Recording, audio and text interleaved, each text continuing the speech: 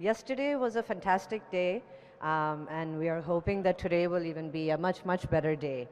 So our first session today is about upgrading Pakistan's agri-commodity value chains. There's so much waste of agri-commodities in these value chains, particularly in fruits and vegetables. Hardly any standardization of commodities based on quality and grave exploitation of farmers in these value chains, even in wheat, where the government is present from end to end. We have a great panel to discuss these very issues, and I'm pleased to request Nemat Collateral's CEO, Mr. Shakib Arif, to please come to the stage. He has kindly agreed to moderate this panel for us. Mr. Chuck Schneider, who is the program manager at the International Finance Corporation, which is a part of the World Bank Group. Mr. Hassan Khurram Hanif, who is a progressive farmer. Mr. Shahzad Anwar, he is going to be joining us on video. He is the general manager of ADM Agriculture Pakistan, associated with ADM, one of the world's leading agri-commodity traders. And Mr. Athar Kokar, who is also joining us on video, is the CEO of the Pakistan Horticulture Development and Export Company of the federal government. So, Mr. Arif, if you're up here, I'll hand it over to you. Thank you.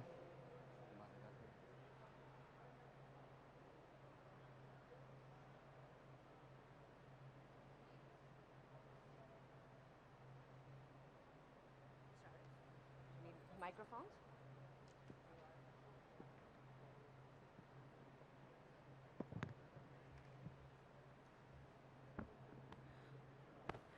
Okay. Mr. Chuck Schneider, Mr. Hassan Khurram Hanif, Mr. Shahzad Anwar, Mr. Athar Kokar. Do they have microphones? Please, can we get our panelists some microphones, please?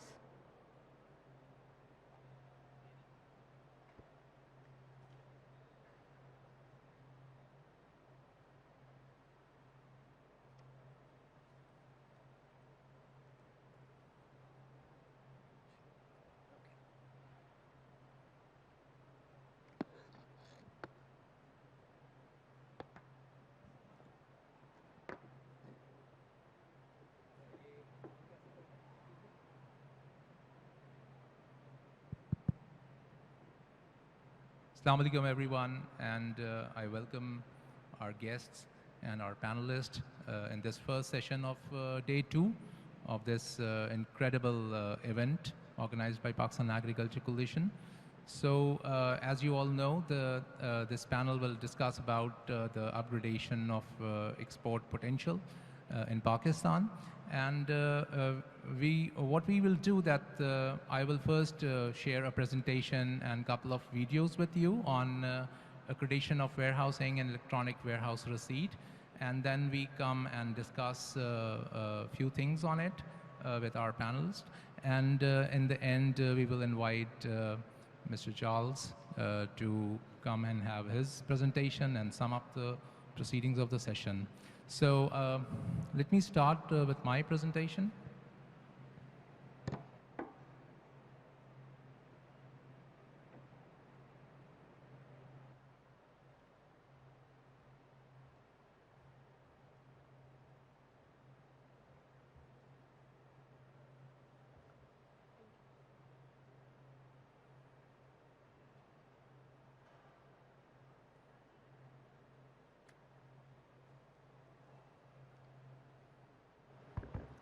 Hello.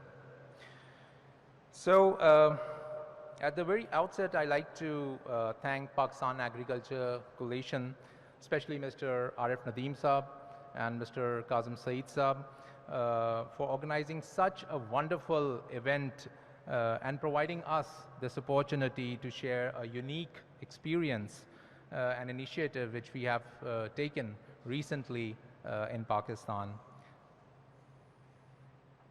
So our project is all about electronic warehouse receipt. And I call it actually a digital gateway to financial inclusion for the unbanked sector in Pakistan. Nemat Collateral Management Company is a public listed company formed under CMC regulations 2019 of, issued by Security Exchange Commission of Pakistan. And NIMT is the first and the only licensed company by SECP to manage electronic warehouse receipts and accreditation of warehouses. And it is duly acknowledged by the State Bank of Pakistan as well. NIMT primarily responsible for two key tasks. One is managing the electronic warehouse receipts repository system, and the other task is, which is very equally important, it is about accreditation of warehouses.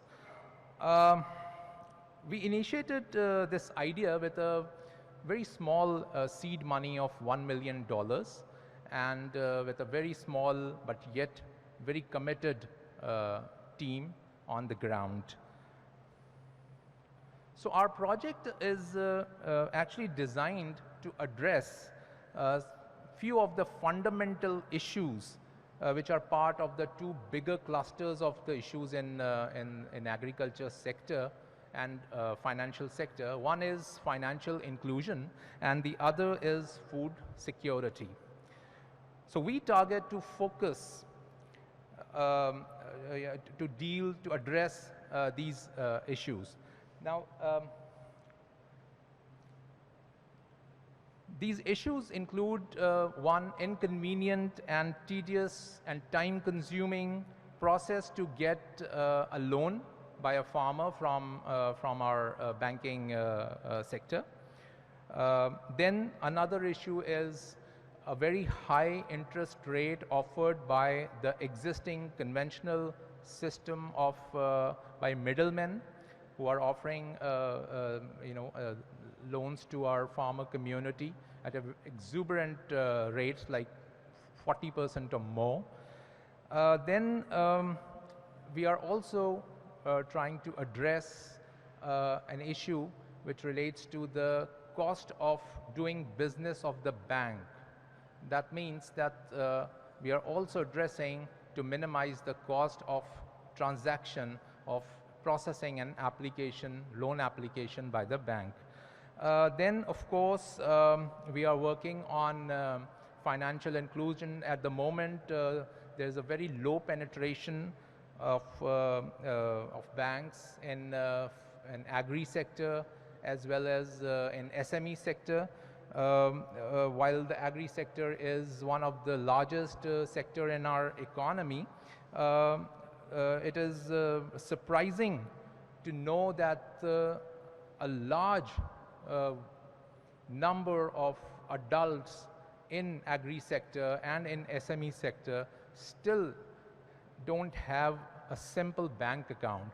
And I was studying a report from State Bank of Pakistan which mentions that almost 100 million adults in Pakistan are here without a simple bank account. So that's huge, and let alone other products like insurance and all these other things.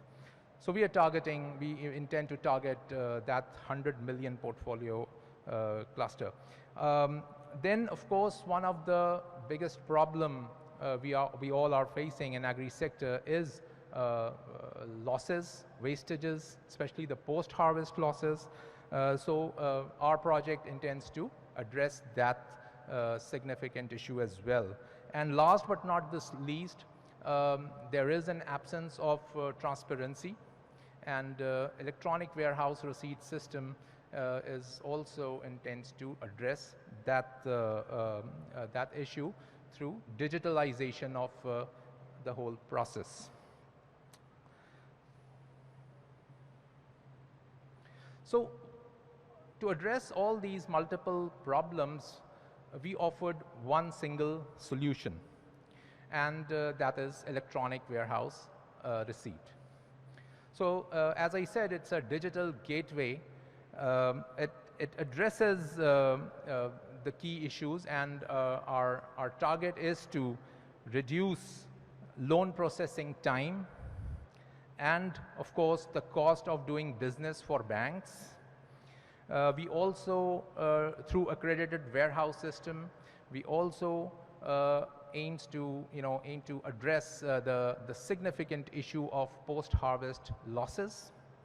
And of course, we want to provide transparency and digital visibility to the whole process for all the stakeholders, for farmers, for bankers, for insurance providers, and even for the off-takers.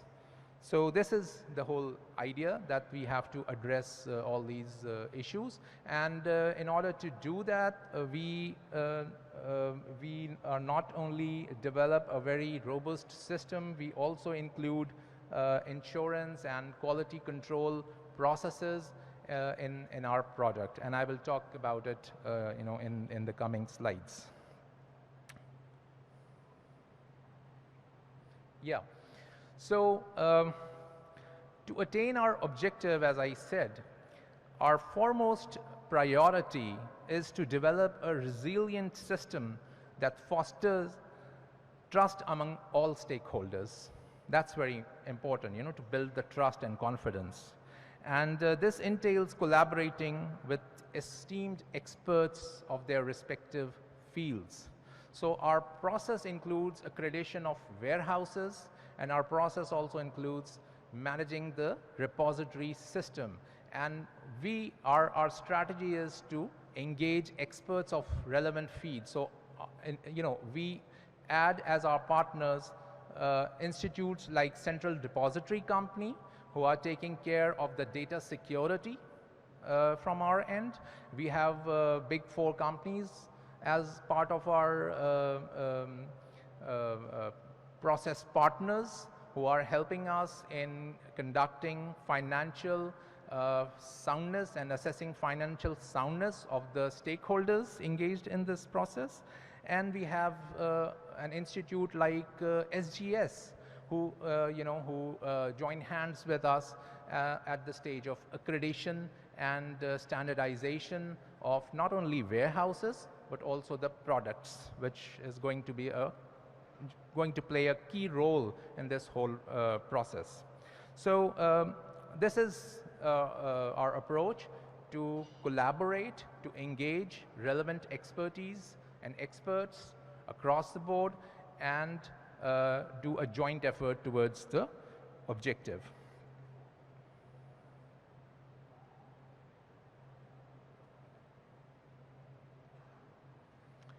Right. So we started our operations in Punjab, and we started with few selected commodities. Rice is one, paddy is another, of course, and another commodity we add is maize, corn. And our presence as far as accredited warehouses are concerned is primarily in the central north province, part of the Punjab province, where we are covering rice belt as well as the corn belt. So we have around 15 locations, accredited warehouse locations at the moment, and in 6-7 different districts of Punjab. In these different locations, we have both type of warehouses available in Pakistan, that is grain silos, grain elevators, as well as flatbed. So in a short span of say 2.5 years of time, we have been able to prove the concept and create attraction around the EWR. With more than 2,000 EWR cases issued and funded by our banking partners, worth more than like 7.5 billion rupees, or 16 to 17 million dollars. And alhamdulillah, to date we faced zero default in this whole process, and we believe that our offering has all the ingredients to reduce the gaps in the financial inclusion and food security.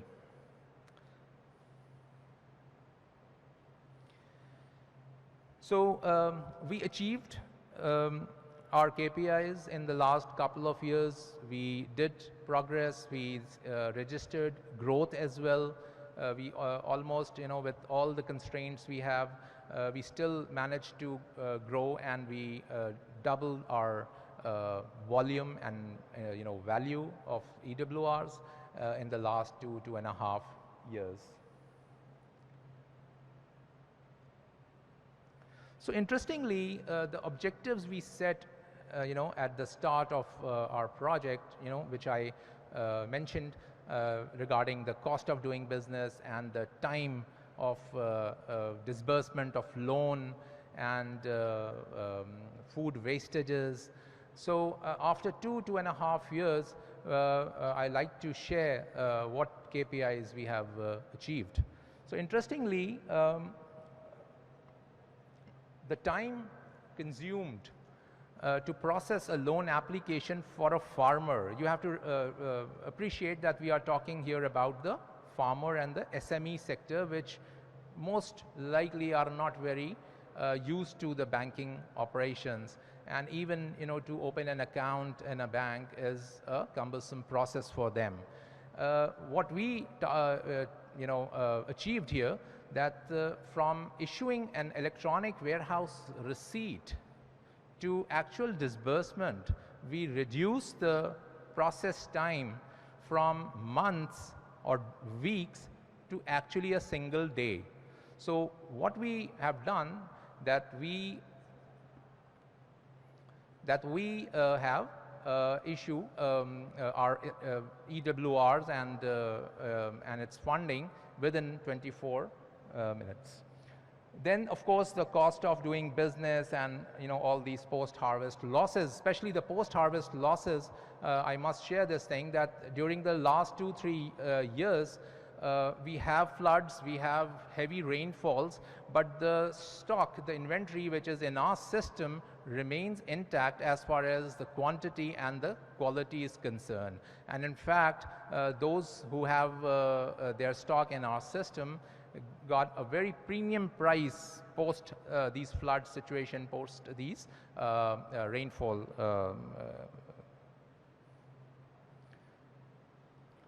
So I like to share a small video about the process of Nemat collateral system. If you can run the video. Nemat Collateral Management Company Limited electronic गोदाम रसीद financing एक ऐसा निजाम जो फसल की कटाई से लेकर इसकी फरोख्त तक का सफर आसान और मुनाफा बख्श बनाता है। इस निजाम के जरिए इलेक्ट्रॉनिक गोदाम रसीद को बतौर जमानत रखवाकर 6 माह तक की मुद्दत के लिए आसान और फौरी कर्जा हासिल किया जा सकता है। इसका तरीकाकार ये है, इलेक्ट्रॉनिक गोदाम रसीद को जारी करवाइए। इलेक्ट्रॉनिक गोदाम रसीद निजाम में अकाउंट खुलवाने के लिए नेमत कोलैटरल मैनेजमेंट कंपनी लिमिटेड के गोदाम ऑपरेटर से राब्ता करें। अकाउंट खोलने के लिए अपना शनाख्ती कार्ड और तस्वीर के साथ अकाउंट ओपनिंग फॉर्म पुर करें। आपको अकाउंट खुलने की इत्तला बजरिया SMS कर दी जाएगी। अकाउंट खोलने के बाद आप अपनी पैदावार मुताल्लिका गोदाम में महफूज रखवा सकते हैं, जहां इसके मयार और मिकदार की तस्दीक करने के बाद गोदाम रसीद जारी कर दी जाएगी। नेमत कोलैटरल मैनेजमेंट कंपनी लिमिटेड के इलेक्ट्रॉनिक गोदाम रसीद फाइनेंसिंग निजाम में अपनी मर्जी के बैंक का इंतखाब करें और मुताल्लिका बैंक में अपनी दरखास्त जमा करवाएं। बैंक आपके कर्ज की दरखास्त की मंजूरी के लिए जरूरी कागजी कार्रवाई मुकम्मल करवाएगा, जिसके बाद गोदाम रसीद निजाम में आपकी इलेक्ट्रॉनिक गोदाम रसीद की जमानत का अमल मुकम्मल किया जाएगा और पैदावार की मालियत के 70% तक का फौरी कर्ज फराहम कर दिया जाएगा। कर्ज की रकम आप अपनी मर्जी और जरूरत के मुताबिक इस्तेमाल कर सकते हैं।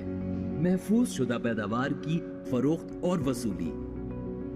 अपनी फसल की मुनासिब कीमत मिलने पर बैंक के वाजिबात अदा करें।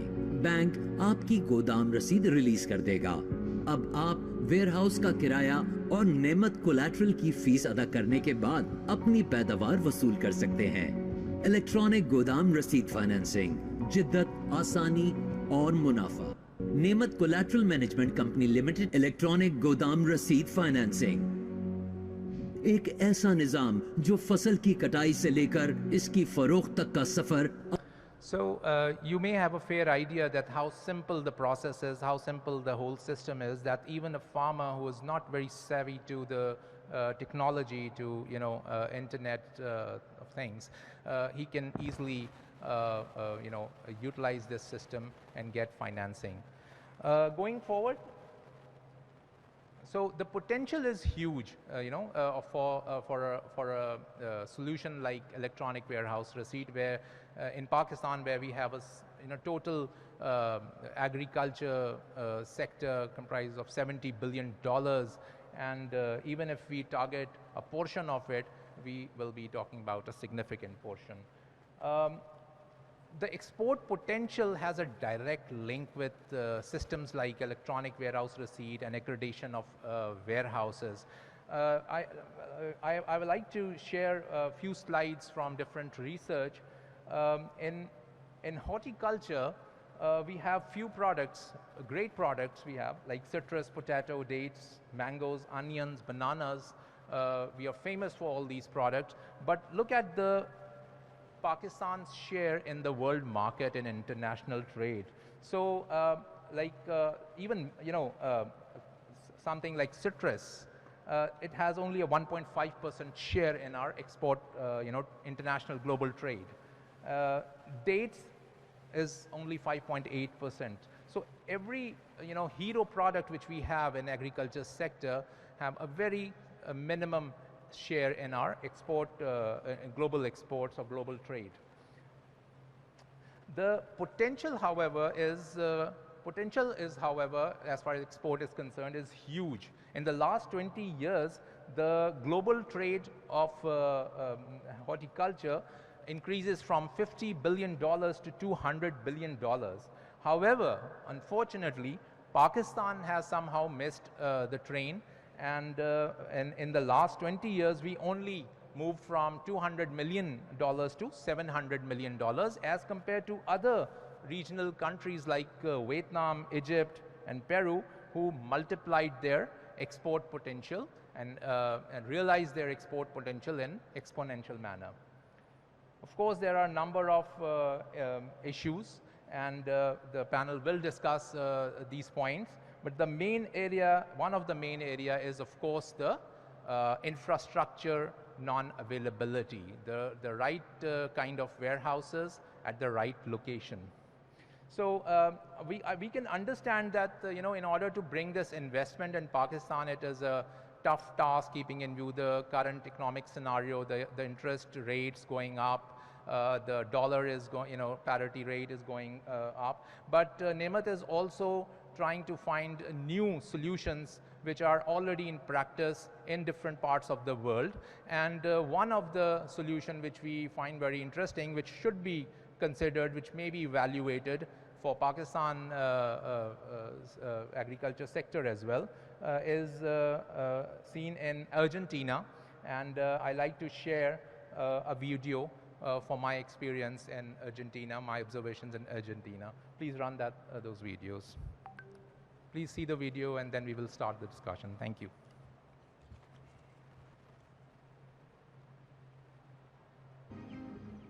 Pakistan, being an agrarian economy, has a strong reliance on agriculture produce and its safe storage. The country, however, is facing a shortage of cost-effective yet modern storage facilities near the farm locations, resulting in significant losses right after harvesting. Nemat Collateral Management Company Limited, being the first and only CMC company duly registered by SECP and recognized by SBP, conducted extensive research and identified few options which may further be evaluated as potential solution. One of the solution is found to be in the form of bulk silo bag storage technology, pioneered in Argentina.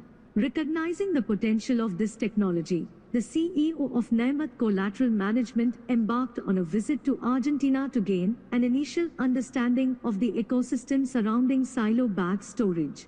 During the visit, the CEO engaged with government officials, academic and research institutes, and manufacturers of silo bags and related technology providers, and local warehouse operators and farmers. These interactions provided valuable insights into the entire storage process, from post-harvesting to supply to ultimate industrial consumption. As claimed by Argentinian entities and stakeholders, the silo bag storage system has established itself as a proven and efficient method for bulk grain storage worldwide. Originating in Argentina, it has been widely adopted across more than 50 countries. The demonstration of the silo bags technology by institutes and manufacturers from Argentina highlighted the practical implementation and benefits of the silo bag storage system. The visit to Argentina served as a platform for knowledge exchange and first-hand observation, enabling NEMA to initiate an evaluation process along with private sector for the effective usage of silo bag storage technology within the context of Pakistan's agricultural landscape. This initiative was carried out to seek innovative solutions to address critical challenges in connection with availability of modern grain storage systems at a relatively low investment.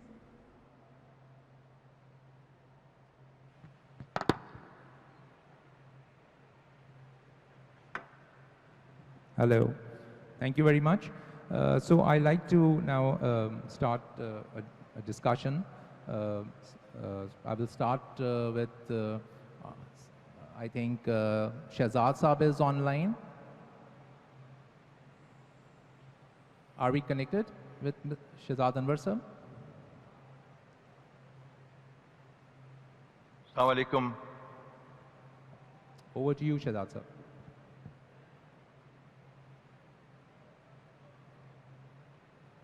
Sorry, just one moment, please.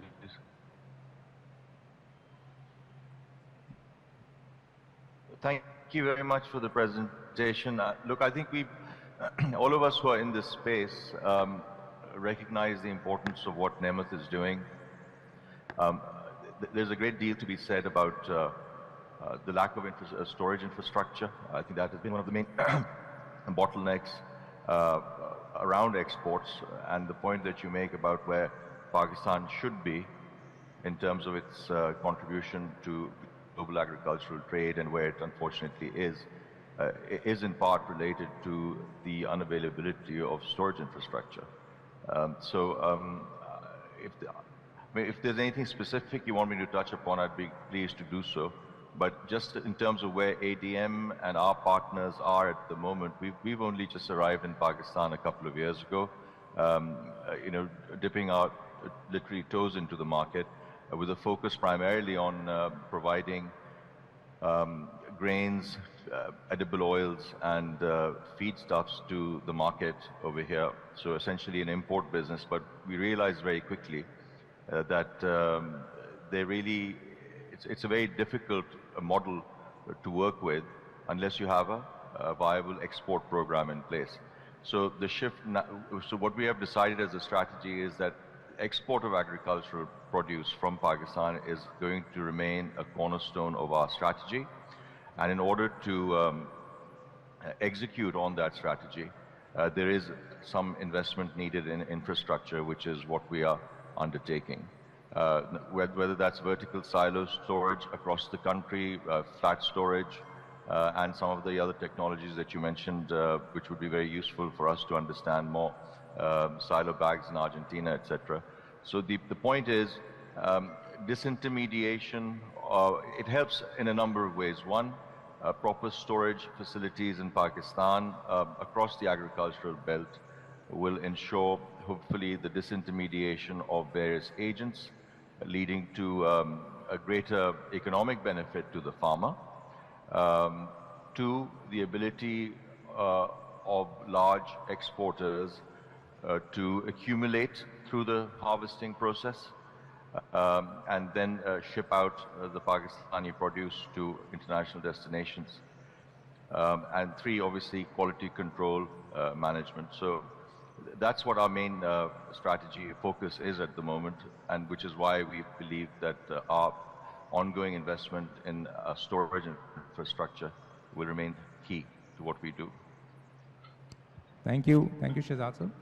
We have with us a progressive farmer, Mr. Hassan, and I like to hear from him what exactly challenges he is facing right at the moment in Pakistan, especially with respect to price, distortions, price discovery mechanism, as well as warehousing and storage.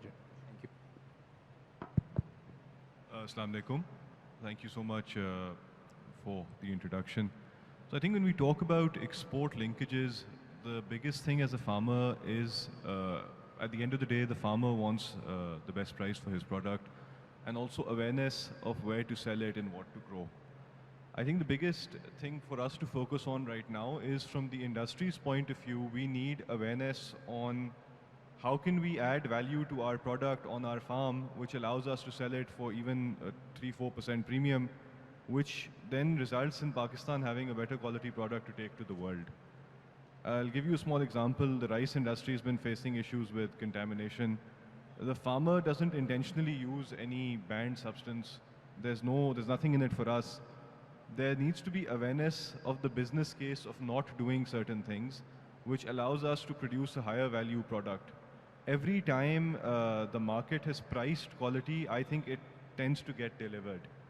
And awareness from the buyer's point of view, I think we were talking about the corn export market.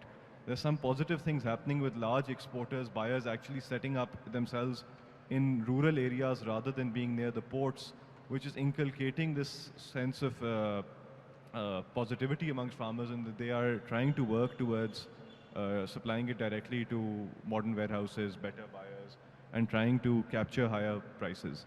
I think the second thing which we face, is a major issue for us, is that while there's a lot of potential for exporting higher value crops, we talked about horticulture, I think, in the first presentation, there's a lack of understanding on what actually to do. To use your analogy, most of the farmers are working in specific silos. I am a wheat-rice rotation farmer on one of my farms. I'm a corn-potato farmer on another farm. I do sugarcane on another one.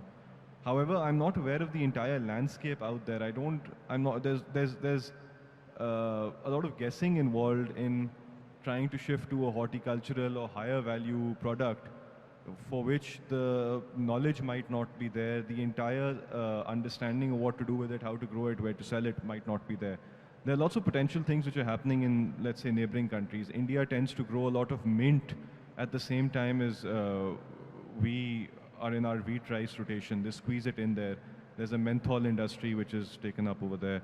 We have seen other countries focusing a lot on higher value herbal products. Nutraceuticals is a big thing coming up, in which, again, India, which is a similar climate, tends to sell quite a lot of turmeric, aloe vera, basil, higher value stuff.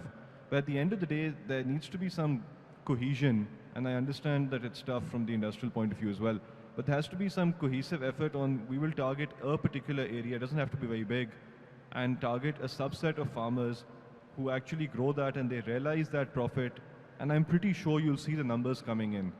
Farming is getting, like any other industry, incredibly competitive as we speak, and because we are at the dipping end of a commodity cycle, lots of us will be caught unawares. Land lease rates are at a historic high, they've never been this high. All of our input costs are very high, so there's a great incentive for anybody to capture value any way they can. So I'd encourage all of you who probably are more downstream in the value chain to think about how can we get an entire package out there which allows all members to capture additional value.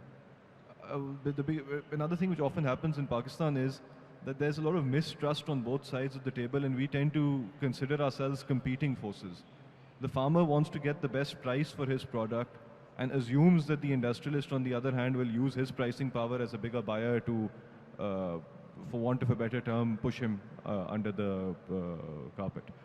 At the same time, there's a lot of mistrust from the industrial side, which has been bitten many a time by mixing, poor quality, adulteration, and this results in us competing against each other.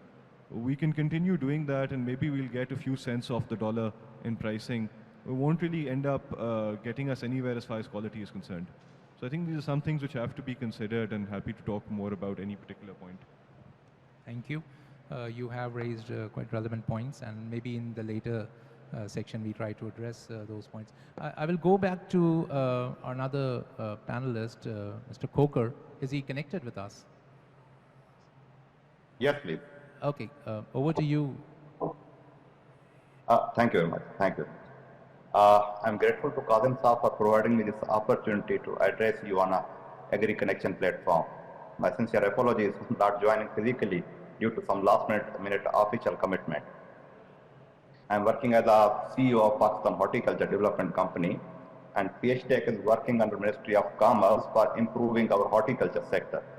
The few objectives of PHTech are to encourage and facilitate the growers to grow for export, to disseminate information about new technologies and techniques to grow and process, and to facilitate in setting up of a quality infrastructure. In last 1 year, we have conducted more than 60 seminars, workshops, and webinars for our growers. And most of these webinars were on improving value chain and connecting our growers with international buyers through our 45 trade missions posted outside. As you know that Pakistan is a year-round supplier of fruit and vegetable, both for domestic as well as the international market. And total, as you know, the total agriculture land is 36.5 million hectares. And the horticulture has a share only 6%. 3.5% fruits and 2% is a vegetable. As you had seen in the first presentation, that our total export is around 700 to 800 million, which is very much negligible. In the international horticulture export market, which is around 251 billion, we have a share of only 800 to 700 million. Across the globe, greater emphasis is being laid on promoting efficient value chains. These require well integrated and coordinated relationship among the chain actors so that consumer preferences are known to all stakeholders and activities can be aligned accordingly. And improvement in value chain is possible by strengthening support services and institutional and policy framework, and by improving value chain governance and upgrading infrastructure. To this end, private sector engagement is critical because the public sector alone cannot upgrade the performance of value chain on a sustainable basis. As you had seen in the presentation about the storage capacity and the other things, it is really surprising that for our fruit and vegetable, we need a capacity of 15 million tons. And you know, what is the current capacity, how much we can store? It's around 0.9 million tons, very much negligible.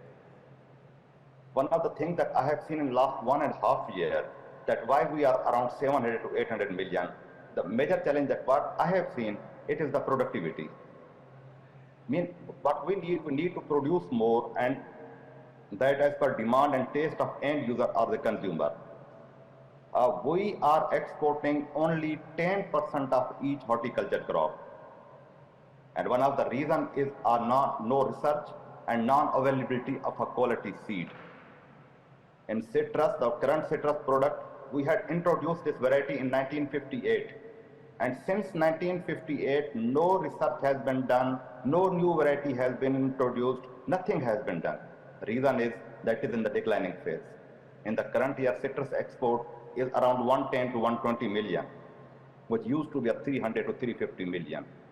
So this is one of the factors that we see that we, due to non-working of the government organization, to no research at all, we are facing this challenge of a very negligible export. And secondly, let me give you a few facts also, that we have signed a protocol of cherries with China, that we will provide zero tariff, we will provide cherries to China. And China is importing from Chile, it's around 3 lakh tons in each season, which is around 3 billion. And Chile is also paying 3 to 4% tariff also on this. We have a zero tariff, and our capacity is around 8,000 tons. 8,000 tons. Next neighbor to China can provide just 8,000 tons, and Chile is providing 3 lakh tons. And under the PHTech platform, we are providing assistance to Extension Department of JB for preparing required nurseries, so that whatever the requirement in the China is, that we should have a same nurseries. Same is for the white onions. we have a protocol with China, but for last 3 years, we have not exported a single white onion to China because we are not producing. White onion is produced only in some regions of Multan and South Punjab region. So problem is that productivity is one of the major factors that it is observed in our studies. And the current challenge that what I have observed, that is also climate change.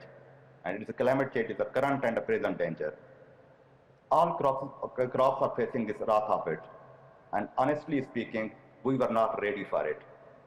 Due to extended winter, mango crop is suffering. And due to extended summer, our citrus crop is in danger, all because of the climate change. We had no research, we have done nothing for it. And I believe that if we do not address it on an emergency basis, whatever we are exporting around 700 to 800 million, it may also go down. And also we need to work on the quality cold storage. That we have seen in the presentation also that if we go for international practices, if we go for quality storage practices, we can improve our horticulture export. I will give one example in the end that Egypt provide a good case study for Pakistan to learn from. By implementing a sustainable agriculture development strategy since 2009, Egypt has focused on capturing export market for its horticulture commodity. And currently they are exporting around 3.1 billion worth of orange, grapes, potatoes, strawberries and onions to the Russian Federation, Europe and the Middle East. We need to focus on these activities. I'm available for any questions relevant with the horticulture. Thank you very much.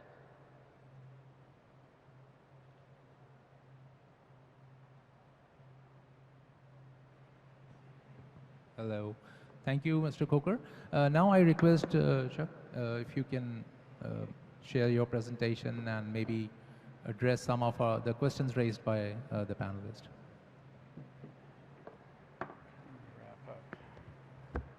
Okay, hi. Good to see everyone today. This is a humbling experience to be here after real experts talk, so I'll try my best to kind of sum up some of the views. I don't need this. Is someone going to be handling the thingy? Thanks. All right. Okay. First of all, my name is Chuck Schneider. I'm from the International Finance Corporation, which is the private sector arm of the World Bank Group. I think we've been, both IFC and the World Bank have been in the news a lot lately. You hear about the World Bank in terms of lending to Pakistan government, but when you hear about IFC, it's about financing to private sector. So feel very comfortable here today with fellow private sector colleagues in the room. We also do a lot of work providing advice both to governments, which is what I'm primarily involved in, and also to companies to build their capacity, and other colleagues here today are doing that work. I've been based in Pakistan now with my family for about a year and a half. I must say it's been a great experience, and I appreciate very much, my family and I appreciate the hospitality that we've experienced over this time. Although it's been timed with floods, economic crisis, and a lot of things that are negatives, political instability, it's amazing to me the resilience of the whole economy to overcome many of these incredible challenges. I've spent in total about 6 years now being involved in Pakistan. I used to come back and forth from Dubai almost every week before we were allowed to bring our families here. And so during this whole period of both back and forth and living here, I've been spending a lot of time trying to develop a program in agriculture and agribusiness, and an advisory program. And I've learned about drones today too, or yesterday, that they're a good potential ag tech. But during that time, I've had an opportunity to meet many processors, many of you here, visit bankers who are involved in ag finance, go to mini warehouses. In fact, when Shakib showed the video, it reminded me of my first days involved here when it seems in Urdu you call it electronic go-down receipts, not electronic warehouse receipts. I noticed that on the video. I had to ask, what is a go-down? You know, that's not a terminology I was very much used to. Maybe British, I come from the US, but I had to be told that it's a type of warehouse. And then I visited many go-downs. So during this I guess several years, and also benefiting from the kind of discussion we had yesterday, you know, I've tried to put down some thoughts about what we're exploring both in our projects and what else could be done. We heard a lot of problems. I don't want to focus on problems. Sometimes I get frustrated here in Pakistan because I do hear people who like to talk a lot about problems and less about solutions, so let's talk about that. But I will start with not problems, but observations. So people mentioned 70% of exports coming from agriculture. I mean, for me, that's a stretch. I mean, yes, textiles, the source of raw materials are partially coming from agribusiness, but really the core of exports is coming from these products here. I don't know if you can see, but rice is the biggie, right? You all know that. But I'm impressed that fish and meat are gaining ground, and there was a session yesterday on livestock, so I think that shows that these are areas that should be focused on much more. But if you look at the table on the right, it's kind of a trend of export growth from the year before, and it's all over the place, right? Rice goes down in export, then it goes up a lot in export, then it goes back down again in terms of percentage. So, you know, how reliable is that? Whereas you see that meat, fish have kind of been consistent, consistently growing, consistently improving, of course, from a smaller base. Now, productivity, you're probably sick of hearing about productivity, but I just want to make the points here that we put so much emphasis on wheat in this country, and yet I picked a few comparative countries just to make the others look higher than Pakistan, but of course, if the comparator is the one next door, India, that's the one to really take a close look at. So we're a lot less productive. I don't know what Egypt is doing right. They're doing much better than Russia and the US. Maybe the water from the Nile is very full of nutrients or something. Rice, similarly, although it's the biggest export, is still productivity-wise lower than neighbors and even lower than Egypt again. So, and lastly, corn. Corn seems to be the one that's doing the best, and it's not a coincidence maybe that this is the one where it's totally private sector and there's no government involvement. But going back to this slide, where is corn on the exports? It's not in there. Where is wheat on the exports? It's not in there. It could be mixed in the other category. And Mr. Hassan and I think our previous colleague mentioned other products that we should also be looking at, which are bunched up in the other category, you know, like fruits, vegetables, nutraceuticals, all kinds of different things that actually have much higher unit value than rice, corn, you know, the traditional stuff. Okay. So that's exports. That's what this session's about. But you know, I don't know if electronic go-down receipt system is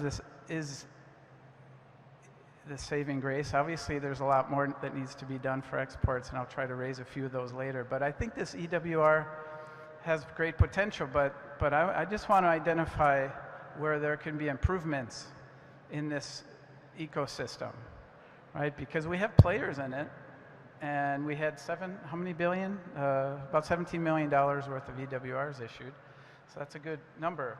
But to me, there's issues in this, and we all know this flow chart, but I want to start from left to right. Okay, the red one, wheat, okay. If we included wheat in this system, and we heard from the chairman of P&D yesterday that they may not be buying as much as predicted as usual, there's opportunities to bring wheat into the system to create volume, huge volume that we don't have yet. Inputs. We have a lot more that could be done on the input side. Seed work, and I know the Ministry of Food Security is trying to do more to protect the patent rights and the intellectual property rights of developed seed, and to speed up new seeds getting to the market, but this isn't really happening enough, and we're not seeing local inputs being developed. Ag tech. So was it Amroni from XAG yesterday, I thought brought in some really good examples of what could be done. But I had a side conversation afterwards with him, and why isn't it happening? I mean, there's a lot of farmers that could afford this stuff. Well, we have regulatory issues. I mean, this is a solution, right? The Ministry of Civil Aviation, the Ministry of Defense could liberalize the use of drones. My wife is a photographer. She uses drones, don't tell anyone, but it's technically not legal. And for a farmer who may be located using bigger drones and closer to in public spaces, you know, this is a big concern. So this is something that is a solution to ag tech. Then we move to the right. For me, that red box, processors and exporters. I mean, we talk about electronic warehouse receipts as if it's a product for farmers. And I'd like to question that, because to me, it's a product for processors and exporters to secure stock in their own warehouses or in third-party warehouses, which we have some investors here who may be looking at third-party warehousing. These are the ones who will benefit, right? Because you have secure product in your own warehouse, in your own environment, protected. The farmer has deposited that, has gone through a screening process. The farmer is encouraged to do it, and the aggregator is encouraged to do it because they may get a loan from a bank, and it may be worth it for them to do that. But it may not be as well, like we saw this year with corn. The price of corn went down. After corn was deposited, sometimes the electronic warehouse receipt loses value. I mean, this is part of the system, but we have to overcome. But I'd like to just question that point, that it's really, we should be selling, and NAMOTH Collateral and others need to be promoting this more to the processors and warehousers of the world, because they are the demand, not the supply, they're the demand. And in yellow, there's a little box about corporate banking relationships. Another recommendation for banks. My colleague and I had a chance to meet a few banks. One observation, banks work in silos. You have your agri-finance department, you have your corporate finance department. But who's the linchpin of this whole system? It's the processor and exporter. They don't need agri-finance, they need corporate finance. They're the risk, they're the credit risk, right? If they're holding the goods, they're the credit risk. So if you get your corporate banking and your ag finance teams together, there's a way to make products and to use this commodity finance, which is much better collateral than land and buildings.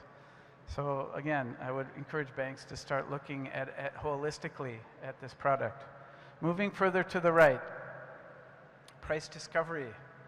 So we have an active discussion going on with Pakistan Mercantile Exchange right now to make it actually a commodities trading platform for indigenous commodities, for commodities grown here. Right now, it really isn't doing that.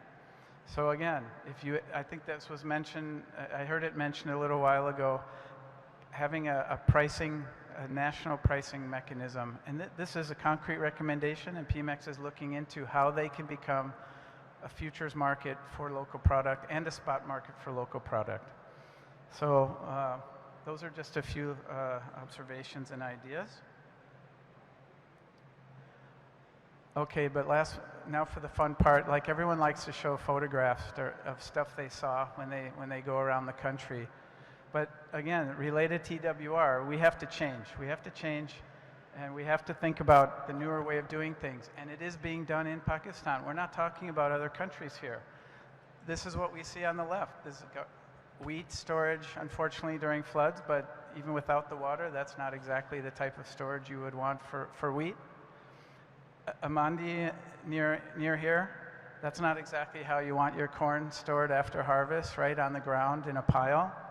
And even worse, my colleague and I saw this right in the field. Okay, so need to take better care of commodities. And how can this be done? This is being done, but I think the warehouse receipt system helps promote that and make that more viable and financially viable through what warehouses I was lucky enough to visit during several missions. The one below I think is really great because it's a potato cold storage warehouse with solar panels on the top. It's 100% green. So that can be done, and it is being done. So, you know, just to make a few points about that.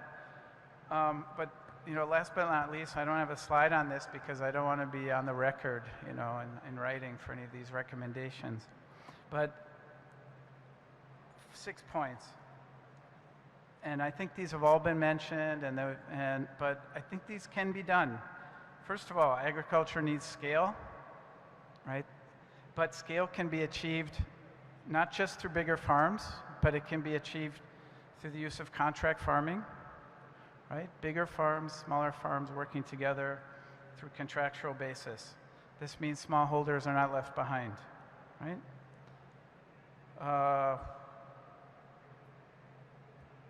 We talk about farmers again. Okay, I made the point already that exporters and processors are the key to the value chain, so we need to support them to be much more active in the EWR schemes. Banks should not work in silos. I think I already mentioned that. And the way to actually encourage more agri-finance, oh, I'm getting the boot here, okay. The way to encourage more agri-finance is State Bank can do things, right? They can make EWR more attractive by not just, it's not just farmers who can access soft loans from the State Bank, but it could be anyone depositing product into into warehouse systems. Number 5, PMX can become a better commodity trading platform. And 6, last but not least, which came up, is that wheat can make it happen. And we've heard this from everyone so far. So, you know, in summary, well, first of all, wheat can make it happen by making, instead of using upper left corner warehousing, to use public-private partnerships that could use the right side warehousing for wheat. Why not? Right? Soft loans could be given to farmers who deposit wheat. Right? Why do they need a price subsidy? Maybe they can have a different type of subsidy through access to finance. And wheat can be a major part of the PMX commodity trading platform. So just to sum it all up, I mean, I like to think of it as in terms of the 3 W's. It's about wheat, right? How can wheat be handled? How can warehousing be handled? And how can we reduce the waste that we see in many of these places? So hopefully we can have a much more concrete dialogue along the way. I do have an active project in this space, working both on the regulatory side and also trying to further the warehousing and EWR system. So I hope to talk to all of you a lot more about this. Thanks very much. Hello. Thank you very much, Chuck. And with this, I'd like to close this session. I'm afraid we don't have much time to open questions, but I will be available off the stage, and we all will be available. So if you guys have any questions, you can, approach us and, have discussions. Thank you very much for this. Thank you.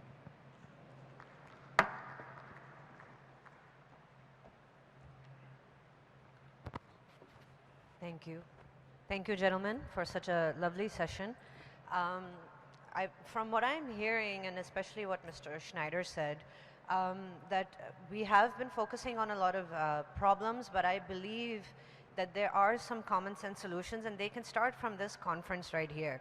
PAC has put together this 2-day conference, so please, even some of our local farmers, networking के अलावा please, if you find कि अगर आपको कोई business में issues हो रहे हैं, there are people here, there are people that you're seeing on the panel. Don't be shy to approach each other and not just exchange cards, but please do talk to each other about what all of you guys can do for each other. This is the purpose of this conference. And with that thought, we're going to break for chai for 15 minutes, and you guys can do that there, but please be back. We will be back with an exciting session on Pakistan's blue economy.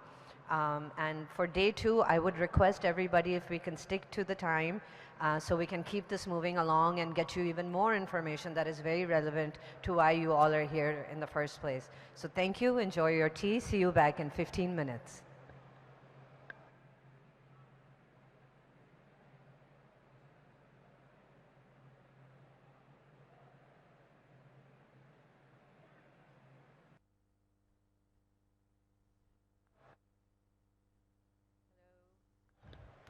Hello everyone. I hope you guys had a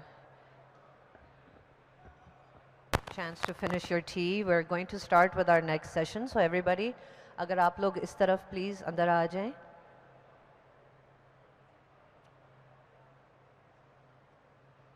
I would request everybody in the tea area to please come back and take your seats. We are going to begin with our next session.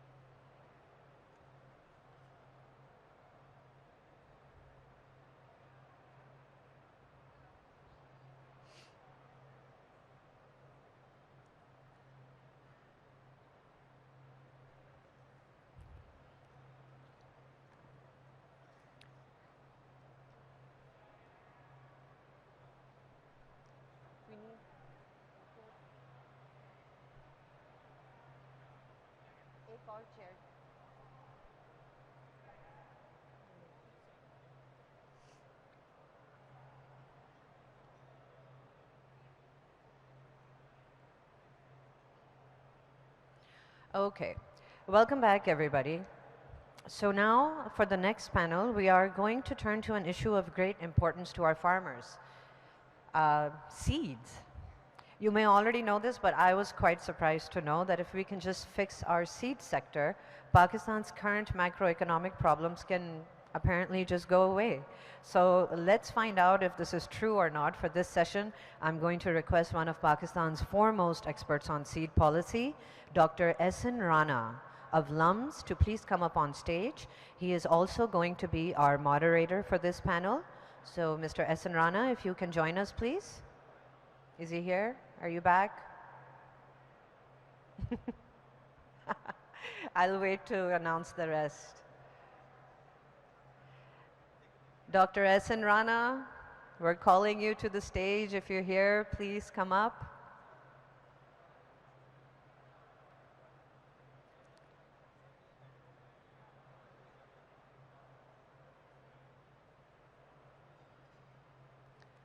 Calling Dr. Ehsan Rana. Okay. Okay, he will join us. Next, one of our panel members is Miss Maria Salim. She is the General Manager for Agri-Business at Fatma Group. If you could please join us on stage. Our next panelist is Mr. Syed Hassan Raza.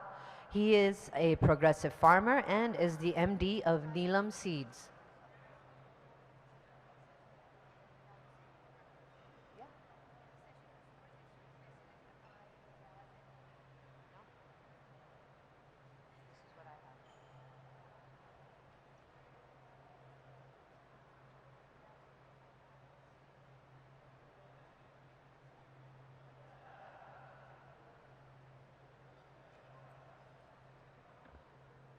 Okay.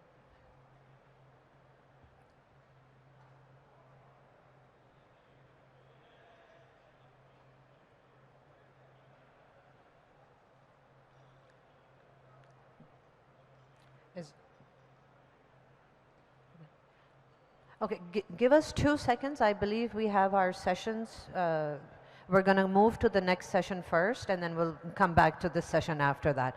Okay.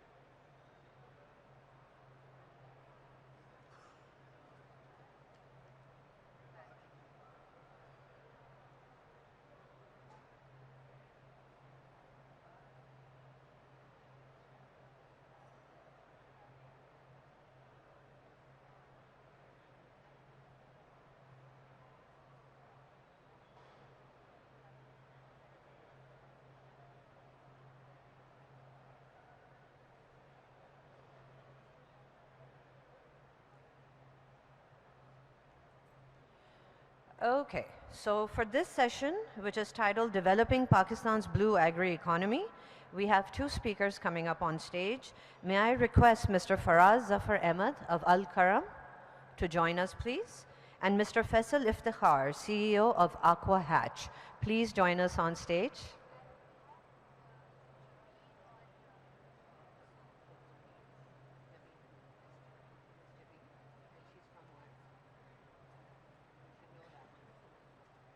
I think we have somebody else joining us on Zoom. I'll get that information for you in just 1 second. Please take a seat.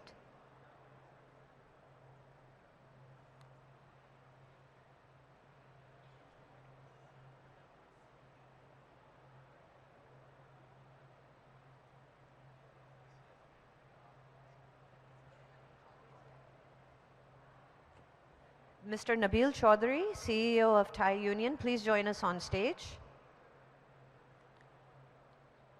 And we also have listed Mr. Mudassir Waheed Malik, Secretary Forestry and Fisheries, Punjab. I'm told he's not here, but if you are present, please welcome to the stage also.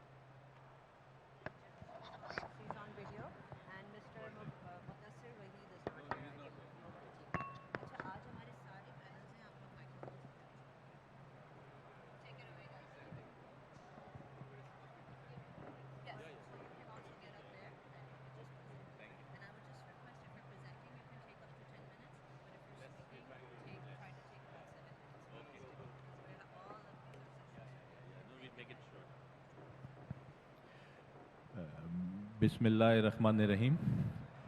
So we start with the project, the blue economy. The topic is blue economy. A lot of people talk about blue economy, but very few actually know what direction we should take in order to embark on this journey. We have two types of areas where blue economy works. One is marine and one is inland.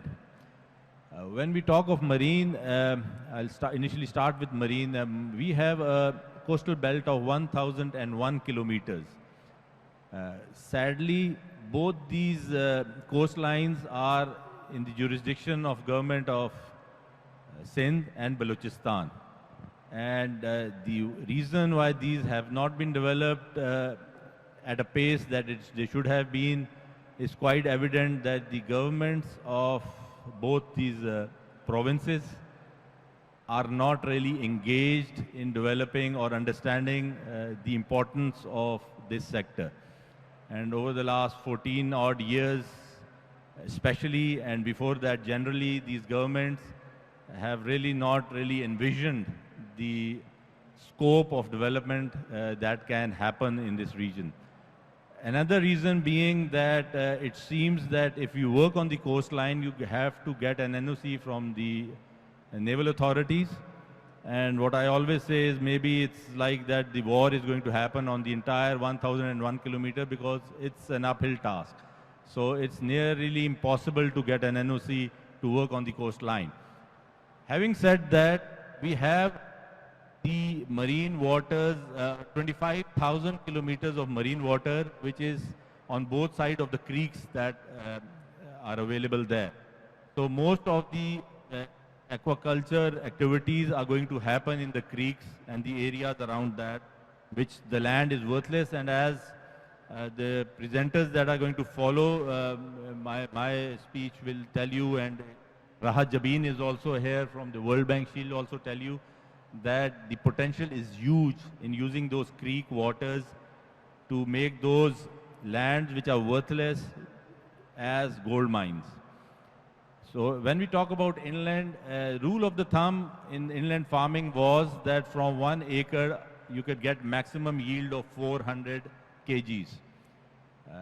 But a lot of farms have developed in the region of Rahimyar Khan, Muzaffargarh, Bhavalpur, Alipur Chatha, Mandi Bhaudin areas. All these waterlogged lands have been converted into farms. Initially, yes, they were doing conventional farming, but now, as the progress has happened and new species are available like tilapia, pangasus, and this year we are expecting shrimp seeds also. The yield from 400 acres, just by changing the species into tilapia, we get a yield of 6,000 kgs from the same pond. And if you add shrimp into that, you can get as much as 20,000 kgs. So the average price of fish is $1, while an average price of shrimp is, farm gate price is $5. So as you get an increase of 20 times yield, you also get 5 times increase in the farm gate price also. So the potential is huge. Because we are not a fish-eating nation, we have the lowest per capita consumption in the world, which is close to 2 kgs, while a global average has exceeded 30 kgs. So these are the areas which we'll be touching as we proceed further. First of all, I would like to ask Rahat Jabin to give us a broader view of how they see, World Bank sees the potential in Pakistan in terms of aquaculture. And then the rest of the panelists I'll introduce and we'll move forward from there. So Rahat Jabin, over to you. Thank you, Faisal. Am I audible? आवाज आ रही है मेरी? Okay, great. Thank you. Thank you very much, and thank you the organizers who invited me for this forum and talking about the blue economy as well as the aquaculture development agenda in Pakistan. And since the World Bank is starting working on this blue economy sector in Pakistan in 3-4 years back, and we have started with some holistic approach to review the blue economy potential in Pakistan, and we have done some analytical exercise and study on the blue economy development in Pakistan, and we call it as advancing the sustainable agenda for the blue economy of Pakistan. As Faisal already mentioned, that there are 2 types of the blue economy related things, like we have aquaculture basically, inland and the coastal aquaculture. So let me go through quickly. I don't know if I can run few slides that we have a good idea to some basic facts. Let me know if I can able to quickly go through the.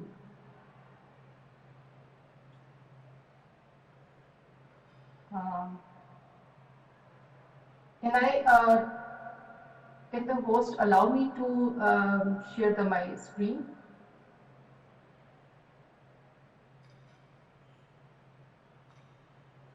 Hello?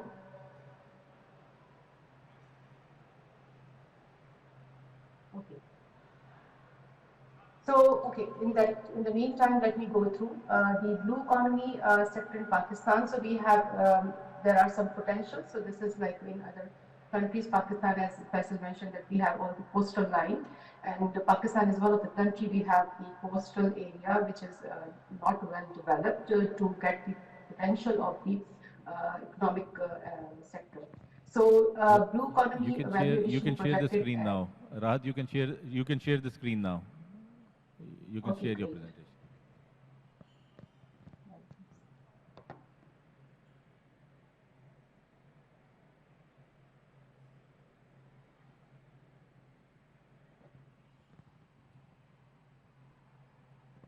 Is Yes, it we can okay? see. Yeah, we can see now.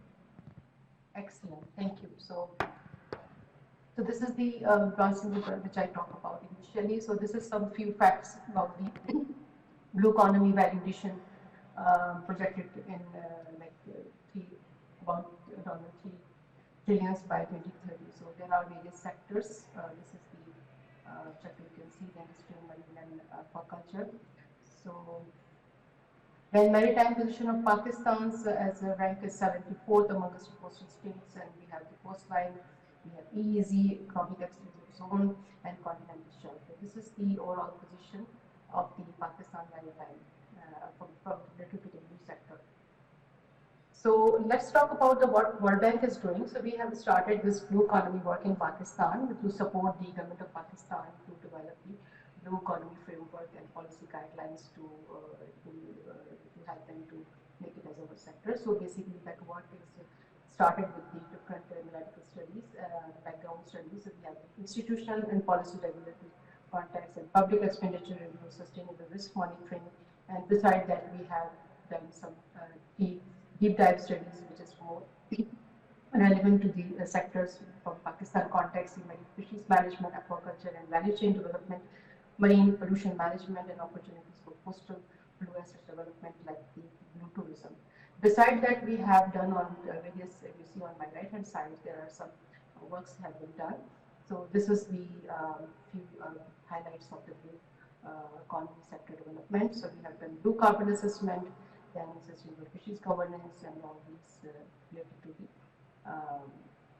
blue sectors study. We are basically finalizing the study, and this will be hopefully by by after June it will be available for publicly available. So blue economy, during the study we have find out the major sectors, so captured fisheries and coastal aquaculture, coastal development, marine and coastal tourism, marine and coastal ecosystem services, maritime transport and mineral and hydrocarbon extractions, renewable energy, shipbuilding and cross-shipment biotechnology. So there are 10 sectors which the study highlighted by the World Bank is mainly for 5 sectors. So share of blue economy in GDP, as we can have a quick read to see the comparison with the countries like the neighboring countries like Bangladesh and India, and you can see the Pakistan's ranking as 0.44% GDP contribution from the blue economy sector. So there are some models for sustainable growth of blue economy. So there are policies to harness potential of the blue economy in enabling environment. Then there's some need of research and the development, investment and financing, public and private sector, public and private partnership. And similarly, the platform we have to provide it to this blue economy group as the blue trade, tourism, transport, transshipment, carbon, aquaculture, coastal development, ecosystem services. So all these sectors related to the development growth. Then the pillars: economic, environmental, social, and technology. So these are the summarizing the picture for developing growth for the economy in Pakistan. Let's talk about the aquaculture development. We have done quite a lot of work on aquaculture in Pakistan. Latestly, we have done this aquaculture waste management with the help of the Korean experts to support the aquaculture development in Pakistan. Besides that, we have done value studies at different, which is need for our project operation in Singapore also. So let's quickly go through the background, although Faisal has already highlighted about the aquaculture. So basically, aquaculture sector is very nascent and growing slowly. And we have Rahat, they are having trouble hearing your voice. Keep your near the mic. Just okay, keep great. the mic nearer. Now it's okay? Yes, now it's okay. Yeah. Great, thank you. So this is some salient feature about the aquaculture. I'm not going to read out everything.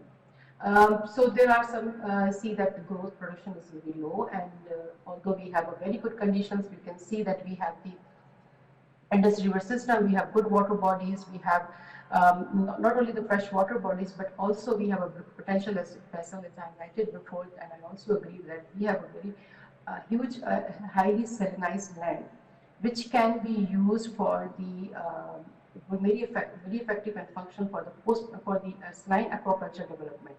So this is one of the model. I think there are some private sector and people are working on it in Punjab, and also we are focusing in Sindh in the area for the salinized area to develop the aquaculture. So there are, so we have a lot of potential here in Pakistan, but the issue is that that is not properly organized and not tapping as the other countries are getting benefit from this sector.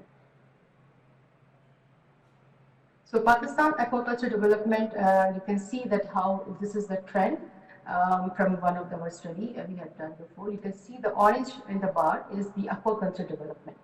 And you see that, so this is, I think the study is data was 2014 and 15. So maybe it's maybe adding more, but you see how the captured fishes and the aquaculture development. So I think this is the time that after 2000 the development of aquaculture sector is developing and growing, but needs more support. So this is the trend in Pakistan. Although captured fisheries and inland stock not managed sustainably, so this is one of for the audience. There was the study conducted by the FAO, stock assessment, fisheries and stock assessment, and in which they have highlighted that the Pakistan's marine captured fisheries stock is depleting. So there is a need for the sustainable fishing activities, in which I think aquaculture was highlighted as one of the alternate fish production to develop this sector to get the sustainably manage the natural or captured fishes stock in the ocean and the marine environment. So you can see the national marine production is falling from, this is one of the figure, and 19 to around about 3.5 tons per year. So marine fishes are, so this is I mentioned about all this from fish stock assessment. So overfishing, all of Pakistan's marine fishes are fully exploited or too overexploited. So there are other reasons, but the other reasons decide that we have water pollution, extraction in saline as and water body. So this is one of the area, and then we can have another growth, physical resources to grow and diversify the sector. So the Pakistan aquaculture sector has this potential. We see that the 1.5% compared to the countries Bangladesh and India. So we have a potential for like 3,500 acres of salinized land and water, and 150 man-made reservoirs for freshwater fish cages. So there are some data we have collected in different options, different activities. So this is the opportunities and potential in Pakistan to we can develop the aquaculture sector. So there are some baseline about the aquaculture sector. So production 2010 has increased by 18.8% with an average annual growth rate of only 2.35% between 2010 and 18. So in 2018, culture production accounted for 33.1%, equivalent to 2.13 million ton of total production, and increased by 42.9% in the same period. So this is the aquaculture production. The average annual production rate of the aquaculture was as low as 5.36 in the corresponding period. So this is the some data about the production. Okay, we need to wrap up, Rahat. We have to wrap up. Sorry. Okay, so I just want to. This is the potential here. So there are some methods that we have to some. Classic and modern methods. So basically right now we have using semi-intensive and extensive fish farming in Pakistan. So this into our, the World Bank has some operations we have initiated in government with the government of Sindh. to developing the aquaculture sector along with the livestock sector. So in that sector, basically,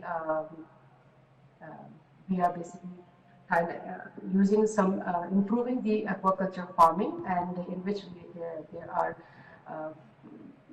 promoting the intensive or semi-intensive fish farming to production of aquaculture. So there are some opportunities, there are some methods like biofloc and the RAS and other systems to be promoted through this operation in Sindh, which is currently in pipeline working with the government of Sindh. So there are some other organizations working in this sector in aquaculture development. Of course, the government of in this operation of maybe I can just not sure. So in this World Bank is helping this in the government, working with this in the government of Sindh to promoting the aquaculture sector, in which we are targeting these small and medium enterprise and fish farmer producer groups, not only for the aquaculture development farmer, but also the agri-value chain. The value chain is very important. So this is how our operation highlighted to cover the entire aquaculture development. There are, of course, various actors like private sector, corporate farming, and that corporate farming, I think, will be very helpful for the small and medium farmers to help them to get the, because the sector is facing the issue of the seed and feed. So that will also be helpful for the small and medium enterprise farmers to get the connection with the corporate farming and the large aquaculture setup. There are people doing in Punjab and Sindh, which will also be helpful. So this operation in this, we have already developed a lot of good network between the corporate farming and the small and medium enterprise and the public sector. So this, we are very hopeful that this sector will also, through this support of different technical support and the financial support from the government of Sindh and the other sectors, will develop the aquaculture development. And I think there are, the one important thing I want to refer to here, that the aquaculture product is now the export item. So before that it was only captured fisheries exported from Pakistan. So this will be a big milestone to get the development of this sector and industry of aquaculture in Pakistan. That needs to be like, because Pakistan is not mainly fish eating country, so we can also use our land and our potential to export and increase our revenue and get more sustainable activities. So I want to stop it here because there is a big, there's a very vast topic, and we cannot conclude in this session, but hopefully we'll do again this. So thank you. Thank you very much, Rahat. Thank you very much for your presentation. Basically, I'll just, in a nutshell, I'll explain what Rahat was trying to tell you. The global seafood business, you know, it is expected that by the year 2030, it is going to hit $350 billion US target. The wild catch globally is decreasing at a very fast rate. So the gap is being filled by aquaculture. And if I give you an example of our next door neighbor in India, in the last 8 years, from 1 billion, they have crossed 12 billion US market in shrimp farming alone. And it has only been done in one region, which is UP. And that is leading the way in developing the aquaculture in such a way. Pakistan has never contributed, has never reached the target of 500 million US in terms of fisheries exports. And our average unit price has remained in nearly $2, while a global average is $6. So there is a huge potential to develop aquaculture in Pakistan, because we have, according to the government surveys, the statistics are much less, but what independent surveys suggest that more than 200,000 acres of land is under fish farming.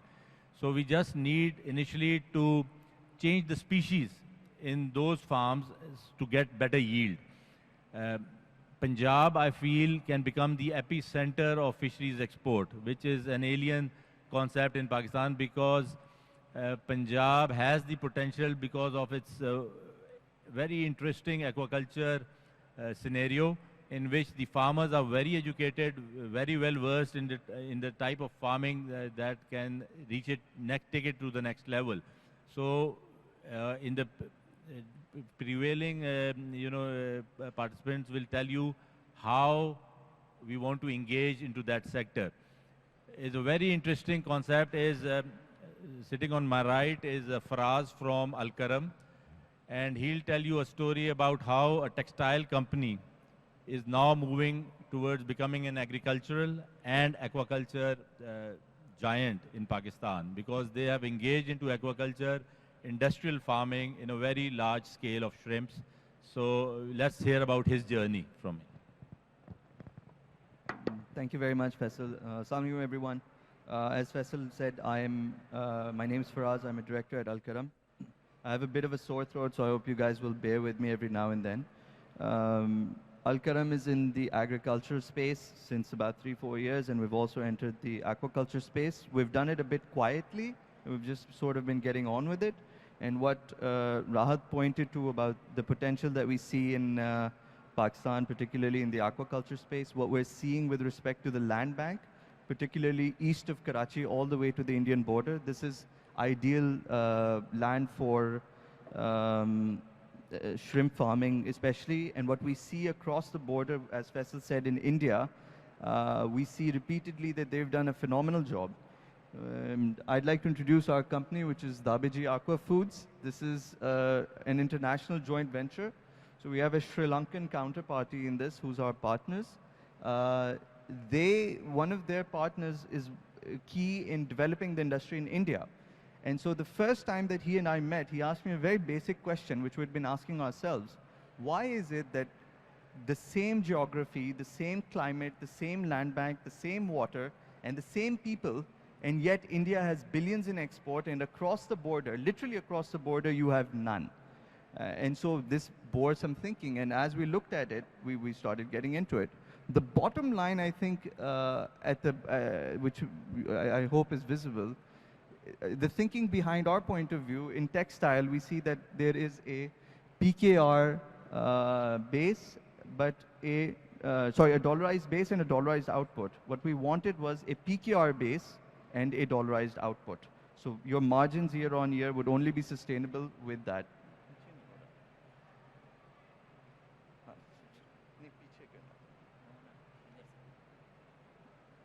Right, sorry, carrying on.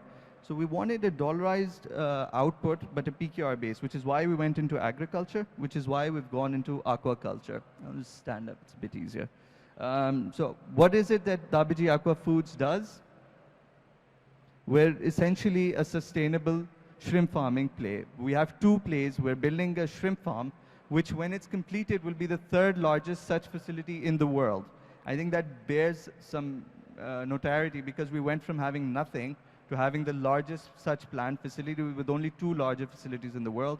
We're also in crab meat. We send a lot of it to prominent American retailers, and we've been growing it. The bottom right tagline, and this is what I want to emphasize to everyone over here, is that we're a 100% export-focused entity. And we think that if you're doing anything in Pakistan, if there's an ability to dollarize it, if there's an ability to export it, then that must be your core focus right from the get-go. And that's what we've sort of built out. This is an actual site plan of our farm. So at the very left of it, you can see what the pond structures look like. It's very organized. It's been designed by the firm that built the largest and the second largest farm. So we decided, let's not reimagine the wheel. Let's just go with what people know. It's gravity assisted. There's absolutely no pumping except at the reservoir stage. The water is entirely recirculatable. We have an effluent treatment plant which utilizes natural resources rather than any machinery or industrial output. We have HDPE lined intensive ponds. I'll show you an image of what those look like in the coming slides. And we're going to be building a processing center right up close to the farm. The idea for that is you get a farm output, you get it straight into the processing center, and once you're done with that, you're able to send it out into the markets. Since we are an export-only play, our location about 18 kilometers from Port Qasim is very useful from our point of view. These are images from our actual farm site. So when you think of an agricultural farm, a fish farm or a shrimp farm, what you might have seen in Pakistan is usually a hole in the ground. And what that hole in the ground is accompanied by is a torrid bit of water and a bit of a mess. But we obviously could not do it in that way. What we want to pursue, and we are pursuing, is high density aquaculture. And what that means is you need a bit more work than goes in. You don't see what's actually underneath the ponds, but the bottoms are entirely aerated, which means oxygen is pumped in from the bottom. At the top, you have paddle aerators. You have a network of piping and everything so that once the structure is built, you don't need to ever go back and redo it. That's been our point of view. Once it's lined with HDPE, you are good to go for the next 10, 12 years without any major maintenance. The top of the ponds, you can see there's a bit of a blue weave. That's netting, so we ensured that we follow biosecurity regulations that are top-notch. So we're not waiting for the world to come and tell us, we're not going to buy from you until you do X, Y, and Z. We went with what the best regulations are. And I want you to think of what Pakistan did in the mobile space and the landline space. We were very late to get telephony in all our homes, and we skipped the landline stage effectively as a country, and we went straight into mobile broadband. And the same way, we're thinking we're 30 years behind the rest of the world, but that doesn't mean we have to start where they did 30 years ago. And so what we did is we went to them, we got some of the best technologies out there, and we decided let's do that right from the get-go, right from day one. Right, this is what I mentioned, that the pond actually has quite a lot going on underneath. So I just want you to have a very quick look at this, but there's essentially 4 components. So you have your earthworks with its separate pieces, your structure, you have your components that actually go into the pond that are used day to day, and then you have the preparation phase. If you want to do it right, if you want to be intensive in your aquaculture, and that means producing more output for the same amount of area, I'll give you a number. Most shrimp farms across India, and even the ones in Pakistan that people are looking at, they have about 30 animals per square meter. In our case, with the structure that we have, we can go all the way up to 500. We're not going to go there at this stage. We're starting with 250, and we're going to ramp up in bits and pieces. But the infrastructure is already there to take it to 500. The ability is already there to take it to 500. Now, I want you to imagine what that looks like for your revenue. If you're getting 30 animals per square meter, and from the same amount of land, you get 500 or 400 animals per square meter, your revenue goes seriously up.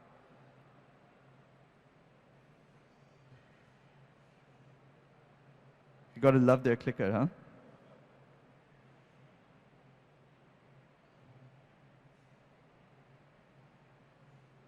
Brilliant. I wanted you guys to see this. So if a picture is worth 1,000 words, a video should be worth a lot more. So this is an actual video of our, and I'll try and play it again for you.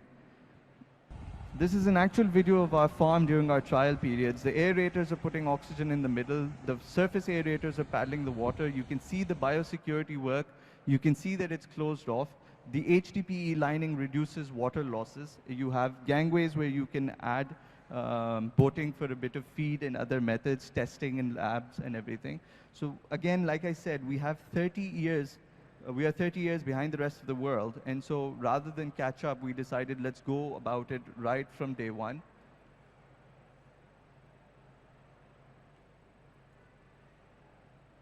Right, so this is the aquaculture ecosystem that we're looking at in Pakistan. There's bits and pieces here that other people are doing, particularly I have Nabil Saab here who will be talking in a while. When we started out, there was no feed, there was no seed, there was nothing. And so we immediately began thinking about how these pieces can be done. If you remember right at the beginning, I said we wanted a PKR input, but a dollarized output. And if any of those equations change, you are all of a sudden in very trepidatious waters. So you have the farm, which anybody can put up. That's not as much of an issue. Your farm gate price lags severely to a bit of processing. And when I say a bit of processing, literally removing the head of the animal gets you a much better dollarized value. And so the next stage is obviously you need a processing facility. Initially, you can fly in your seed, but over time, you need hatchery. And as Faisal Bhai said, you need to get NOCs from the Naval Corps for these things, and those have been challenging. But alhamdulillah, we've sort of succeeded on that front, and we should have some good news. And then local feed sources. If you are trying to import your feeds, being an agrarian country, and we've been talking about agriculture for a few days, you're never going to succeed. So the idea was, one of our partners at the level is a sponsor of an entity in the world called Thai Union. Thai Union partnered with AMG in Pakistan to produce this feed, and we insisted that they sort of speed this up, and Nabil Saab was instrumental in doing so.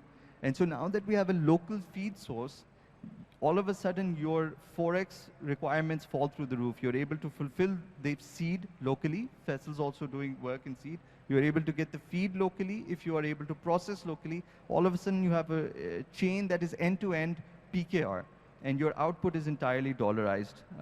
This, I think, is again a key factor. We've built a lot of this already. So whoever wants to look at this sector now, it's a lot easier than it was 3 years ago when we started down our journey. Here's some of the other stuff we've done.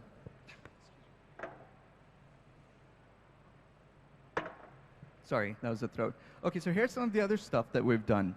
When we came into this space, there were an atrocious amount of taxes on everything. And so we went to the FBR and we said to them, you're taxing this to hell, 60% tax rates, 50% tax rates, in addition to everything else, sales tax, income tax. What's the size of your input from this? What have you got in terms of revenue? Virtually nothing. And I said, do you not think it would be better to create the industry before you start taxing it? And so we started working with them, and they did zero rate some of the inputs, but being a government entity, they left in the sales tax, the additional income tax and everything. So imports are still very expensive. And for some items, such as HDPE lining and others, you'll still need to import some of it because it's not quite right. Then we had the categorization issue. So as an entity, as an exporter, I need to label my product as farm-raised. There's lots of reasons for it. A, it's actually farm-raised. B, there's a ban on our wild-caught products in certain markets across the world. And I'll talk about that as well. And what that means is that unless you have the categorization separation between wild-caught and farm-raised, you are unable to export it and get the better quality prices. And so that's what we did. We went to the regulators, we explained to them that what we're looking to do, what the industry is looking to do, and they were understanding, and we've succeeded. So right now there's a separation in categorization. Wild-caught is separate from farm-raised. Then there was processor and exporter. I wanted to export my products. Have I got the note? We'll wrap up, sorry. So I wanted to export my own products, but unfortunately we were told that you have to be a processor to be an exporter, and you have to be an exporter to be a processor, which makes no sense. The rest of the world does not work like that.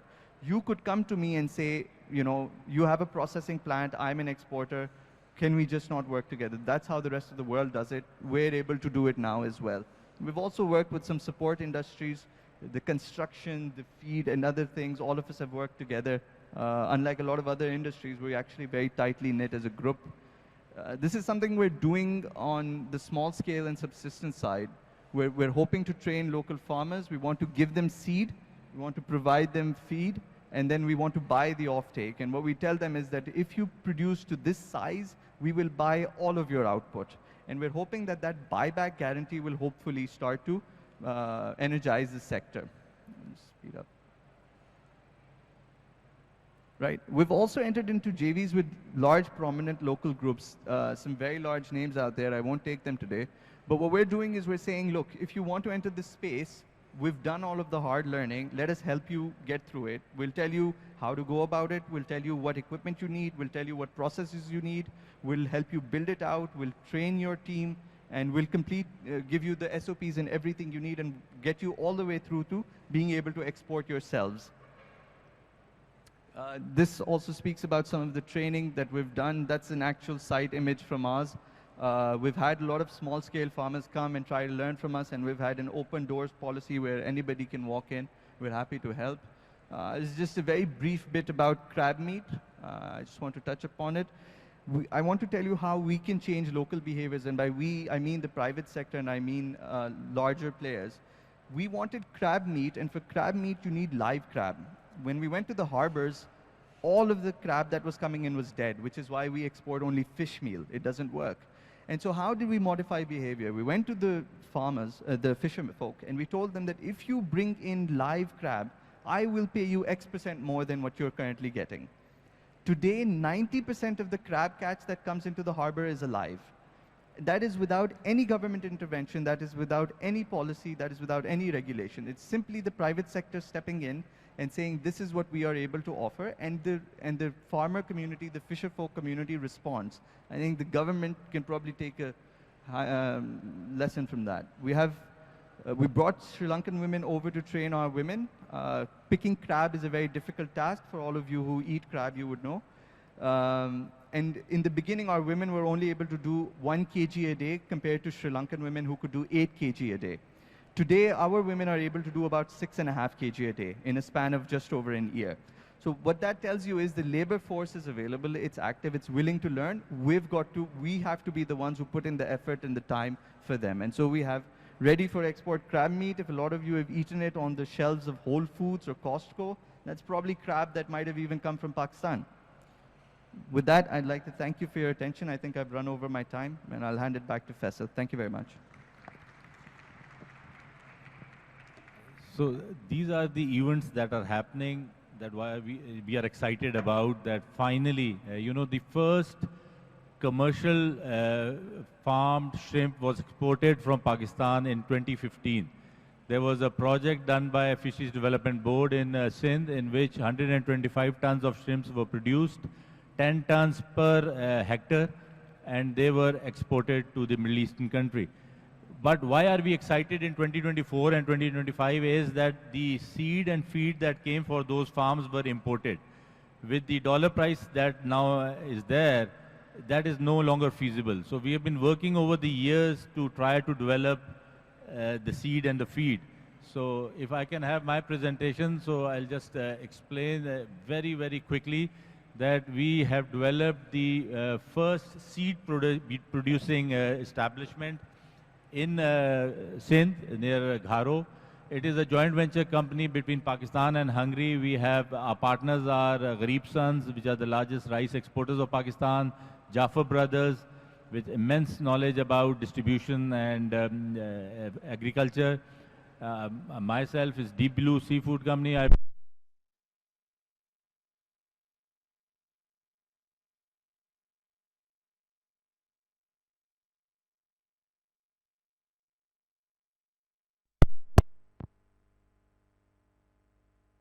I think they said this is the best way they can get us off the stage, by switching up.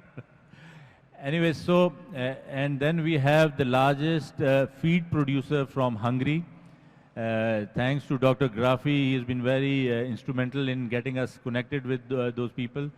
And my experience is 25 years in seafood export business, and I've been... Okay, it's restarting. There's an electric trip hua tha sirf switch, not a big issue. So, so we came together and we developed the first hatchery, green hatchery system in Gharo. We are producing the seeds of tilapia, pangasus, and shrimp as we speak. I just wanted to show you that within a span of 1 year, the total wasteland was converted into the most productive setup, and once the pictures come alive, I'll explain that. So basically we are excited because for the first time in Pakistan's history, the seed of shrimps and high value fishes will be available in Pakistan, and AMG Thai Union, which I'm going to introduce in a few minutes. Thai Union has invested immensely with the, so this is our group. So we had our ceremony in 2022 February, and when we signed our MOU, all the directors are here. This was the land in February how it looked like in 2022, right on the banks of a canal, and never been used in the last 75 odd years till the creation of Pakistan. And this is how it actually not looks like now. It's much more developed now, but this is how we developed it within a span of 3 months. And this is how we opened up the, you know, it's all on gravity. We have a reservoir, and all the ponds are serviced on gravity. These are the seeds that we got, the brood stock, which we developed, started working on it. This is the tilapia hatchery. We have 100% on solar. It is funded by DFCD. This is our marine hatch where we're producing shrimp seeds at the moment.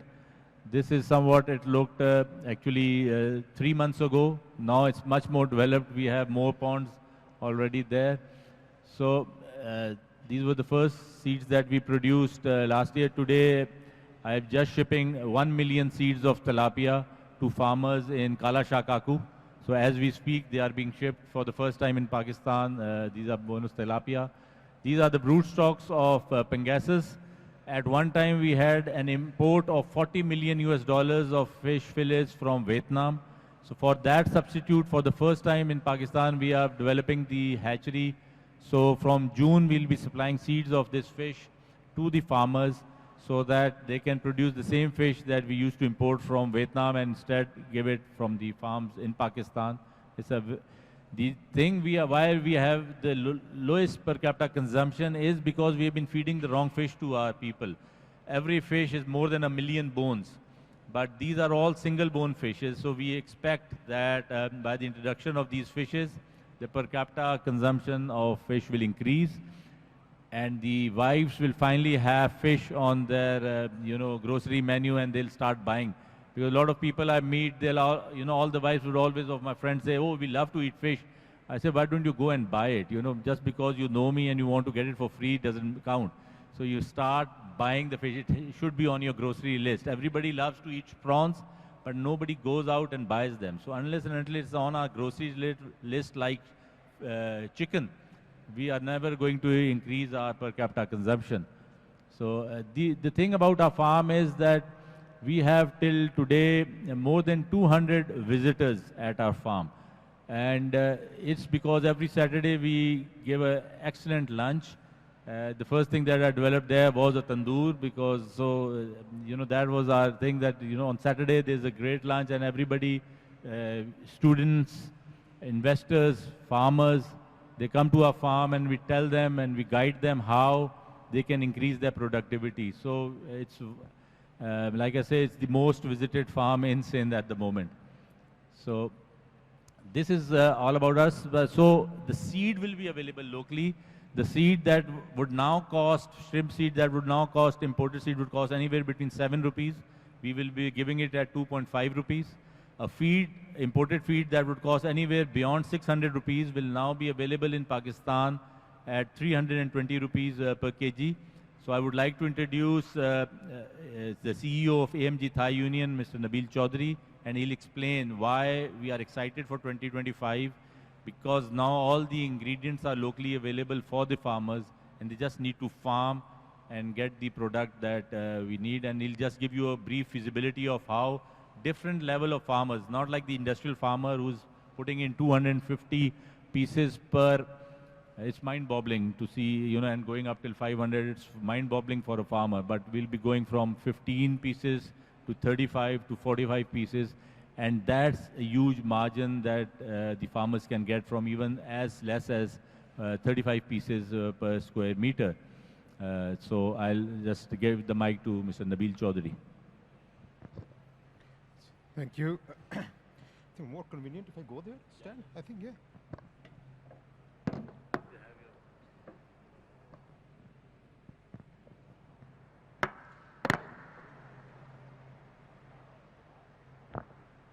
Assalamu alaikum.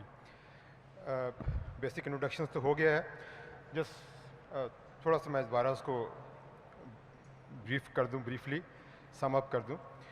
Basically, there were two basic bottlenecks. किसी भी ये जो livestock का काम है is seed and feed. There's two main bottlenecks थी in shrimp farming. We had no local feed, we had no local seed, as Faisal explained. Now we have a facility, a Nopalai center near Karachi, Aqua Hatch, which is halfway a hatchery. You can say we will import eggs of shrimp, which is called Anopalai, and produce the PL post-larva 10 for farmers. And then AMG Thai Union near Lahore has installed a shrimp feed line. So we are the first one, the pioneers. It was not an easy decision because to invest a huge amount into something where the market doesn't exist. You can understand it was a very difficult decision. But the issue was, as Faisal said, the import duty, the structure, sales tax and duties and everything is around 50%. So it kills any potential. So now the issue was, until and unless we have local feed and seed, there will be no farming. We tried our best, to negotiate with the government. If they can, for some years, they can allow us to import and let the farming establish, but we were not able, we were not successful.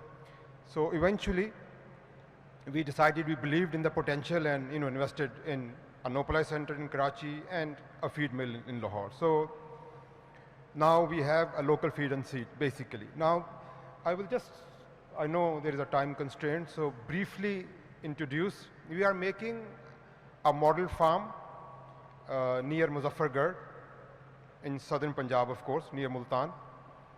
So I just wanted to give, the audience, and because it's a model farm, number one, it is open to everybody. Everybody is most welcome to come there, visit us. We will do the input in May and June, and harvest will be in August and September.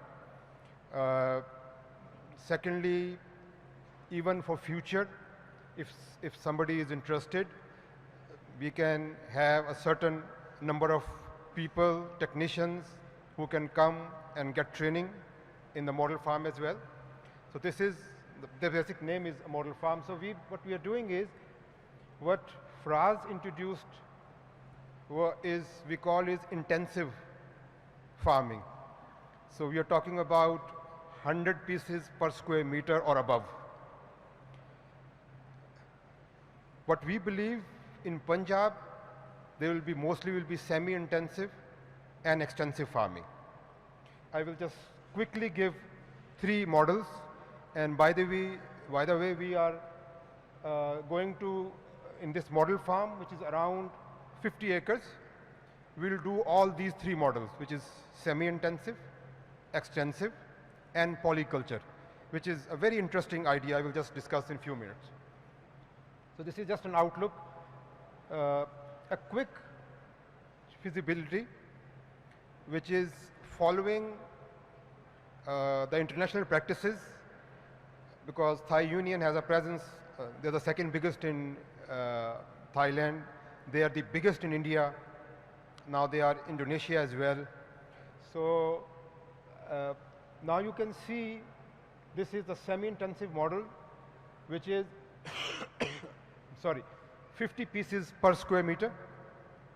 I will not go in each and every figure detail, but you can see at the end of the day, it's a 5.5 acre, 3 ponds, almost 2 acres each.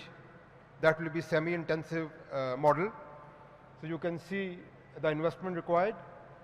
And because we have to keep in mind that shrimp farming, we can have 2 crops per year. So this is something important to remember, that we can have 2 crops per year. Now, this is the first model for the semi-intensive, right? Can you move to the second, please? Extensive. So now when we say extensive, we are talking about 15 pieces per square meter and above 20, 25. Basically from 25, the semi-intensive model starts.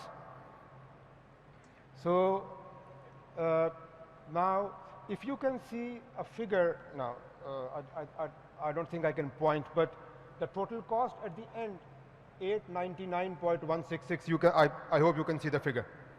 So this figure actually is the cost of producing shrimp per kg.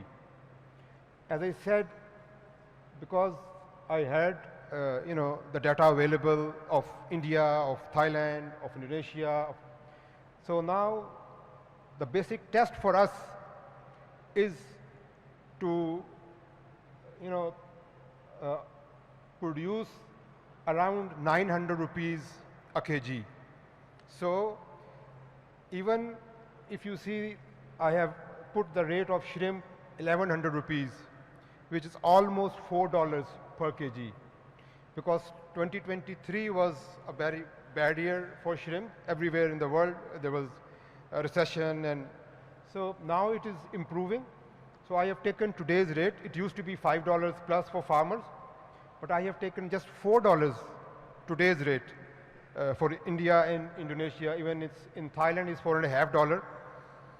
So even then you can see a feasibility of if I have 2 crops, it's around 600 rupees, 600,000 rupees an acre, and investing around 1.3 million, and you can rotate it twice. So a very, very healthy ROI, of course. Can you go to the third model? Then I will just sum it, but I know the time constraint. So now this is a very, very interesting model. This is when you are doing fish farming, especially the tilapia farming, as Faisal explained. It's a new concept in Pakistan, started about 10 years ago, 10, 12 years ago. So in Thailand, they are doing polyculture with tilapia. So you put a certain number of seed, which is around 40,000 seed per acre. You get a certain survival. I have put 40%, they get 50 to 60% in Thailand easily. So you can see total production of shrimp is around 400 kg per acre. But the best part is, in this model, you don't feed the shrimp. Just the 10, 15 days initially, you just put the starter feed. And when you put tilapia seeds in it, you stop feeding the shrimp, you just feed the tilapia.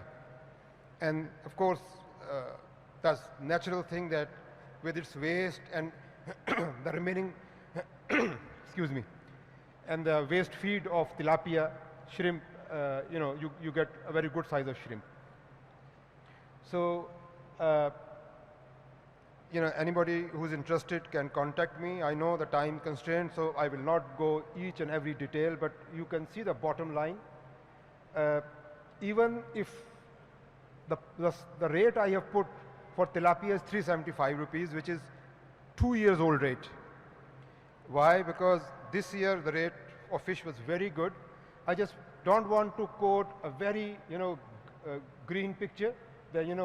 So this year in winters, the tilapia average was around 450 rupees. But I still gave a rate of 375 rupees. So even if the fish is break even, you get 400,000 rupees an acre extra income from shrimp. So as Faisal said, now the bottom line, which is very interesting for Punjab. If we just do semi-intensive farming on 100,000 acres, 1 lakh एकड़, अगर हम 1 लाख एकड़ को convert करने में कामयाब हो जाएं from existing farming, or we start new farming. Let me tell you, official figure, in Punjab, we have few million acre available where underground water is brackish, few million acres. And if we only are able to do 100,000 acres in next 5 years maybe, so we can export around $2 billion worth of shrimp from just 100,000 acres. Again, the potential is more than 1 million acres in Punjab and unlimited in Sindh. So the bottom line, when we're talking about the blue economy, India is exporting over $6 billion worth of only shrimp. We are, from aquaculture, standing at 0. So the good part, as Faraz said, we are 25 years behind. But I think the good part is we know the mistakes everybody made, and they learned their lessons the hard way. So we can learn those lessons from the day one and start where they are starting today. So we have a lot of models available. We have the expertise available through Thai Union. Like Thai experts are right now, they are in our hatchery. Our Thai experts are coming, the farming experts, they will be coming to assist farming in Al-Karam farm. They will be here in Punjab as well. So now, bottom line, the last sentence is, there are 3 basic needs to do any livestock farming, which is seed, feed, and management. So we have a local seed available, we have local feed available, and we have management world-renowned company who has a 24-year experience in shrimp farming.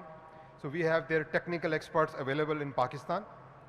So I think it's a great opportunity, and that's why we are very excited. I think in the next few years, I think our aquaculture export now can go into billions of dollars in, I suppose, the next 4 or 5 years. Thank you very much. With this, we like to close this session, and we just want to tell you that no green economy is complete without blue, and blue without green. So as we know that much of the agricultural land where we have, there's always 10% of the land which is not cultivable, where we can use, substitute with aquaculture. So both these agriculture and aquaculture will go hand in hand, and we see a very good future in Pakistan in the coming years. Thank you very much.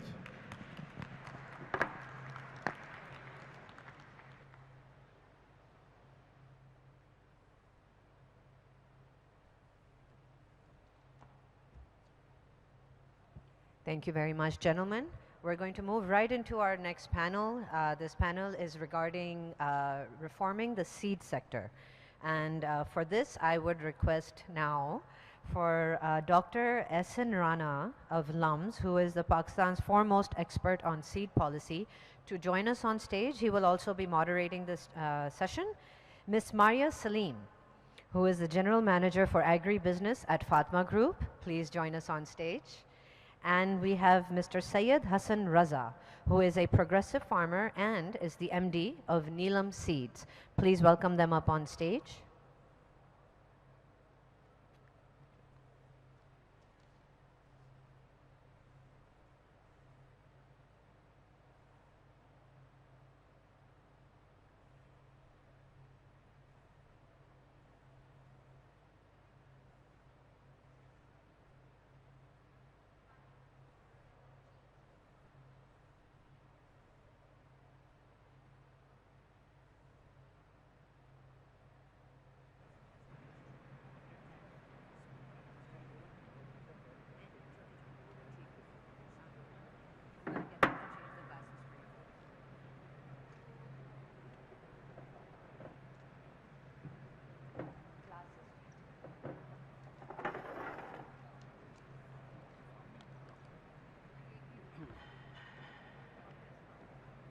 Assalamu alaikum everyone.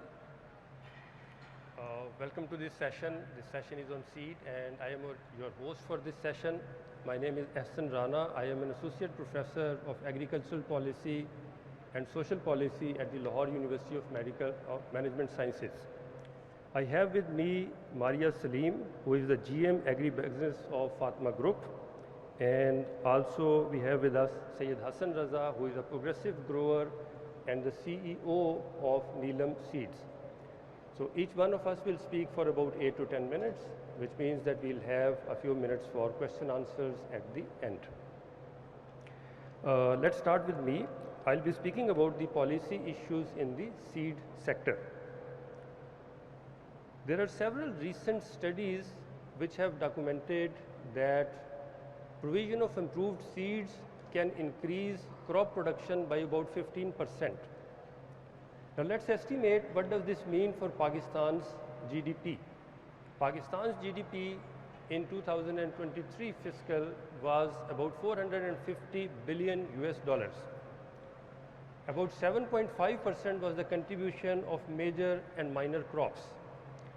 If improved seeds can increase production of these crops by 15%, that clearly translates into an increase of about $5 billion to Pakistan's GDP. Interestingly, this is approximately the amount which Pakistan is expecting to receive from the IMF should the current negotiations with the IMF succeed.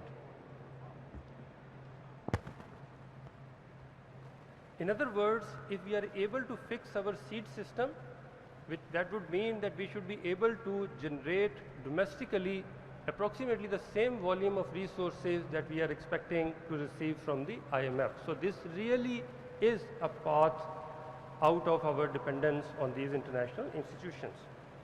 The question is, why does this not happen? There are several reasons for that, and you are familiar with them, and I'm going to focus only and only on the policy aspect of that. There are around 800 seed companies in Pakistan, and more than 1,000 varieties of various crops have been so far developed and commercialized. And yet, unfortunately, Pakistan still ranks 54th in rice yields, 62nd in wheat yields, 33rd in cotton yields, 22nd in corn yields, and 17th in sugar yields. Much of this yield deficit can be ascribed to the inadequate seed structure, seed system that we have. We have a very large informal sector, and only 40% of the certified seed requirement is met by the formal sector. The rest is all met by the informal sector. And the regulator, which is the Federal Seed Certification and Registration Department in this case, neither has the capacity nor the willingness to enforce regulation and to do effective regulation. FSC and RD does not even know how many seed companies are actually providing seed of various varieties. This means there is something clearly wrong with the way we regulate our seed sector. It is now widely acknowledged that the regulatory framework for the seed sector is not only archaic, but it is also positively disabling for the working of the seed sector. This regulatory framework was created in 1976 in a very different context. Those were the times when public sector was the only provider. Now things have changed. Private sector has emerged as a big player in seed provision. And realizing the need to change the regulatory framework, the government amended the Seed Act of 1976 in 2015. But the amendments that were made actually made the matters worse. So they extended regulatory oversight to a far larger set of private sector activities without offering them anything in return or without increasing the regulator's capacity to effectively enforce these regulations. The net result is that the current seed system that we have is overly regulated. All varieties, all new varieties must be first evaluated and approved by the regulator. All seed businesses, seed companies, seed dealers, seed plants must be registered with the government, and this registration is valid only for a few years, which means that after every few years, these seed plants, dealers and companies have to go back to the government. So a regular recourse to the regulator is required. Quality control is almost entirely at the production stage, and the same regulation applies to all crops. The procedures are bureaucratic and cumbersome. For example,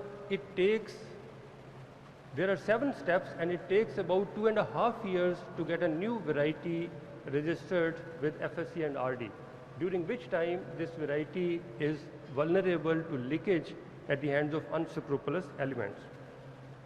Furthermore, variety registration and seed certification add little value to the business. They add little value either to the business or to the grower. So both the business and the grower say, then why bother?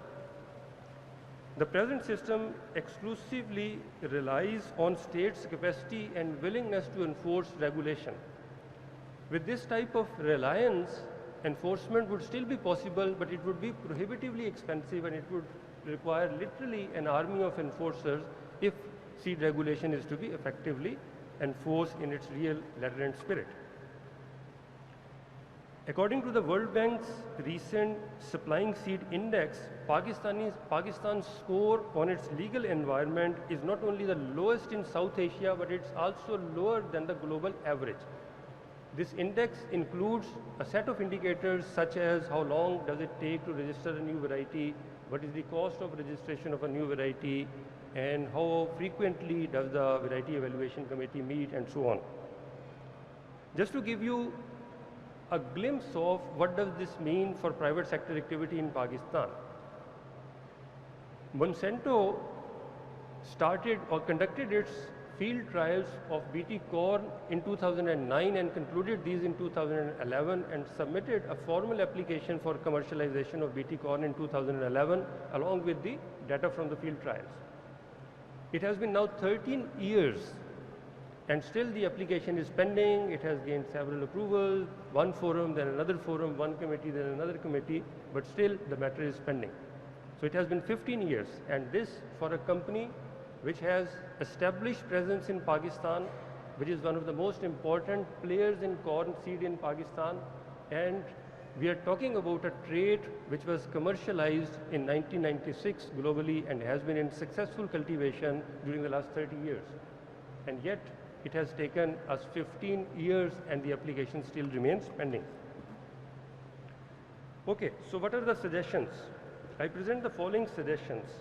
In my view, in an alternative paradigm, compliance should be mostly voluntary and states' enforcement effort should be restricted to a few aberrations. We must shift the focus of compliance, focus of enforcement from production to the producer and to the sale point. We must give a greater role to the farmer. It's actually the farmer who should decide which variety stays in the market and which drops off. For this, I think we need to develop a two-tier system of seed companies. FSC and RD, in my view, should evaluate very rigorously all the seed companies that are in the seed business today. And all those seed companies who do not meet standards should be shunted out, and the seed companies which meet the standards, they should be divided into two categories. Category 1 seed companies should be allowed to commercialize their new cultivars and sell their seeds without certification under truth in labeling regime. And Category 2 seed companies should be required to present their new cultivars for evaluation and approval, and similarly their seeds should be certified. And there should be opportunities for companies to move from one category to another depending upon their periodic approval of their performance on the various indicators which are to be set in coordination with the seed industry. This will allow companies to develop brand names, to commercialize their new cultivars and sell their seeds without due hindrance and take the full responsibility of that. I also think that seed certification should be a voluntary activity and it should be a paid for activity. If seed certification is something which is useful, then the people should be ready to pay for that. If people are not willing to pay for a service, then why bother? Then what's the point? If it is adding value to the growers or it's adding value to the producers, then they will pay for it. Otherwise, they will not pay for it, and there is no point imposing something which no one is ready to value. And I don't see any harm in private companies also being able to, if they are accredited with the government, they should also be able to certify seed. We should also reorient the regulator from a control function to a facilitate function. So the role of the FSC and RD needs to change. The role should be that of maintaining databases, building capacities, and then providing trainings, and then collecting samples from the field to ensure that the truth in labeling regime is effective and whatever is contained in the packet is actually a true reflection of whatever is listed on the label and so on. We also need to reorient public sector research I don't see any point in the public sector research institutions and seed producers competing with the private sector in those activities where there is already successful and substantial presence of the private sector either in variety development or in seed production. So these are a few suggestions from my side, and I'll now invite Maria to talk about her experience, and then we have Hassan Raza, and after that we'll have some time for questions and answers. Thank you very much.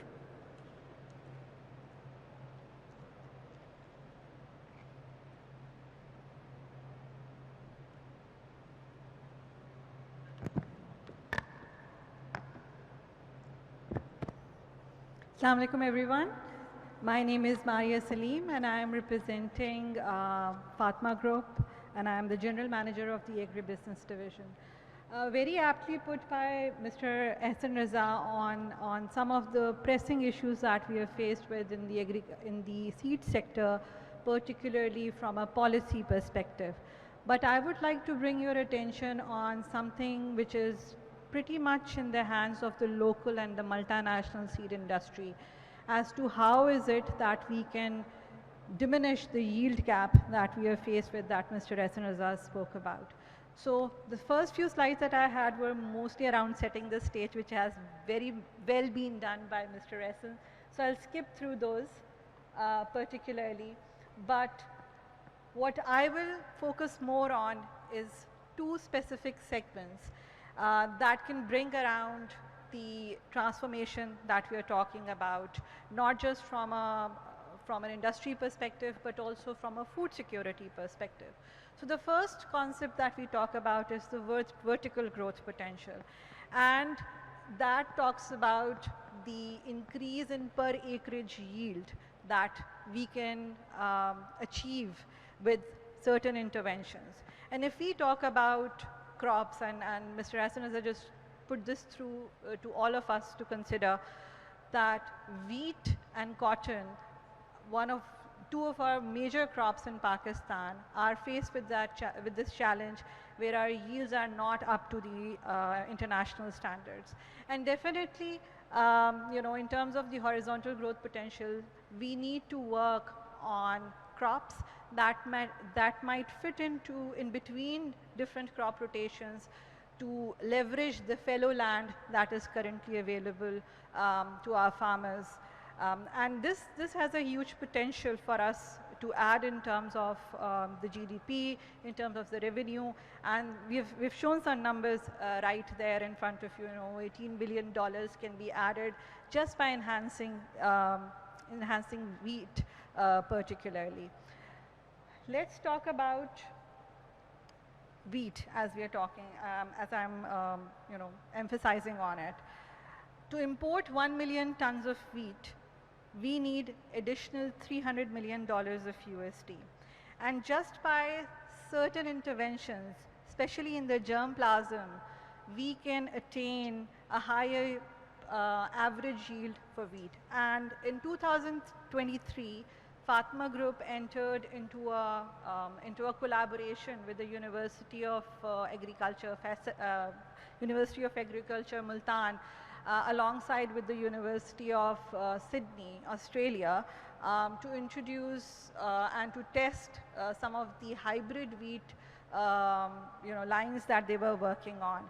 And I'm glad to inform that in our first year of trials of 100 acres of commercial testing, we were able to get around 2.2 metric tons yield per acre, whereas the current yield that we observe is around 1.24.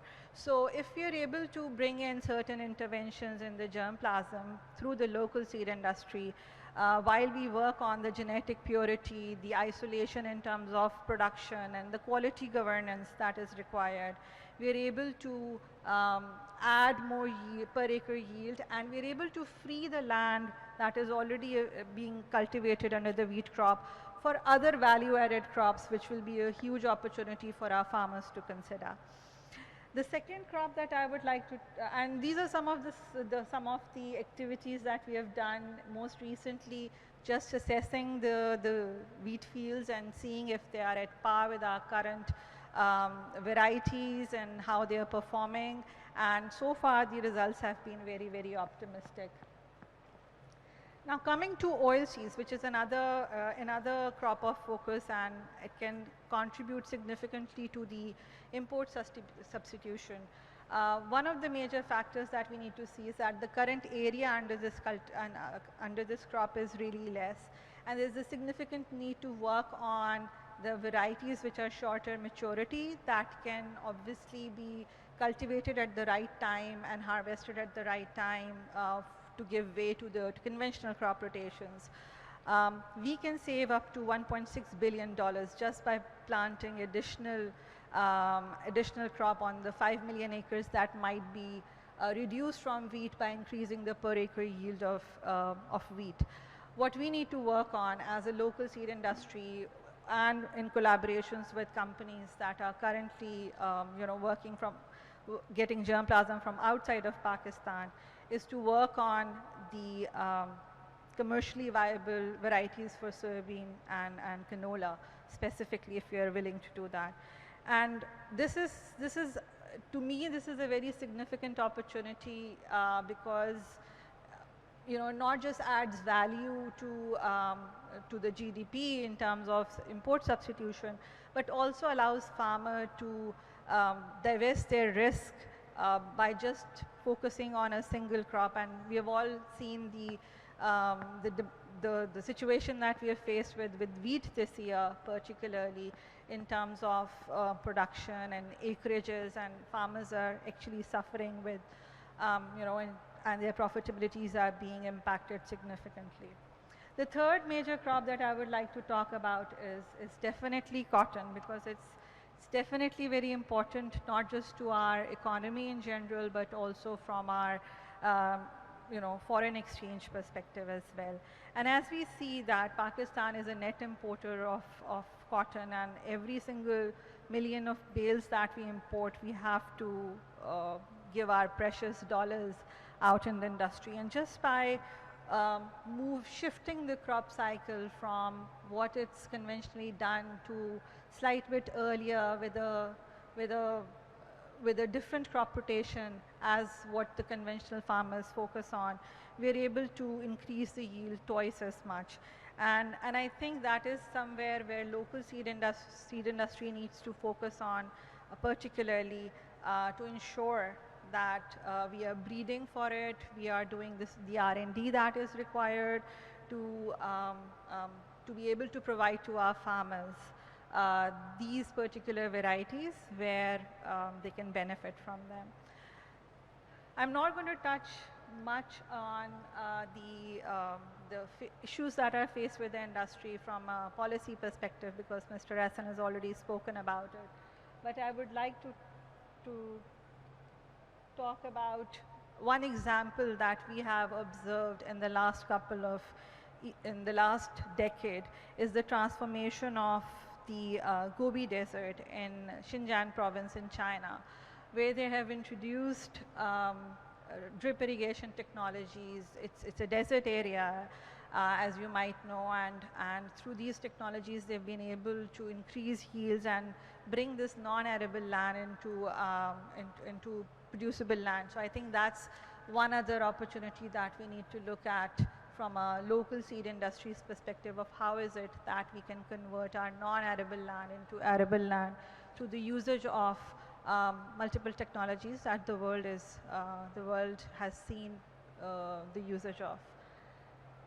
A couple of action points where I have been emphasizing within my group to work on, and I would urge different local seed industry participants here and also multinationals to look into it. There's a need for an R&D investment in specialty crops, especially for oil seed crops particularly. We traditionally look at wheat, cotton, rice, sugarcane, and corn as one of the major crops. But I think that there's a global need for cereals, especially sorghum, barley, and millet. And that is where the real opportunity lies. China imports 9 million tons of sorghum every year from countries like US, Australia, Brazil, Argentina. And I think we being right next to it with the land availability that we have, I think we have a huge opportunity to think seriously about sorghum production and also barley production, because it's globally imported by major countries in the world. Then again, there is a very upcoming topic that we have spoken about, I mean, is being spoken about greatly, is the corporate farming.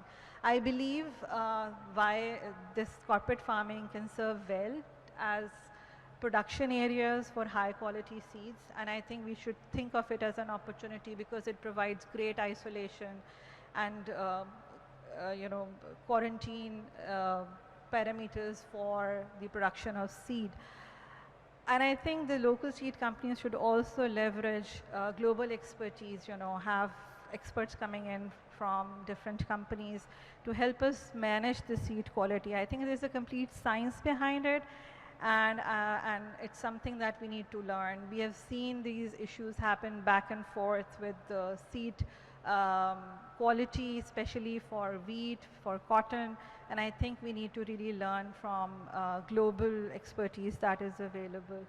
And overall, you know, having worked in the industry for a very long time now, I feel that there is a significant need of capacity building with interventions. You know, when we go out and look for talent, we find some great people, but there's need for more. And you know, as an industry, we should work towards building that capability. And then last but not the least, from a local perspective, you know, we have seen our neighbor India invest significantly into production facilities, testing facilities, breeding facilities. I think it is just a matter of time that we start feeling the need for it ourselves. And I urge all companies that are sitting here that are interested in the seed business should look into, you know, implementing the building state-of-the-art production facilities and testing facilities to really give way to local production in Pakistan, which will significantly improve the yields for our farmers and also the quality of produce that gets you know, produced at the end of the day. So thank you so much, and I will with that hand over to Mr. Ehsan Raza back again.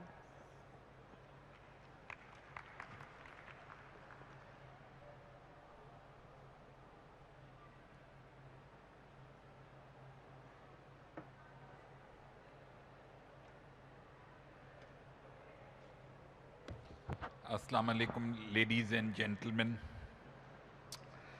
After the presentation and talk from Dr. Ehsan Rana, there is not much with me to discuss over here.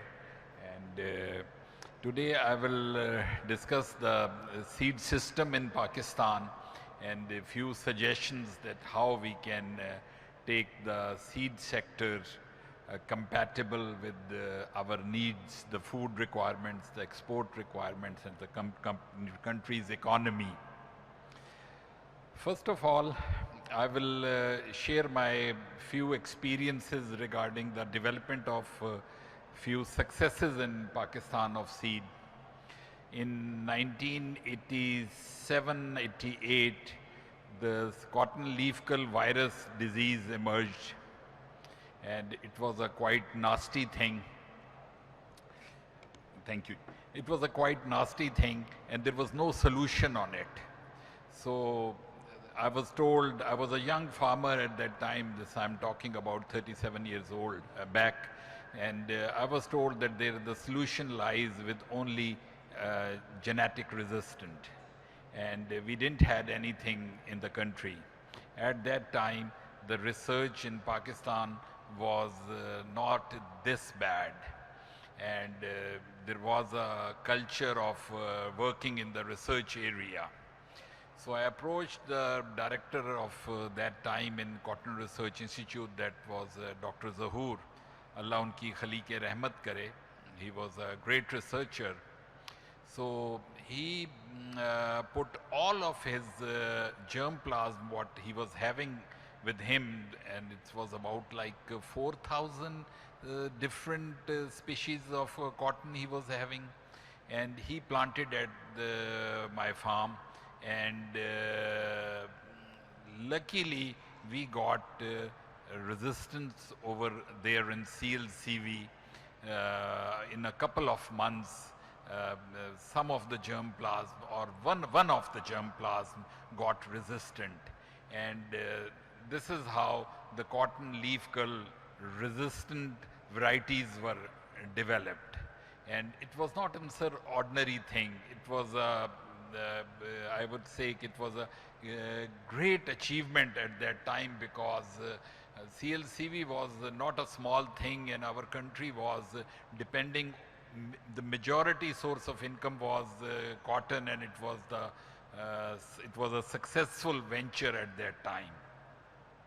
So after that, my second experience towards, and working with that team of Dr. Zahoor, it was, I found it very fascinating and interesting thing, and my interest developed in seed production, and that's how I entered into the seed planting seed business, and I formed a seed company. After some time, it was 1996 when the transgenic cotton came in the developed world. I was in Australia, and I saw the first BT cotton over there. So it was very dramatic, and it was something like us. It was something like that one blind person can see. It was that kind of miraculous thing, that none of the insect could harm the plant, and no spray was required.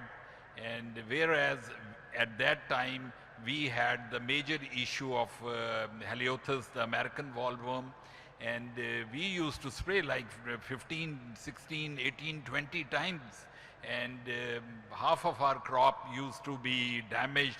And for the country like us, it was a very big thing. But when I asked for that technology, so at that time I never knew the deepness and the regulatory affairs and other things from the technology provider. They told that we are charging for this technology, and one has to pay, the country who will be using, they have to pay $18 an acre, and then we provide the technology. Initially they were at 1996, it was US and Australia. Only these two countries got this technology. But that technology was not a small thing at that time, and I was very impressed. And I asked for a few seed. Neil Forrester, a friend of us, all of us knows him, and the Neil Forrester refused, and he said that you guys can't have this seed because it's a patent, and we have a understanding and commitment with the provider that we can't give you its seed. At that time, while working in with the breeding team of Cotton Research Institute, I had a fair idea that how I can put the gene of this seed into our plant, the Pakistani plant. I had a clear mindset for that. I came back to Pakistan without getting that seed, and I was very half-heartedly I came, because that technology was badly needed for Pakistan. When I came to Pakistan, someone told me that there is a guy and he has brought some seed from Australia of BT cotton, and he has that seed. I went to that guy, that farmer, and I requested him to give me 2-3 seeds of that BT cotton, and I wanted to convert its gene into our plant, our seed, cotton seed. So he gave me those seeds, 2-3 seeds I brought him, and I worked with it for like 6-7 years. And the major work was in the lawn of my house, in a part of lawn of my house. And successfully, after some time, I got successful in transformation through crossing, through back crossing, to transformation of signs where I could see the signs of resistance against the bollworm. But it was a big task for me to how to isolate the BT and non-BT plants. So somehow or other, I came to knew that in America there are some strips available at that time. I'm talking of like 1998, 1999, that using those strips one can isolate the plants between transgenic and non-transgenic. So I got I got hold of those strips, and it was a big help for me. And finally, the variety was developed, and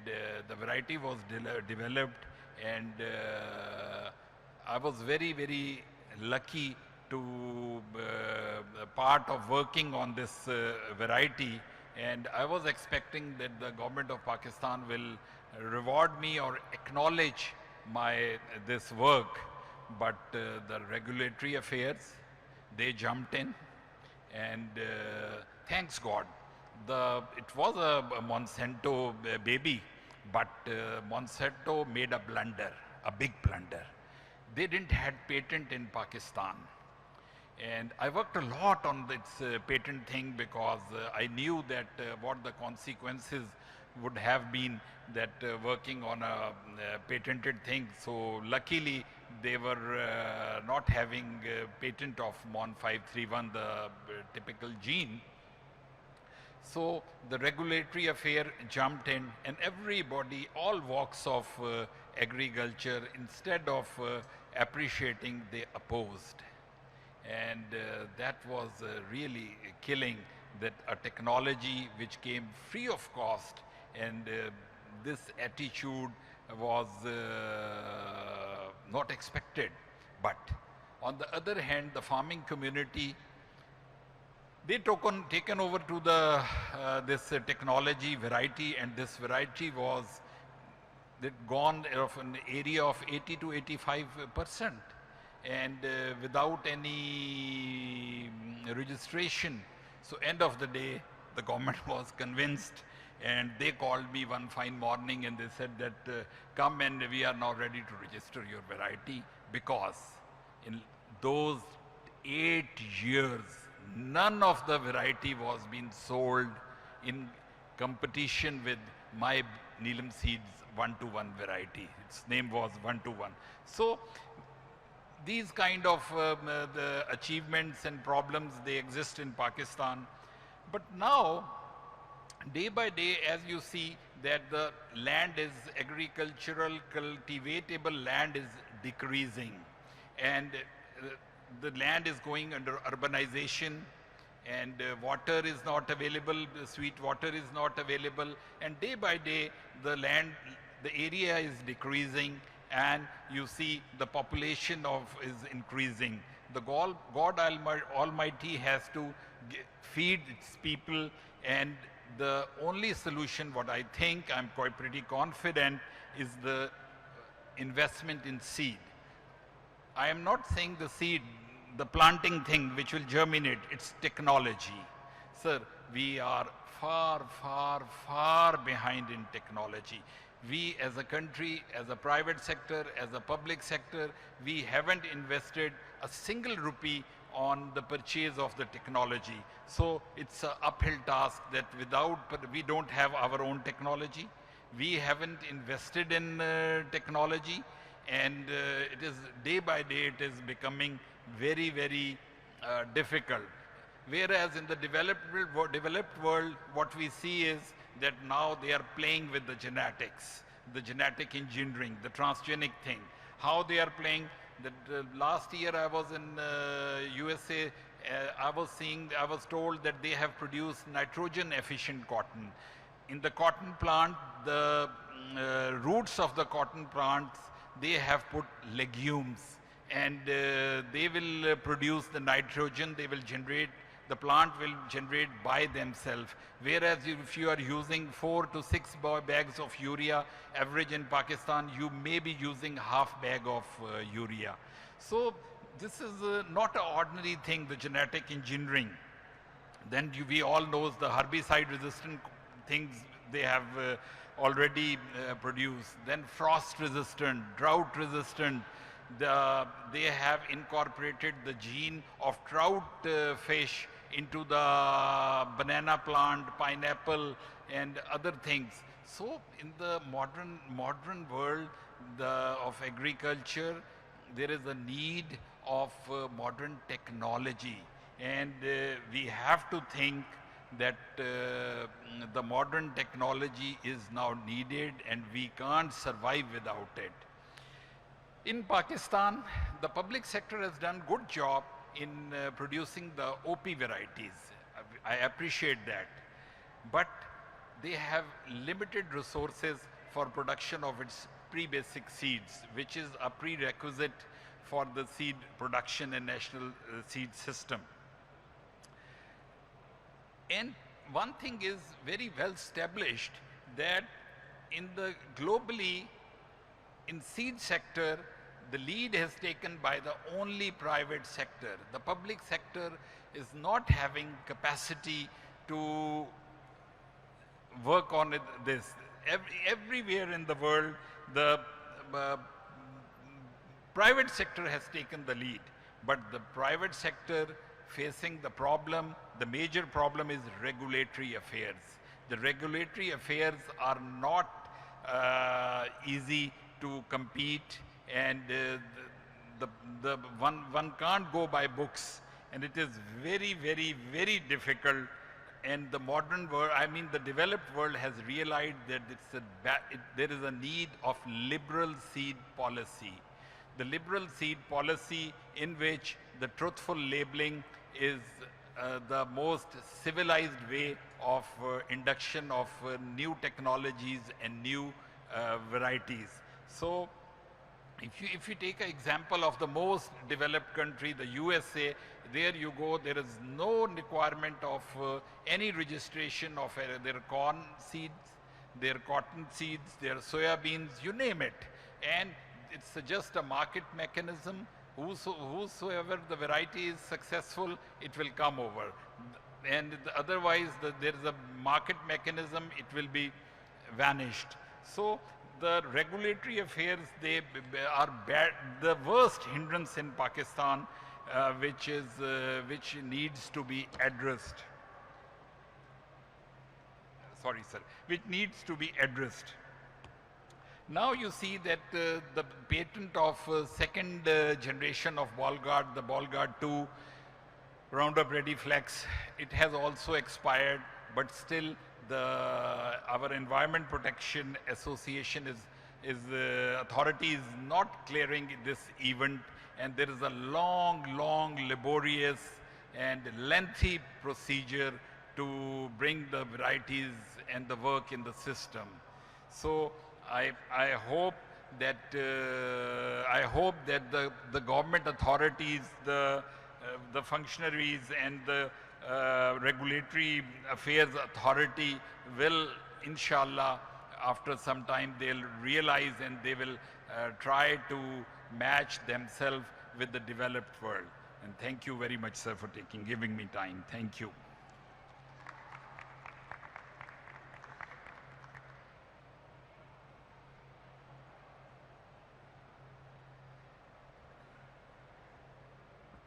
Ji Janab, so we have time for 2-3 quick and short questions.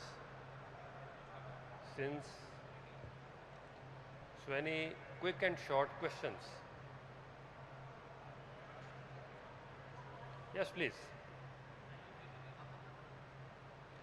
कोई mic देने का उनको बंदोबस्त हो सकता है?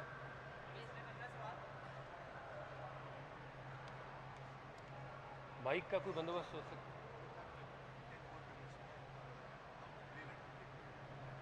तो कोई दोस्त माइक पहुंचाएंगे जी वहाँ पे?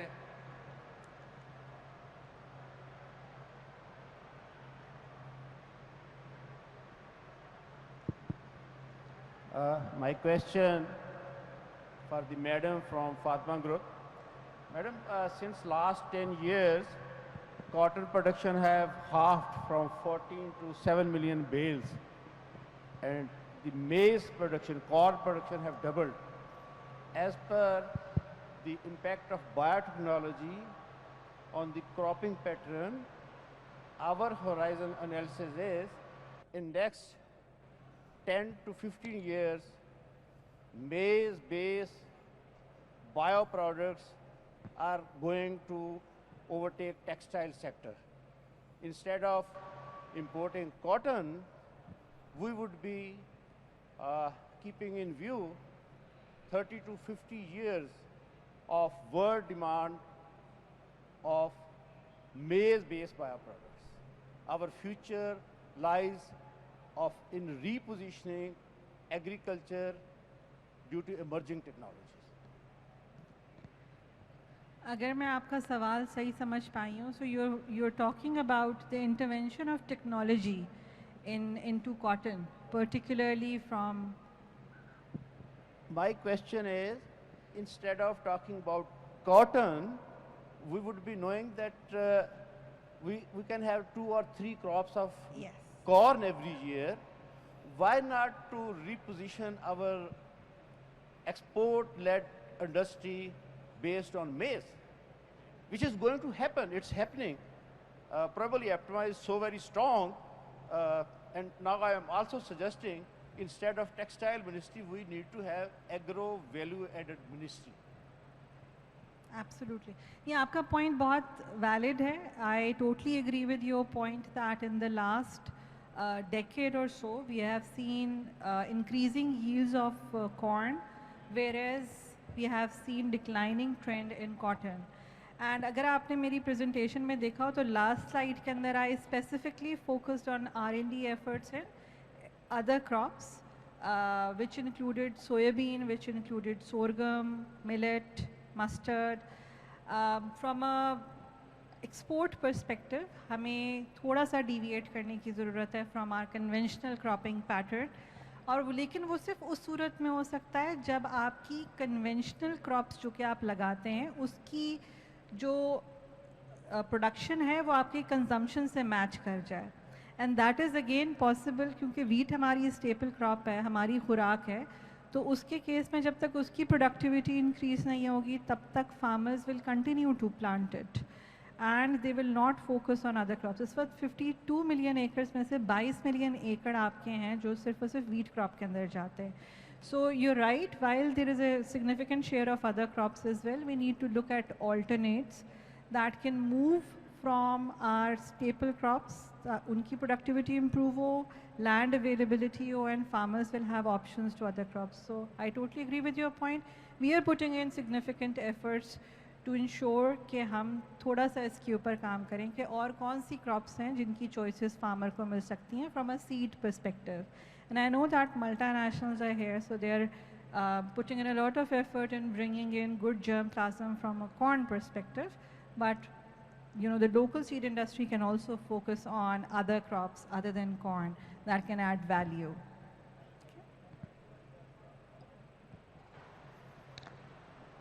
Mike, please. Mike.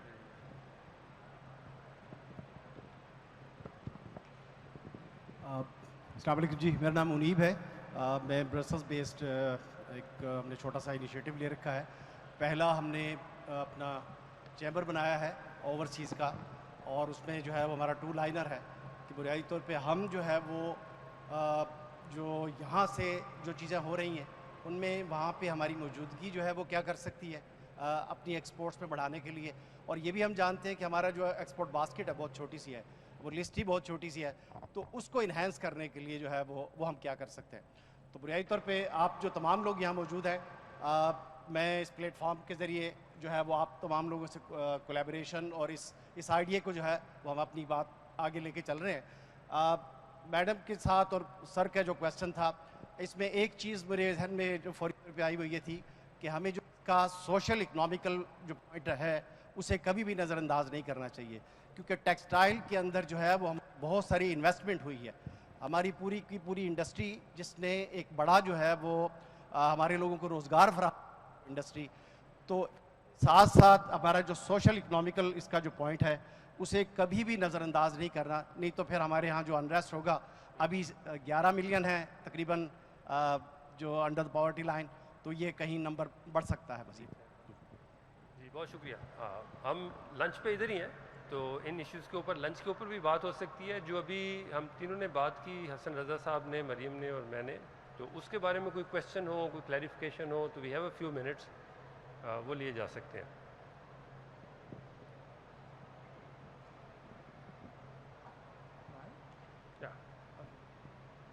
Hello, I'm from the foreign seed company, so we are the breeding and local development in Pakistan. So as a foreign investor and a breeding company, we would like to know, because how Pakistan have any law and regulation to protect the breeder right, and how it implement in our breeding and commercial in this business. That's my question. Thank you. I'm sorry I couldn't get the question. Did anyone, Mariam? Okay, let me see again. So we are the foreign seed company. We are dealing the seed and the breeding in Pakistan. So it means we will bring our the Jamplasam and our parents' land to Pakistan for the local breeding and research. So is there any law and regulation, or you can see the policy to protect the breeders' right and intellectual property? So how it employment in Pakistan? So you are worried about intellectual property rights? Is that Yeah. question? Exactly. Thanks. Yeah. Okay. Is it clear, sir? Is it clear? The question of intellectual property rights is tricky. It's basically private breeding. They're breeding company, plant breeding, seed breeding. They want to come into Pakistan and they're asking for, is there any regulation or policy that protects breeders and intellectual property, what the gene pool they're bringing Pakistan. So they are talking about their protection. Yeah, I get that. So the, as I said, the question of intellectual property rights, the PBRs, is problematic. We have a law, and it's a recent law, 2016, and then the rules were also framed in 2018, and since then we have been moving slowly, and now a PBR registry has also been established, but it is yet to be seen how it proceeds and what are the mechanisms for effective enforcement of plant breeding rights. Now the confusion and the tension actually exist at multiple levels. One is that my understanding based on my interaction with Pakistani breeders is that they are not fully sold to the idea of protection of plant breeders' rights, because while everyone wants their breeding rights to be protected, everyone also wants a free access to the material that other people have developed. Now you can't eat the cake and have it too, so both can't be possible. And then there is also a lot of bureaucratic wrangling regarding the housing of the PBR registry. So for the time being, because of these policy issues, I can foresee that the implementation of intellectual property rights, the enforcement, will also remain problematic for some years to come. Now, which means that we'll have to really come up with solutions where relatively limited reliance is placed on states' capacity to enforce. And most of the compliance is actually voluntary. So we'll have to think of ways and means where the difference between the prices of the protected varieties and the prices of the non-protected varieties, equivalents, are not that huge that it contains a very large incentive for people to drop out of the formal sector and get into the informal sector. Okay. So I've just been advised that lunch is ready, so I don't want to hold all of you from that. So thank you very much for your questions, and we'll be around and we can continue our discussion at lunch. Thank you very much.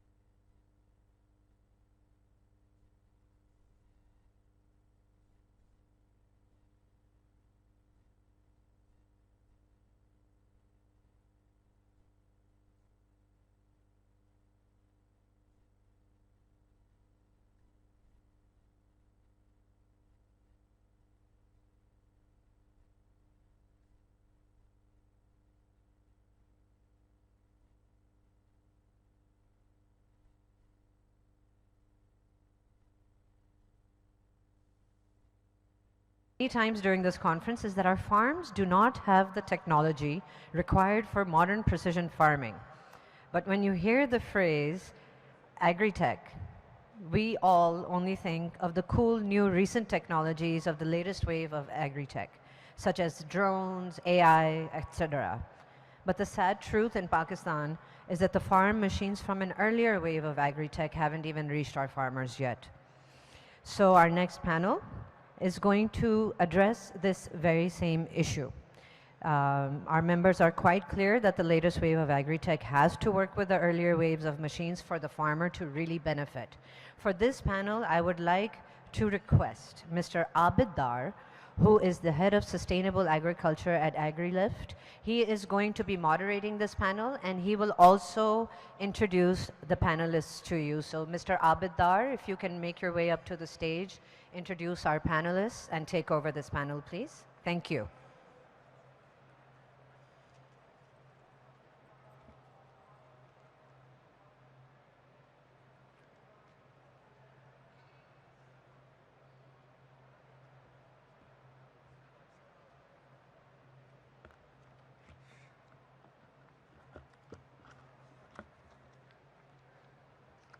यार ये जरा ना यार बेटा ये रख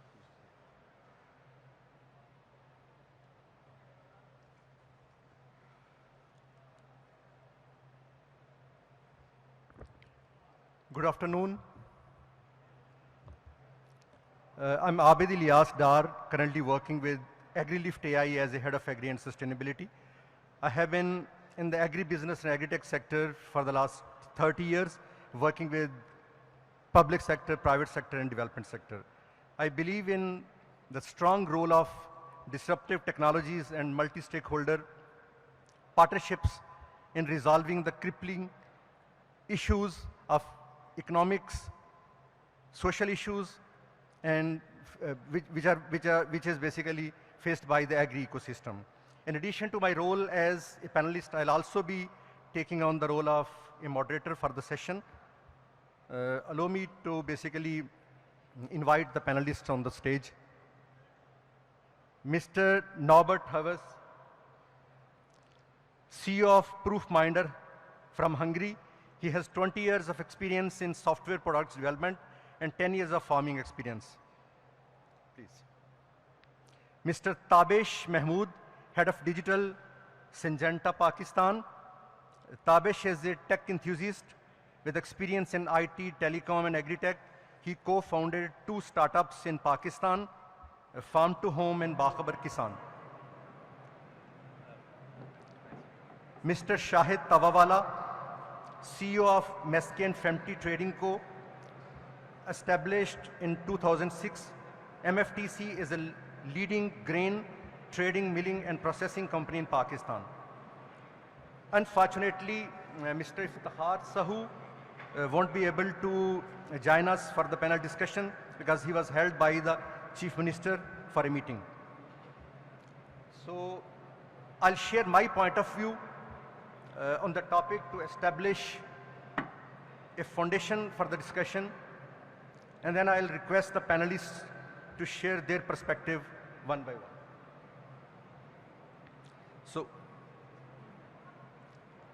So today's topic is investment in agri-technology.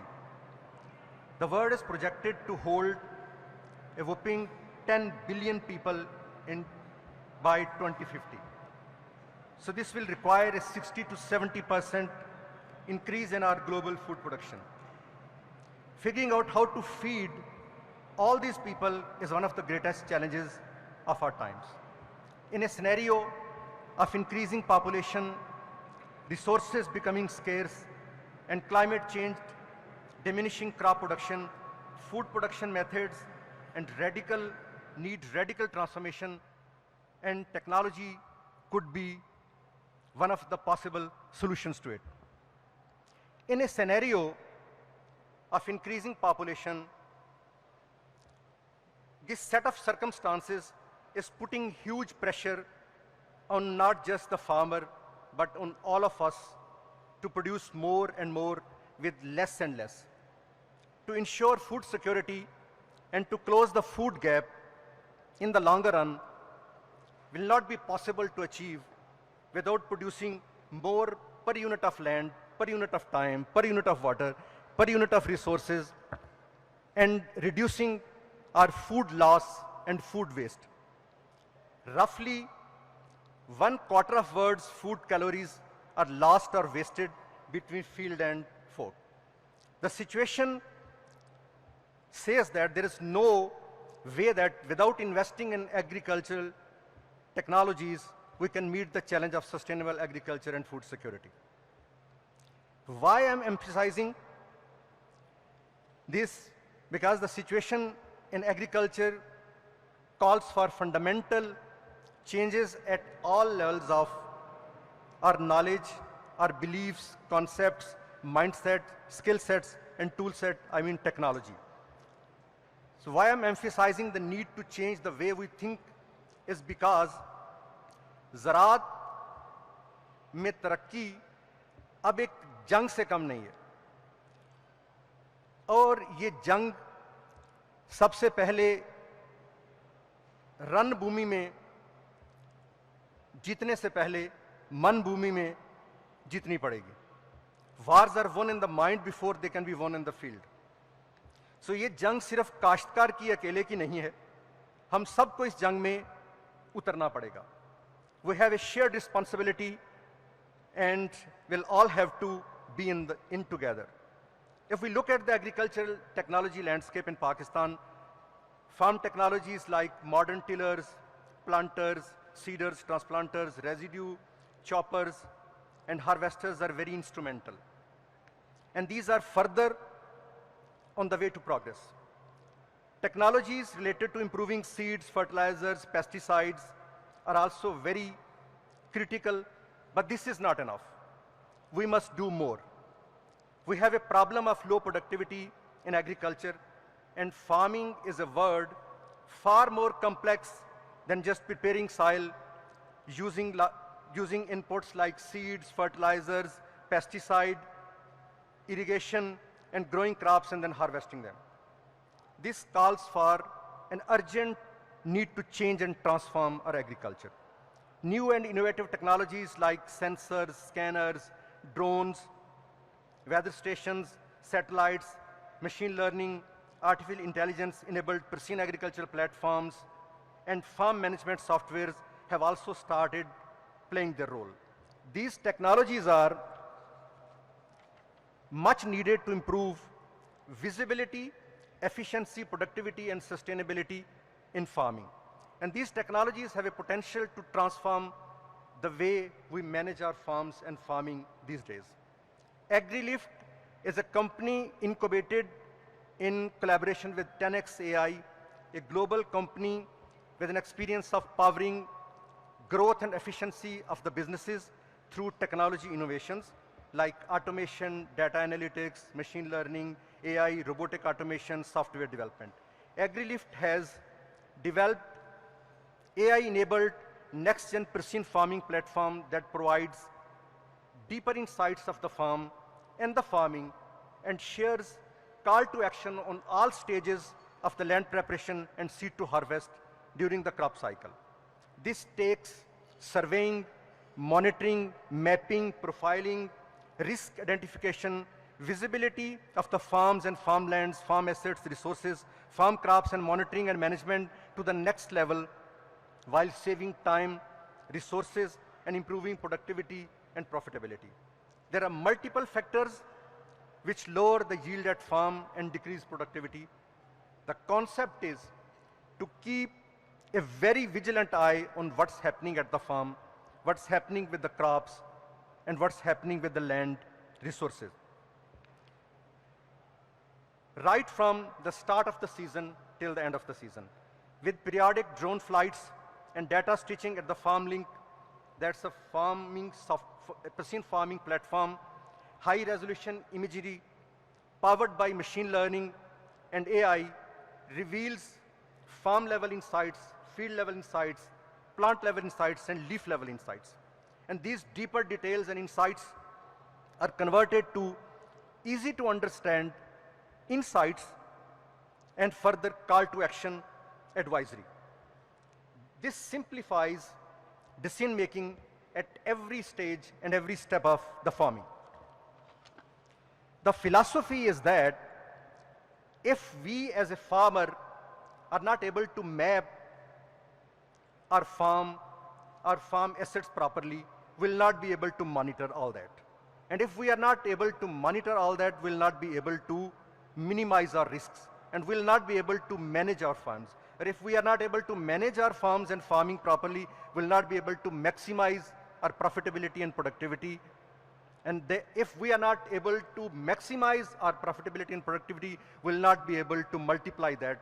Impact and scalability will not be possible. We are working with a significant number of farmers at the moment. The response from the progressive farmers and early adopters is overwhelming. They are taking huge interest in knowing more about all that, and they are appreciating the value and usefulness of the data, the information, the insights, and the call to action, which is very practical for them. I'm leaving a message that 8 to 9 million farmers in Pakistan are a huge canvas to paint beautiful pictures of impactful precision farming and to write inspiring success stories by leveraging investment in these kind of technologies. Agri-tech startups are investing their time, their resources, their mind, their heart and soul as a light of innovation, offering a range of solutions. With the opportunities, there are few challenges as well. Startups can't tackle everything alone. Achieving a sustainable food future, closing the food gap, and ensuring the food security are shared responsibilities that must be shouldered collectively by all of us. I mean the experts, government sector, corporates, investors, and tech companies. Let's coordinate, collaborate, partner, co-invest, and co-lead the way to where we all want to go. Thank you very much. That's all from my side. Now I'll invite the panelists, Mr. Norbert. Basically, two questions from you. What's your perspective on investment in agri-technology, and how is Proofminder as a tech company impacting growers and agriculture? Thank you. Thank you very much. I think one of the best investments to agriculture is investment into technology that fosters better decisions, faster decisions, because this is the base of that we can assess the current situation and that we can intervene and foresee what's happening and change the things in time. This requires data, because data is the way how we can make the good decisions, and this is the way how we can collaborate, because it's not enough to make good decisions on the individual level. It's not enough to enable the farmer to create better decisions. The whole value chain needs to make good decisions that we can harvest the value on the end user and on the individual level. So we at Proofminder, we collect data using drones, everyday drones, cheap drones that are basically available everywhere. And we use the power of AI to analyze that data and extract information and insights on the very millimeter level that can be used through the whole value chain to assess the current situation, to forecast what is going to happen, and to create a way that we can intervene from sowing, when do we need to treat the plants, when we need to harvest, how much we are going to harvest, where do we need to put our attention and limited resources. So what it brings to us is the possibility to track the growth of every individual plant. And the technology, what we have today, is totally capable for this. We just need to put it in action into the different value chains of production. I brought you a case study today that is from the region. We are helping seed production in the region, which is a very difficult and complex agricultural process.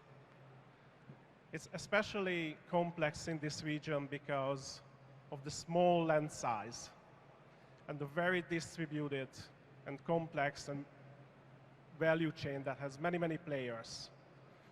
And those ones who want to improve that process really need to gain the capability to understand what is happening on the field.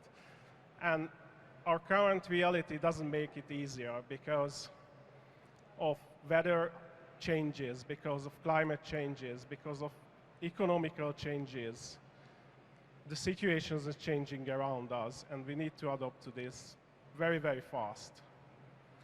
So the case study that I brought to you is about hybrid corn seed production, and that what we did is that we deployed drones around Hyderabad region.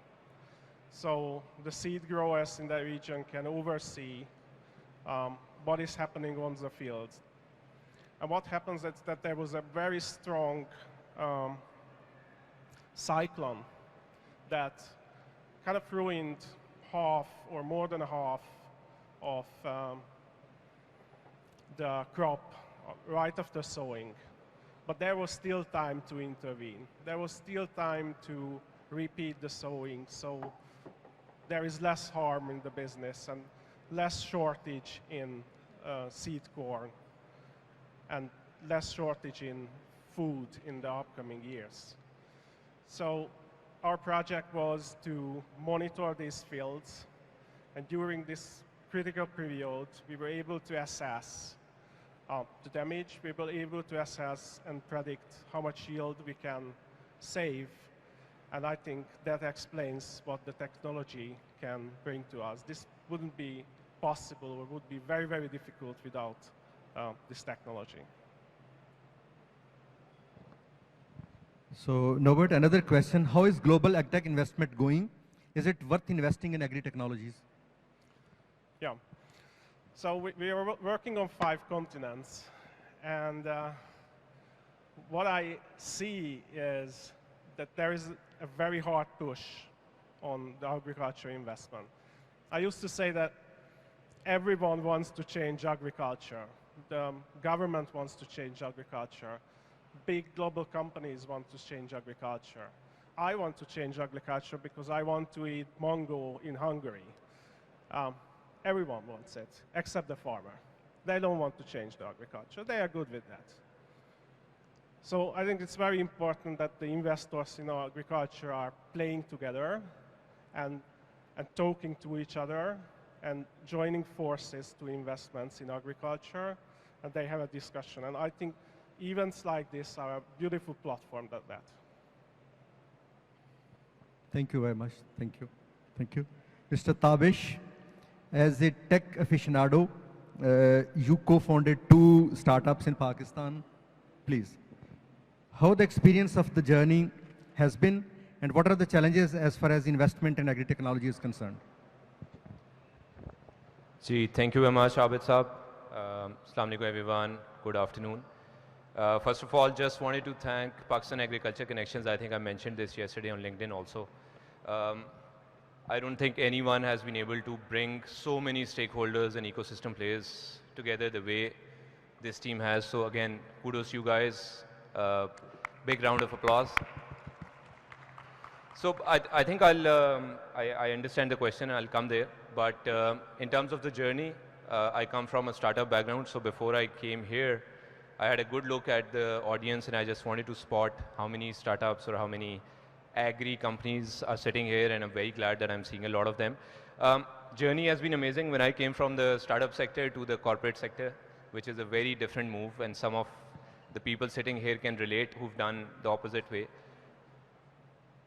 I think the feedback that I got that was that in the agri sector, you'll not be able to execute a lot of things. You'll have a big vision, you'll have a big plan, but you'll not be able to do so. Very glad to say that with the way the thought process has changed over the last few years, some excellent initiatives have happened, and I'm very glad to see that so much has happened, which has brought us all together here, and so much has happened.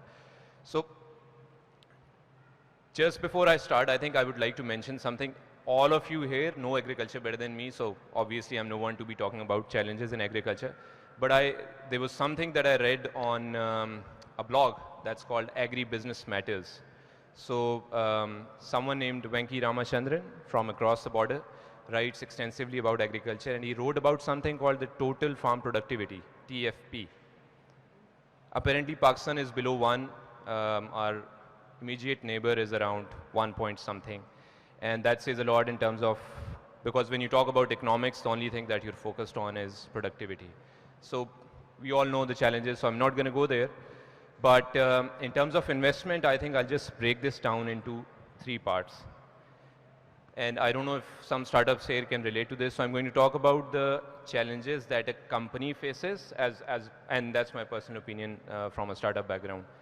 What are the challenges that the company is facing in terms of raising investment and funds? Then what are the challenges of the investors themselves? Because I know for a fact that a lot of investors have put in a lot of money into agriculture and have struggled.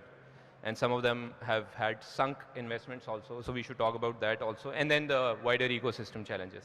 So I think, not getting into a lot of detail, I would just say that money, obviously, venture capital or equity is a big, big challenge for startups here. Abid Saab, you just asked a question. What is the global sort of position on agriculture funding? And it shakes me because 2021, there was $53 billion of investment in agtech. And today we are at $16 billion, 2023. So you can imagine the fall that has happened. And I think 2021, we all saw the Tazas and the Easy Freshes and so many other startups bloom all of a sudden. A lot of money went into the agri-tech space, which is great. And I always say this, while a lot of startups should win, a lot of startups need to learn how to lose and pivot also. So I think 2021 was something that really shook us and brought us back to reality. Now we're at a place where I've been having this conversation with a lot of people here. We have the socio-economic issues, we have the war, we have the Red Sea disruptions, interest rates are high, inventory levels are very high, commodity prices have crashed compared to 2021. Tough times, and not just for conventional agri companies, but also agri-tech. So I think it's a big challenge, raising the money. The second thing that I do want to say quickly is the challenge with agri-techs is, while they raise the investment, how do they create the go-to-market, the GTM as we call it, right? So I think as a startup, I can tell you that we used to struggle a lot with having a physical or a digital GTM. And some entities here from the public sector, I would like to request that if you can make it easier for the startups to make them sit in the gala mandis, the grain markets, help them sit there, or create small mirror images of the gala mandi towards the villages. I think that would really help, because agri-techs have this challenge of not being able to understand the farmer and not being close to them. So I think those are the 2 things that I wanted to say. Money and the access to the farmer was something that I wrote. I think the other thing with investors, I think the FOMO has gone away, so the fear of missing out on not investing in a company that may make a lot of money. So I think that's gone.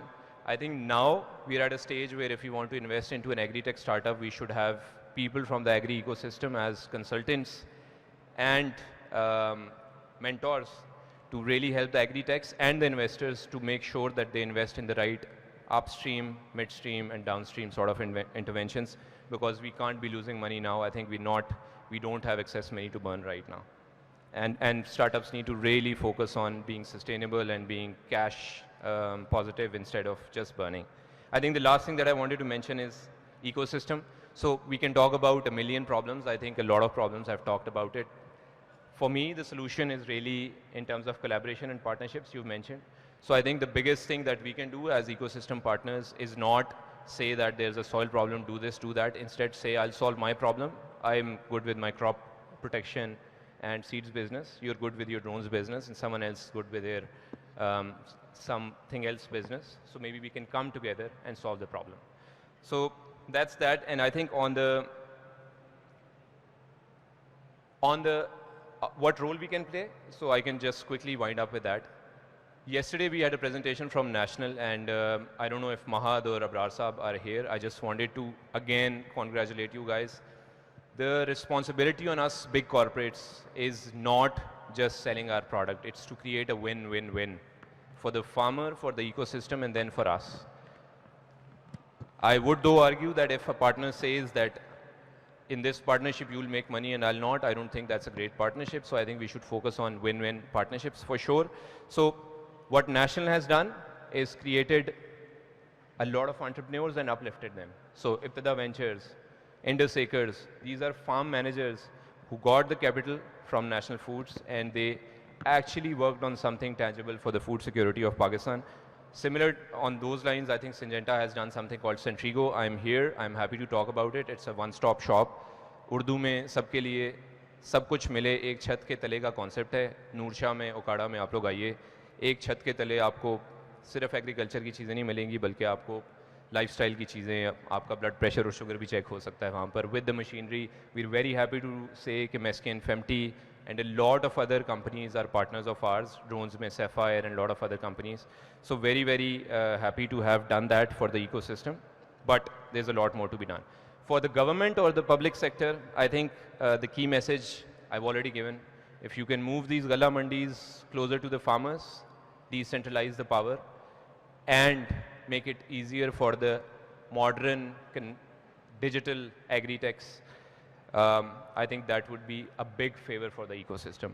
And lastly, from an agri-tech perspective, what interventions we could have, I think we can talk about hundreds of them. Drones, insurance, information asymmetry, data collection, all of that. But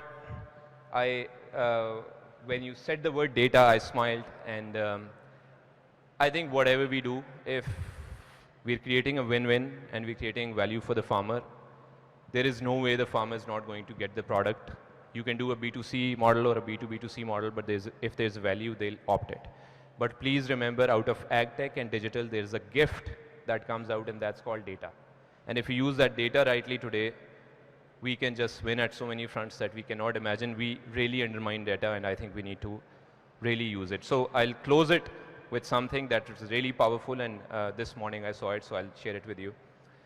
I was looking at, so in our application by Syngenta called CropWise Grower, there's a feature, artificial intelligence-based feature, which basically scans the plant. It tells you if it's healthy or unhealthy, and then what disease it has. So today, just sitting here, I can tell my salesperson in Mirpur Khas that these 56 farmers have a very young cotton plant, and on that very young cotton plant, which doesn't have much immunity and fight, thrips have already attacked. This guy is now calling those 56 people, going to them and getting them the right remedy. So I'll end there. Thank you very much. Thanks for listening to me. Thank you. Thank you, Tabish. Thank you very much. Now I'll invite Mr. Shahid. Which agri-technologies are considered adding value in improving agriculture in Pakistan? And you have been experienced in introducing transplanter and many other machines. So how has the experience been? Assalamu alaikum and welcome, ladies and gentlemen. I'd like to start by introducing myself. My name is Shahid Tawawala, and I'm basically a rice exporter. We saw some supply side shocks in 2008 where rice prices rose very fast and we could not buy the material. We could not buy the material. And basically, we felt that if we are not in every part of the value chain, जब तेजी होगी तो माल नहीं मिलेगा, आरती छोड़ेगा नहीं. और that was very key, that whenever there is a supply side shock in trading, if you cannot buy, then you cannot survive or make money and take advantage of the situation. So that got us thinking, and then came Pakistan Agriculture Coalition, which came up with, huge ideas on how to backward integrate. And that started our journey backward. From paddy plants all the way back, we tried farming on a big scale and lost miserably. And then we found that if anything has to be done at scale, the first most easy problem we can solve is mechanization. Because all the inefficiencies, the major inefficiencies, can be solved here. So in mechanization, we chose the major aspects of mechanization in rice, which is transplanting and harvesting. So, I don't know how. Okay. So, we went totally backward integrated, what I spoke to you, and forward integrating is actually, we tried to also put up a brand in the market and sell internationally, and we did that with a different company. On the seed, mechanization, and all the services, we integrated with the farmer. So it was basically integrating from the farmer so we can purchase from the farmer and we can add value to his production and then buy back the produce it in a traceable, sustainable manner and export the goods to the world. Basically, we are also agents for Kabuta, but also we are doing transplanting and harvesting services. We go to the farmer and we tell them, pay us per acre and we will transplant your field, we will seed do all your seeding, and when harvesting comes, we harvest their field and we give them the option that we will purchase their produce back when it is within 100 kilometers radius to any of our mills. Currently, we have 45 units of harvesters and 21, and we have done 48,000 acres of harvesting last year and about 29,000 acres of transplanting in 1 year.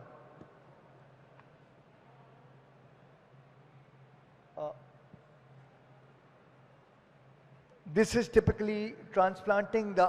We first raise the nursery and then we transplant the field. Here the major thing is that most transplanting is done by hand and they don't get the right plant population. Two, they don't, they have no control on exactly the number of plants and equal distance between plant to plant. So therefore, sunlight cannot get into all the plants properly and therefore it affects the way the plant grows. Now, just the number of plants, when the person is working in 52 degrees Celsius and it's very, very hot, on the outskirts where the farm manager or anybody can see, he plants with a good density. When he gets into the field, he starts planting at 2 feet distances to finish the work quickly. This means that the plant population in the center of the field is much lower than at the outskirts of the field, and therefore it affects yield. This happens more so in Punjab than in Sindh. In Sindh, you have excess labor, the farm manager is very much on top of the game, and therefore he can control it much better. In Sindh, in Punjab, they have hardly got any labor. They are thanking God that the labor has come and they can plant. So therefore, this plant population problem is bigger in Punjab than in Sindh. Harvesting is, we cut our plant through the half-feed harvester from the bottom. Therefore, plant residue burning finishes, and therefore the field can be ready for zero tillage planting for wheat immediately, which every farmer is very tight for time and he doesn't have to wait for labor. The second most important thing is by using a Kabuta harvester and a new one, you save on harvesting losses. Usually on like a old New Holland or a wheat harvester in a field, it cuts from on top and it has 23% grain losses. Now, it's not just me saying it. We did a study with the field wing, with Emory, with everybody together, and they actually catalogued it. So there was 23% grain loss in a New Holland harvester. There was 14% in an old Kubota harvester, which was not maintained properly. And on a brand new harvester, there was under 3% grain losses. Now, this grain loss itself is a huge economic dividend to Pakistan. So the farmer can save heavily. Here's what I was telling you about the economic payback. Now, the economic payback on the harvester is huge. It's almost like you getting paid back for the harvester almost in 1.5 years. If the harvester cuts 400 to 500 acres in a year, and if they've grown hybrid seed, which leads to about 100 mons per acre, if it saves 8 to 10 mons an acre, that at 3,000 rupees, that's about 25 to 30,000 rupees an acre. 30,000 rupees an acre multiplied by 400 acres, the economic payback is in 1 year. This does not come to the guy who is actually providing the service. This is to the farmer. So it is, and it's an economic payback to the country, where an export produce gets sold internationally, and the exchequer saves close to, for the rice, entire rice crop, it can save us about $300 million in excess crop per year, which can actually save the government of Pakistan a lot of dollars. The same thing in transplanting, but transplanting is not as clear as harvesting. It depends on how efficient the farmer is. If the farmer is really efficient, then the gain is less. But if the farmer is inefficient, the gains are huge. So it equalizes everything. So inefficient farmers and efficient farmers all come onto one platform. The financial payback. The financial payback for the harvester. Harvester is inexpensive. So it's about 4.7 years for an harvester to get paid back. Now, when you're looking at the expenses in this, the expenses are not taking into account interest and depreciation. This is a plain, simple, vanilla, his OPEX and the CAPEX he does. So he gets his CAPEX back in 4.7 years. Here he gets paid back in 1.5 years. In the harvesting, if the government does not, the bigger payback is the economic payback, and the payback to the farmer as far as grain loss. That has to be quantified, and the government should help in helping the farmer understand, one, and two, subsidizing the interest so that there's zero interest on the harvesting.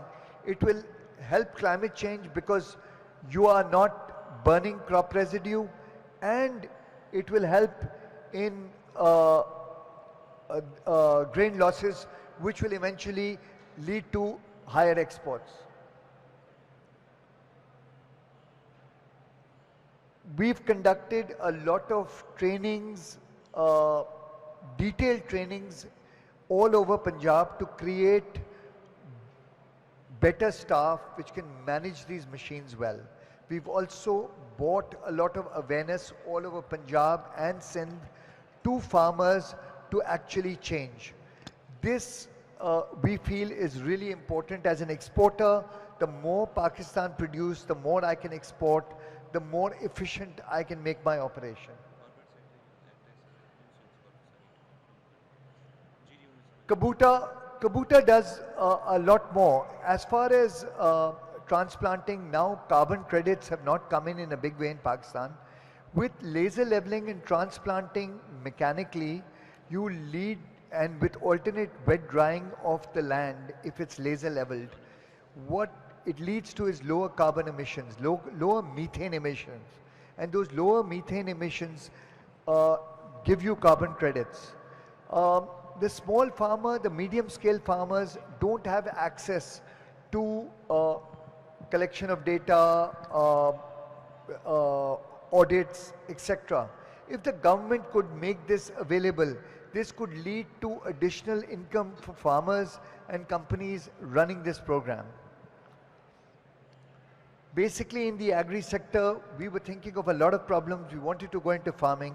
And what I advise everybody, choose one problem, learn it well, and solve that one problem. If you can solve one problem really well, you can scale it up in a big way.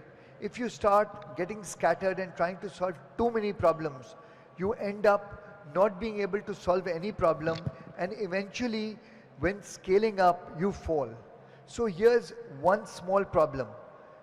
Make the farmer efficient through mechanization and through precise farming.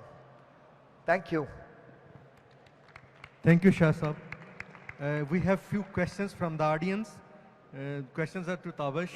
The name is written as anonymous. So the question is why Agri-Tech couldn't finalize their revenue mode? And the other question is One by one. Okay. Raji, thank you for the questions to anonymous, whoever that is. The first question is why Agri-Techs could not finalize their revenue model.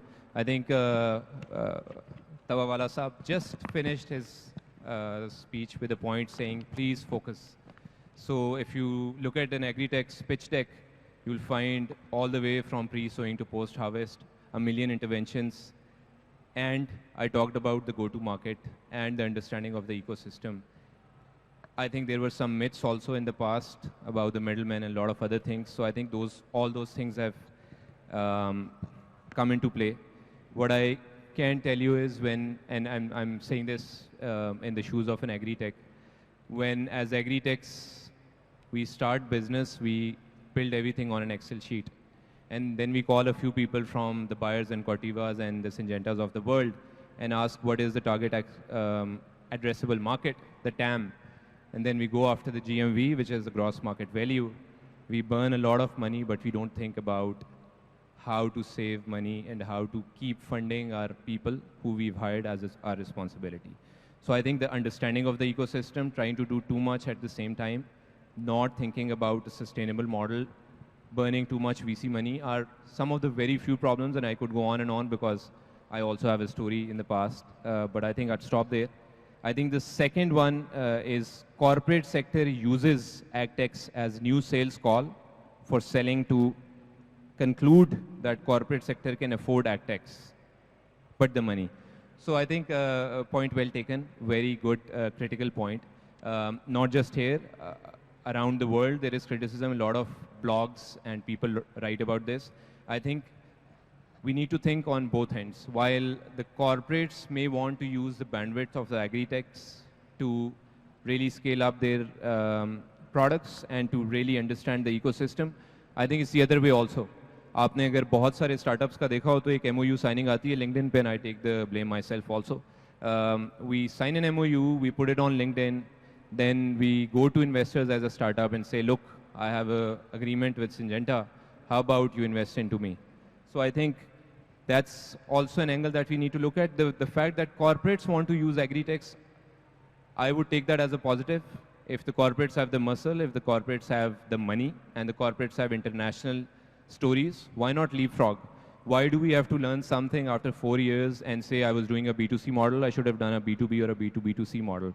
Why not learn from other countries? So I think in a way I would take this as positive, but yes, good critical point. The third point, I don't know the answer. It says Pioneer AgTech company closed its business in Pakistan. Not sure of the story, so cannot comment. Maybe we can catch up later and have some discussion, whoever anonymous is. And the last one is agri-malls. And I hope Tivana Saab was here yesterday, I met him. Agri-malls were concluded as a failed story. So we have to understand that conclusions about startups are also, and I take the blame also, we have a biased approach. We say startups failed. Why not? Why not let them fail and pivot, fail fast, win even faster? So I think agri-mall, as per my discussion with Tivana Saab, and I'm sure, as I said, you guys have a lot more wisdom and agri-knowledge than me. Agri-mall probably was way ahead of his time. It's not just agri-mall that's a model. If you look at MAP, Modern Agriculture Platform by Syngenta in China, it's a $4 billion business. And it's the same concept, sab kuch mile ek chhat ke tale, all solutions to the farmers under one roof with different centers. So MAP has 750 centers in China and doing what AgriMall is doing. Where I would end this conversation is, if you are a startup or a big company, or you are AgriMall, just think we're going to save money. If you want to become a super dealer in the market, sure, there are many super dealers of fertilizer, seed, and pesticide. You can sell them, save 10-15%, great. But if you're reliant on someone else's money and you know the money is going to run out, then you have to start saving money. So you can't be too dependent on someone. So just to give you an example, if you're a manufacturer and you have 35, 40%, 50% margins on your product, then think of burning it and maybe not think too much about burning it. But if you don't have that money, be careful. So AgriMall probably was way ahead of its time, but the good news is today we have Centrigo, we have Face by Fauji Fertilizer, we have Kisan Management Services by Tania Adros & Co. We have Agri-malls again coming to life.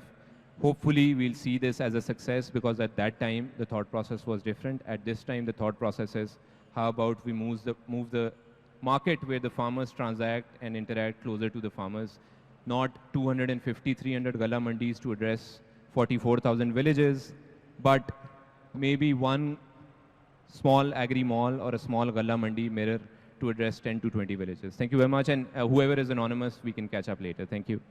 Thank you very much. Respecting the time limitation, we'll close the session here. Thank you very much for being very good audience. Thank you. Thank you very much, gentlemen. We will now quickly move. We are running a little bit behind, so we're going to speed this up. I will request all of our panelists to please take maximum 5 minutes. If you have a presentation, we can keep it up to 7 minutes. We are behind. We have to get to a very important segment later on. So with that, we'll get to the next session. Now, since yesterday morning, we have talked about all the new things that have to come to agriculture. The machines, the seed, the fertilizers, the agrochemicals, etc. Now, we will talk about preserving the things that we already have, the things that have always been here. Our soil, our water, our people, and most importantly, our planet. Preserving all of those while still doing well commercially requires a new approach to agriculture, and that is why our next session is titled Agriculture 3.0. To moderate this very special session, I would like to invite a person who is the spirit and substance behind the Pakistan Alliance for Regenerative Agriculture, which he launched yesterday from this very stage, Mr. Taimur Malik. Taimur is one of Pakistan's foremost farmers using regenerative approaches at his drawdown farms and an expert on regenerative agriculture. He will be joined on stage by global expert on regenerative agriculture, Mr. Sam Knowlton, who has flown in specially for this conference from the UK, Brigadier Zahiruddin Babar, who is an advisor on special projects at Surti Enterprises, where he has led Surti's work on organic cotton.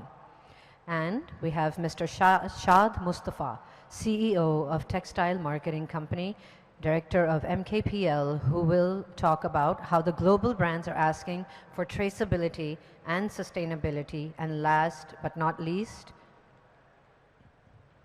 well, yes, we were supposed to have Mr. Wasif Khurshid here, but he wasn't able to join us, so that's it. We have Mr. Sam Knowlton, please, if you could join us, Brigadier Zahiruddin Babar, Mr. Shad Mustafa, and our moderator, Mr. Taimur Malik. Please join us on stage.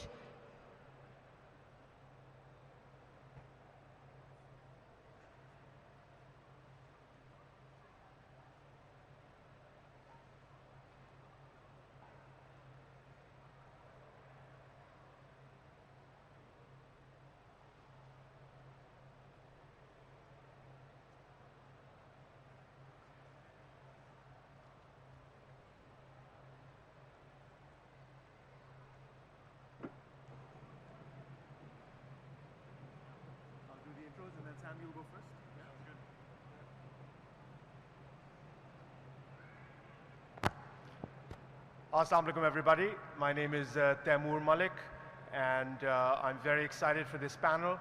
Apparently, a lot of people here, a lot of you are also very excited for this panel from the feedback that I've been getting for the past couple of days. I must thank the PAC and the wonderful team that they have here for making this a reality, and we are all very excited. So without further ado, I think what we're going to do is we'll have a series of presentations, which I think will be very compelling. And I think there'll be a really good follow-up to yesterday's launch of the Pakistan Alliance for Regenerative Agriculture.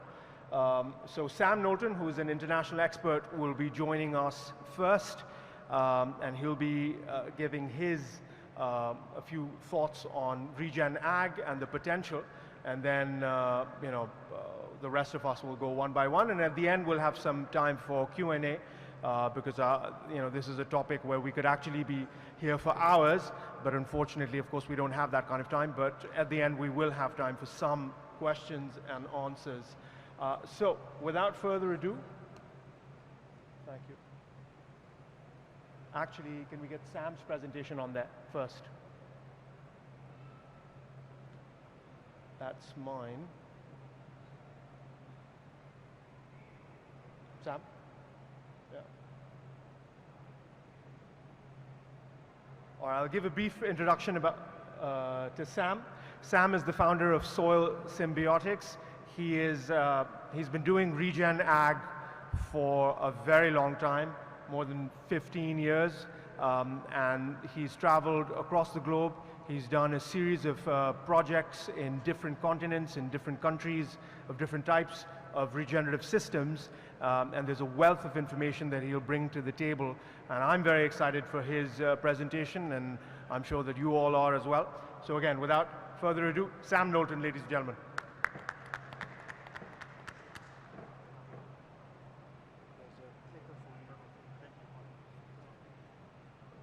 Good afternoon. Thank you for having me, and it's truly an honor to be here with you all. So we're in a pivotal moment in the history of agriculture right now. We've, over the last 60 years, massively increased our ability to produce and have so much more agricultural output. And that's largely in part due to the wide-scale adoption of synthetic fertilizers. And over the years, the use of synthetic fertilizers has increased quite dramatically, as well as our agriculture output. Unfortunately, this has come at the cost of the health of our soils, the health of our ecosystems, also our nutritional integrity, and ultimately our human health in many aspects. There are several robust studies that show the declining nutritional quality in many of our crops, in our food system. This slide here shows quite clearly how this has dropped off in terms of meat and vegetables over the last century, really, but more of this has happened in the last 60 years or so. Another recent study has shown the decrease in nutritional quality in important staples like rice and wheat. And at the same time, we've seen an increase in several different toxic compounds, things like heavy metals, microplastics, forever chemicals. So we're at an interesting point in human history where more people suffer from the consequences of eating too much than not eating enough. And we've got an epidemic of chronic diseases related to being overfed and undernourished. So there's several factors that contribute to this. And for me, it really boils down to two main points. The first being actually, let me back up here and touch on this point. So this extends beyond human health.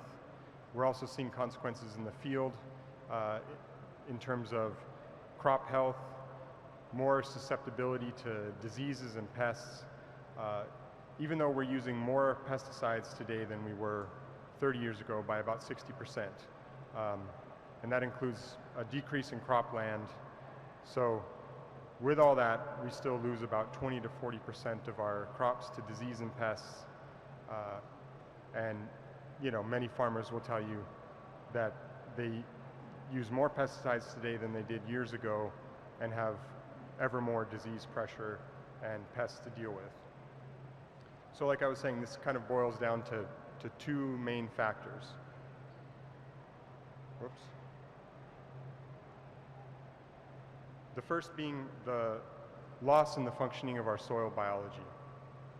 This is a quick display of what we call the soil food web, or also soil microbiome.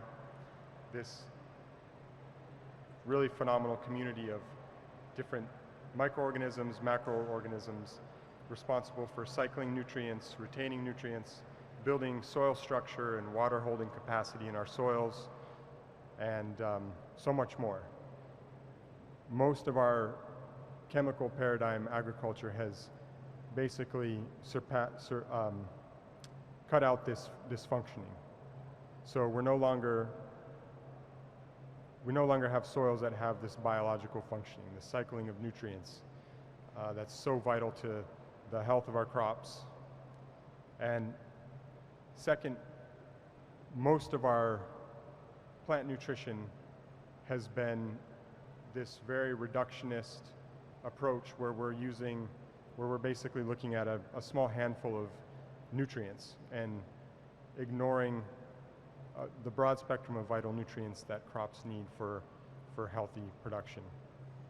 So when we can provide a more holistic nutrition to the plant, the right form of nutrients at the right time, at the right rates and the right ratios, coupled with increasing the microbial activity in our soils, the beneficial bacteria, fungi, etc., the results we can achieve are quite incredible.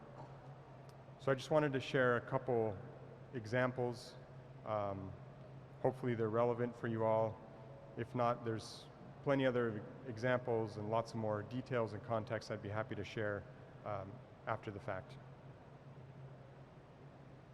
This is a region in Mexico that's responsible for most of the dairy production for the country and beyond. And it's an extremely dry and hot area. The soil typically has less than 1% organic matter. After decades and decades of monocropping corn for silage production, the soils are extremely degraded, and basically these farms were at a point where the crop was no longer responding to the typical fertilizer inputs that had been used over so many decades. So we started working with this group of farms and basically followed this approach I just outlined of integrated, more kind of holistic plant nutrition with soil microbiology, and pretty quickly we were able to increase their yields from approximately 18 to 22 tons per acre to around 30, as much as 35 tons per acre, within a single growing season. And I think the most remarkable thing about this example is in this region, it was typical that you could rely on 1 unit of nitrogen to equal approximately 1 bushel of corn, which is about 7 to 9 tons of silage. And over time, that became 1.5 units of nitrogen per bushel, 1.8, 2, and beyond. So like I said, the crop response to fertilizer was just worsening quite quickly. So after some time, we were able to get this down to 0.2 units of nitrogen to each bushel, or approximately 7 to 9 tons of silage. So that was a huge savings on inputs, and also what happened over time is the soil continued to improve, and versus the previous system, their soil was just degrading rapidly with each crop. This is another quite different example of horticultural crops. This is organic bell peppers, a very large producer. This greenhouse is 1 hectare, which is about 32,000 plants. And typically, in this region, they struggle a lot with what we call damping off, which is a consortium of different pathogenic bacteria and fungi that essentially kill the plant. So they were pulling about 10 to 20% of their plants from these greenhouses that were dying as a result of damping off. We made some pretty simple nutritional and biological interventions at the time of planting, and we were able to decrease that number from approximately 3,000 to 6,000 plants that were lost per hectare to about 10 on average. Some greenhouses there was none at all. So that was a pretty significant improvement right there in terms of disease resistance. Also, we improved the quality of the fruits, the peppers, as measured by bricks and other more advanced laboratory metrics. And eventually we were able to get our yields up to on par with conventional, which is about 27 kilos per square meter, which, as far as I know, had not been done in that area. So this is a great example of improving quality and yield at the same time. Another recent one with some sugar cane that we've been working with. We've been working to do very well-timed and precise foliar applications, and we just recently introduced some endophytic bacteria and fungi, which are a really fascinating group of symbiotic microorganisms that spend half of their life cycle or more within the plant. And some recent research has come out to show that those groups of microorganisms, the endophytes, can provide up to 30% of a plant's nitrogen needs. So we inoculated some of the fields with this, and we saw a 120% increase in biomass with 110% increase in sugar content. So another example of increasing quality and quantity at the same time, which I think is an important takeaway when we look at these regenerative agriculture systems. If we apply these principles, mainly these two that I've outlined, optimizing soil biology and providing a broad spectrum of mineral nutrition in the right form at the right time, we can see increase in yield, we can see increase in quality, and much increased disease resistance right off the bat. So that's what I have for today, and like I said, I'm happy to discuss more in detail, context, etc., with anyone who's interested after. Thank you.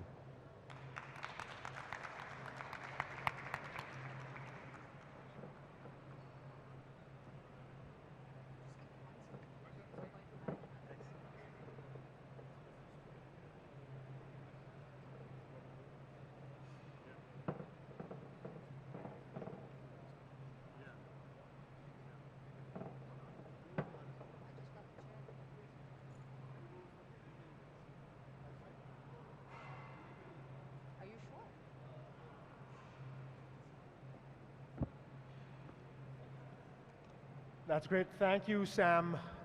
That was Sam Knowlton, ladies and gentlemen, international expert in regenerative agriculture, who gave us a lot of interesting points, some amazing facts that are I will build off of some of that stuff in my presentation, and I'm sure that many of you will have questions, so we're going to have plenty of time at the end for Q&A, because I'm sure there are going to be a lot of questions worth asking. Before I begin and delve in, I would like to just reiterate a couple of points that Sam brought to light. With one of his clients in Mexico, their corn silage yields in very degraded soils, which is exactly what we have in Pakistan, less than 1% organic matter. And even saying that, I think, is a bit of an exaggeration. We have on average about 0.3% organic matter on our farming operation. And in southern Punjab, and generally, we have 0% organic matter, and we're going to touch upon that as well. But Sam mentioned that in Mexico on this project, farmers had a yield of 18 to 22 tons per acre of silage maize, right? And that's pretty much what we're getting in Pakistan as well. And then they were able to take it through regenerative practices to 30 to 35 tons per acre. And let me actually translate that into mons, because in Pakistan, we deal with mons. So basically, they went from about 550, in Pakistan, if I were to ask you, what is a really good silage maize farmer getting? Many of you are going to say who are familiar with silage maize growing 550 mons, 600 mons per acre, right? But they were taking it to about 750 to 875 mons per acre, right? 750 से पौने 900 mon fee acre पे ले गए. The right kind of regenerative strategies increase yields and they increase in nutritional density, and I will cover a little bit of that as well in my presentation.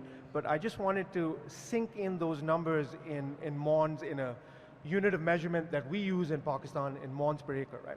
This is the power of regenerative agriculture done right. So let's begin. The case for regen ag in Pakistan, a country that faces a smorgasbord of polycrises, right?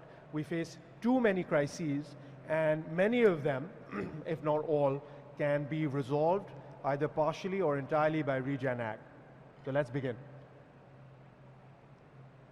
Climateflation. This study just came out, it's hot off the press, I think a couple of weeks ago.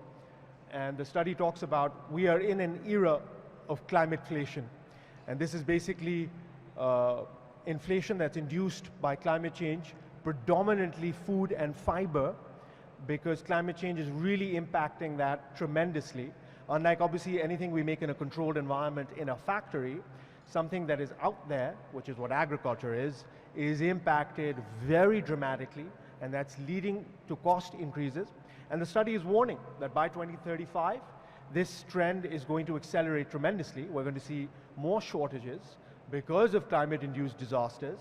And it also warns that countries that are warmer, such as Pakistan, other parts of South Asia, parts of Africa, warmer countries are actually going to face the brunt of this. They'll be even worse off. Of course, everybody is going to be affected by climate change, but countries that are hotter are going to have an even more torrid time, right? So this is very important to bear in mind, and of course, we're not strangers to this. In 2022, Pakistan faced devastating floods, where we lost a lot of food production, along with, of course, the loss of infrastructure and life.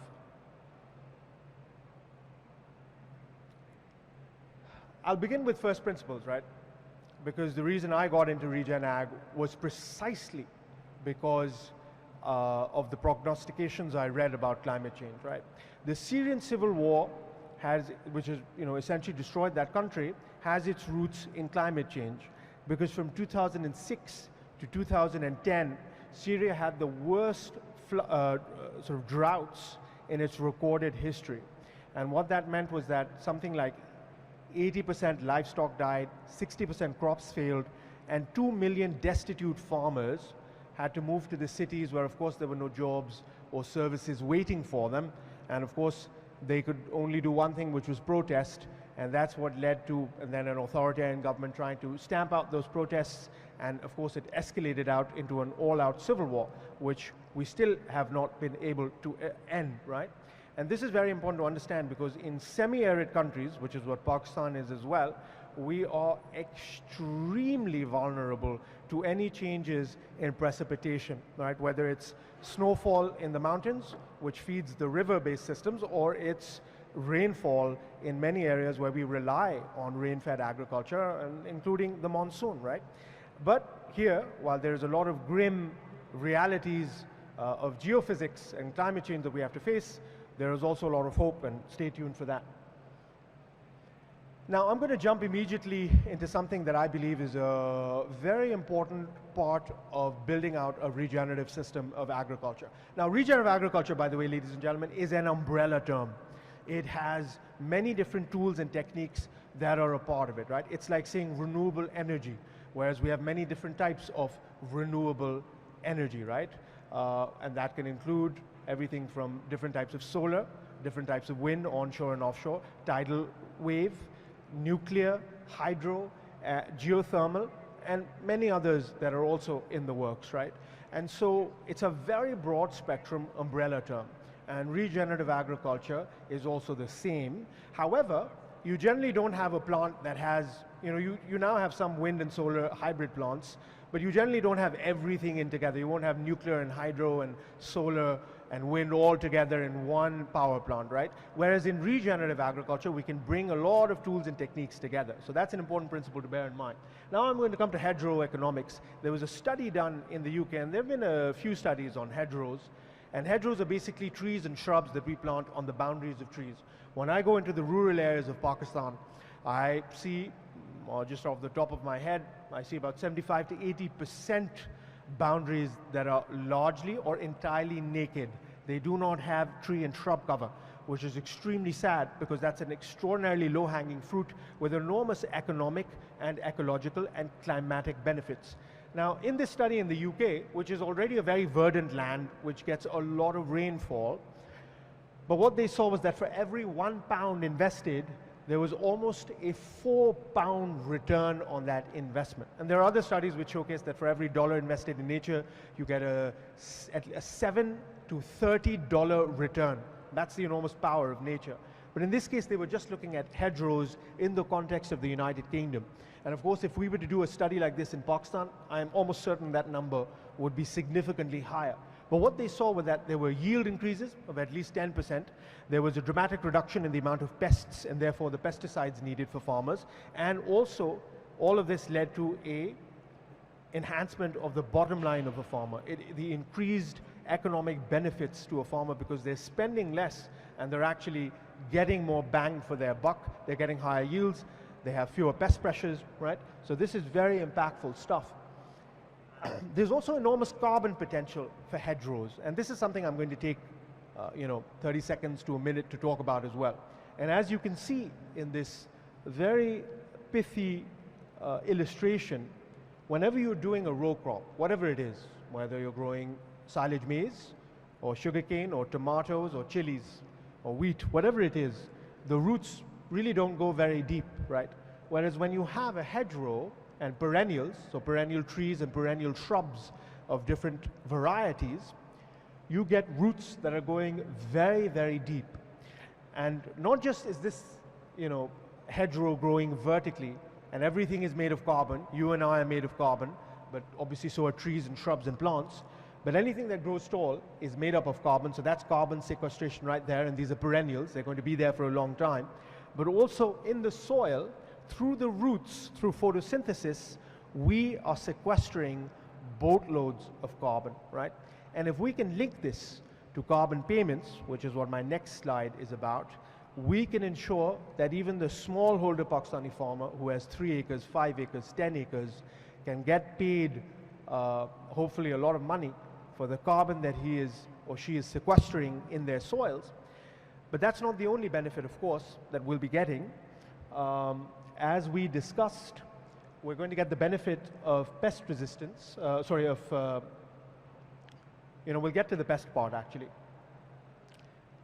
I think yesterday or just a couple of days ago, there was an announcement by the World Resources Institute, which is a big environmental NGO that usually also works with businesses to make the business case for nature. And they had a partnership with Meta, which is the mother company of Facebook, where they're going to use AI and satellite data, which is going to go very, very granular, far more granular than satellite data has ever gone before. Satellite data today to monitor trees and forests is at the level of about 10 to 30 meters, right? So an absolute maximum that it goes sort of in terms of granularity is 10 meters. Now with this partnership, they've announced they're going to go to 1 meter, which means that basically we have now the ability to monitor every single tree, right? And this is amazing because this is going to allow for farmers anywhere in the world, and with the computational power of AI, to get paid, so MRV, right, which is how we are able to verify if something is there or isn't, right, and therefore get payments to farmers for carbon. This will really help in pushing the needle on that front. And I think that's very, very important because that's how you get more money to farmers. But of course, a hedgerow isn't just about the carbon payments. You are giving a farmer protection from windstorms, and in the Thal Desert, where our farming operations are, we have a lot of problems of windstorms, which are getting much worse with climate change. What you can also have is a much better microclimate for growing different types of crops because you can mitigate the heat stress. There's a World Bank study, which actually I haven't I forgot to add a slide on that. But the World Bank study, which is for urban areas, shows that trees in urban areas, in the right the right size, in the right locations, they can bring down temperatures by 6 to 8 degrees Celsius, right? And that's huge. In Pakistan, in peak heat, we're growing crops suboptimally because crops are generally, they don't like being that hot, 45 degrees Celsius, 50 degrees Celsius, that's baking stuff. Crops generally, heat-loving crops like it to be in the 30s, and you can bring it there by having the right microclimate, for which also trees and hedgerows are so compelling and so important. The other benefit, of course, is having beneficial insects and having beneficial birds, which can take care of all the pest problems, or at least a large chunk of the pest problems we have. There's a study just came out a few months ago, and it was done by scientists collectively from the US, Brazil, and the Czech Republic. And they showed that having enough beneficial insects can eliminate bad pests by at least 70%. And that's what we're also seeing on our farming operations, where wherever we have beneficial insectaries or enough biodiversity, we find that we don't need to use any pesticides at all, or if we do, it is very, very minimal. And that's extremely good news, because a pesticide is extremely expensive, and a pesticide, in my view, is the most unnecessary synthetic chemical or toxic chemical that we use in agriculture today, right? That's not necessarily the case for other things like herbicides, but pesticides and fungicides, when you have healthy soils, when you have hedgerows and enough biodiversity, they become entirely unnecessary.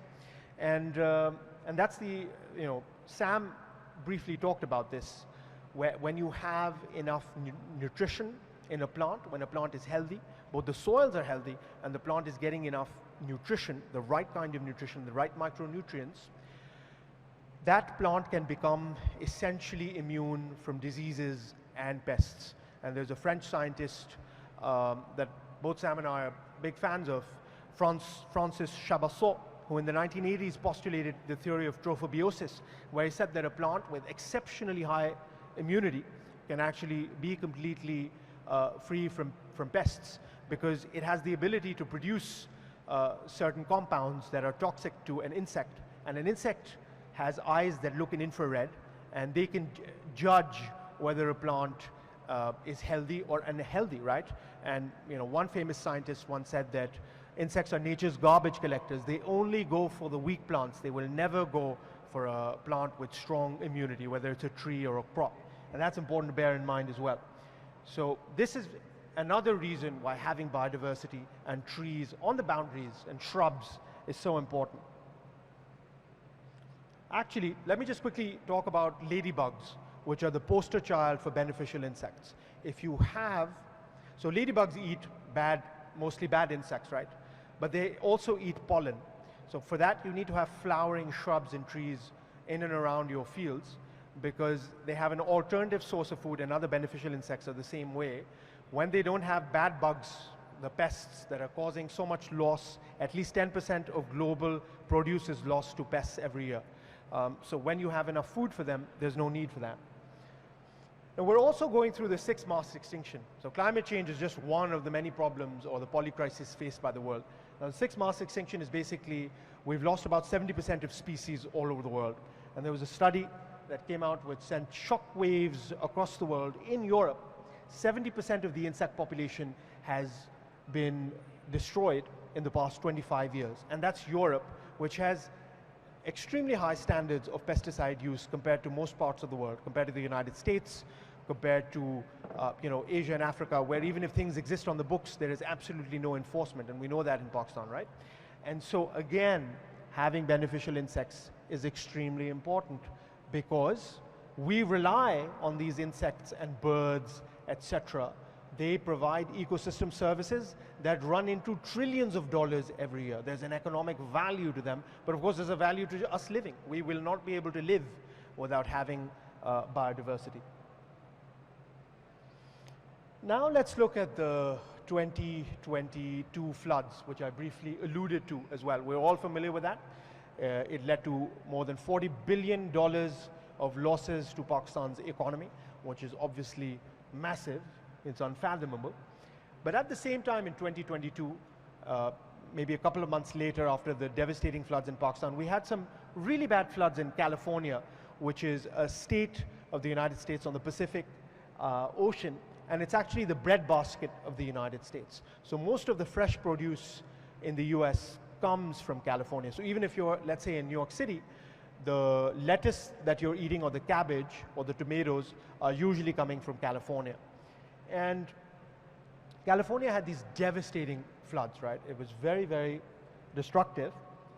And what we saw was that regenerative farms, almond farms, they did not get flooded because their soils had so much sponginess, and that's very important because every 1% of organic matter can hold about 30,000 gallons of water. That's 1% of organic matter, right? So as you keep going up, your ability to store water goes up, which means your need for irrigation goes down, but also if you have a climatic event such as floods, your soils will be much better off because the sponginess will mean they will soak up that water rather than flooding.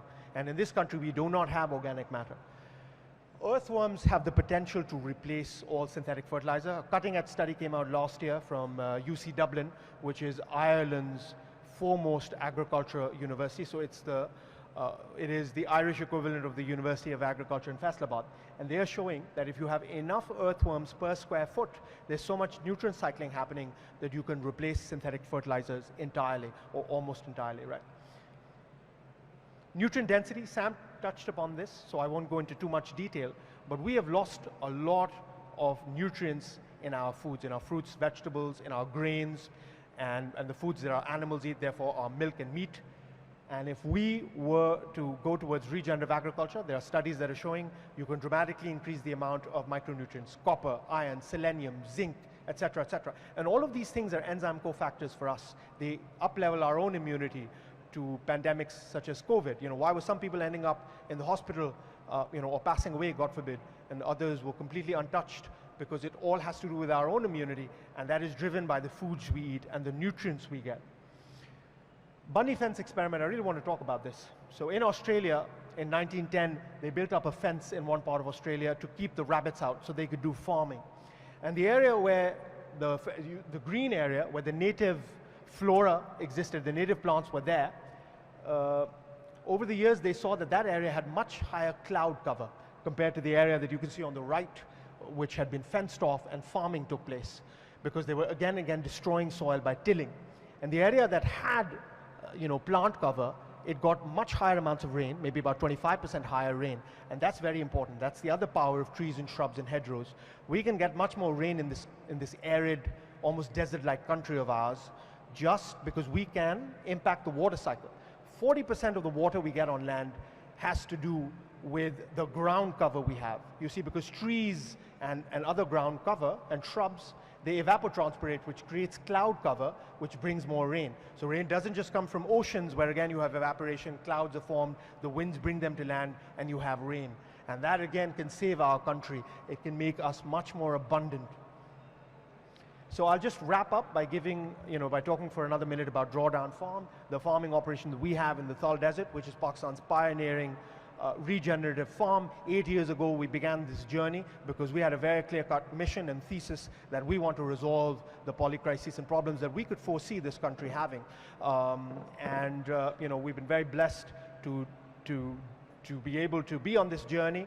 We're very thankful to the heavens for this. But it's been a lot of hard work, a lot of toil, sweat, and tears, and even the odd, blood. And so our farm is based on tens of thousands of hours of research on cutting-edge and bleeding-edge science. We grow a bevy of crops from sugarcane to silage maize, other fodders, chilies, wheat, sunflower, orchards of mango and citrus. And we use a series of regenerative tools and techniques, right? We make 4 different types of composts. We make a lot of biological amendments that are fermented amendments. We deploy biochar. We have the largest compost manufacturing in the country, the largest biochar manufacturing in the country, and so on and so forth. We're also increasingly moving towards no-till or minimum till and many other practices. We planted thousands of trees, and hopefully, inshallah, we'll plant thousands more. And you can see the difference we had 0% organic matter. Some of the guests here, including the IFC team, including Dr. Azim, who's been the head of the PARC and the NARC in Pakistan, they visited our farms and seen with their own eyes how sand, right, complete beach desert sand with 0% organic matter has been converted into rich organic soil with more than 2% carbon, which is a wonderful thing to see. And of course, it's a work in progress. Not the entire farm soil looks like that, but we continue this important and hard work. And these are just some more pictures, from no-till seed drills to our compost to, again, a picture of our soil. So with that, I conclude my presentation today, and I thank you so much for coming here. Take care.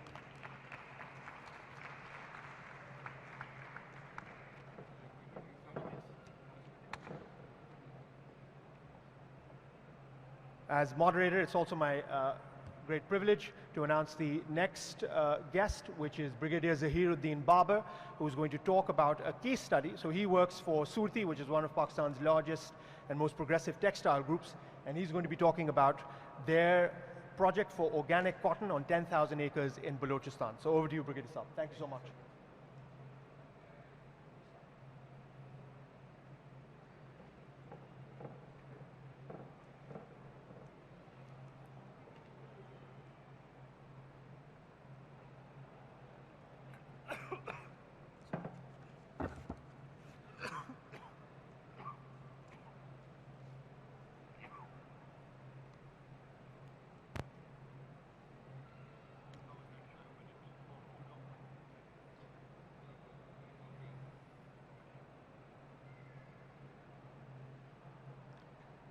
A'udhu billahi minash shaitanir rajeem. Bismillahir Rahmanir Rahim.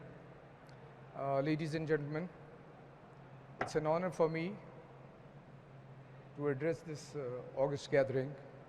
I would like to compliment the organizers, especially the Pakistan Agriculture Coalition and the other stakeholders, for arranging such a, I should say, very, very comprehensive conference on Pakistan agriculture potential for the future. इस time पे जब हम school days में होते थे तो पहला period used to be या मैथमेटिक्स का होता था या फिजिक्स का होता था, because the assimilation level used to be very high और टीचर जो पढ़ाता था वो सीख भी रहे होते थे. और लास्ट पे जो होता था वो होता था या इस्लामिक स्टडीज़ या पाकिस्तान स्टडीज़. तो ये पैनल जो है मुझे लग रहा है जैसे पाकिस्तान स्टडीज़ की प्रेजेंटेशन देने के लिए आ गया. तो just on the lighter vein, I am sure my colleague was saying कि it is now the fatigue time and the tea time, जिसमें we are trying to impinge whatever we want to tell you. Anyway, so ladies and gentlemen, let me introduce, I am advisor to Surti Group on special projects. Or special projects mein what we are doing is that in order to contribute towards the climate change and balance out our sort of climate emissions, we have launched a 50 megawatt wind power project in Jimpeer, and in the last 2.5-3 years it is commissioned and being put into the national grid. So we are doing just like a wheeling. Number two, you must have heard a lot about Shaukat Khanam Memorial Hospital. It's a cancer hospital and it's a 200-bedded hospital. But in the last 2 to 3 years' time, we have made 200-bedded Center of Excellence for Psychiatry and Neurosciences as a public-private partnership program in JPMC, Jinnah Post Medical Center in Karachi. और अल्लाह के फजल से 1000 से लेके 1200 patients, they come every day in the outdoor patients, and we have engaged some of the US expat doctors who are also visiting the facility.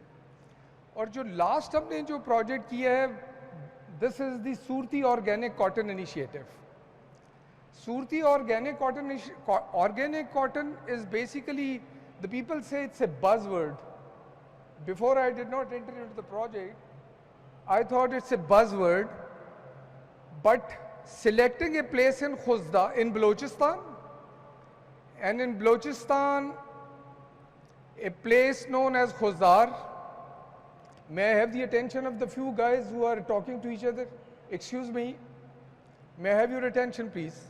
It's a very important and interesting information I'm giving you.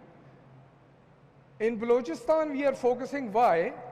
Because it's a backward area, and we have gone into Khuzdar, which is about 400 to 500 kilometers away from Karachi. और उसके अंदर भी then there is a place known as Nal, Tehsil Nal, and Tehsil Gracia, where you occasionally listen a lot of sub-nationalist actions. So we have gone there. 10,000 acres may we have grown this organic cotton. And for Surti, our mission is we want to bring Balochistan to the world, show its rich culture, hard-working people, and put Pakistan on the organic agriculture map. And we proudly say that we want to increase the business of organic cotton in Pakistan through patterning our farming communities in this journey of prosperity.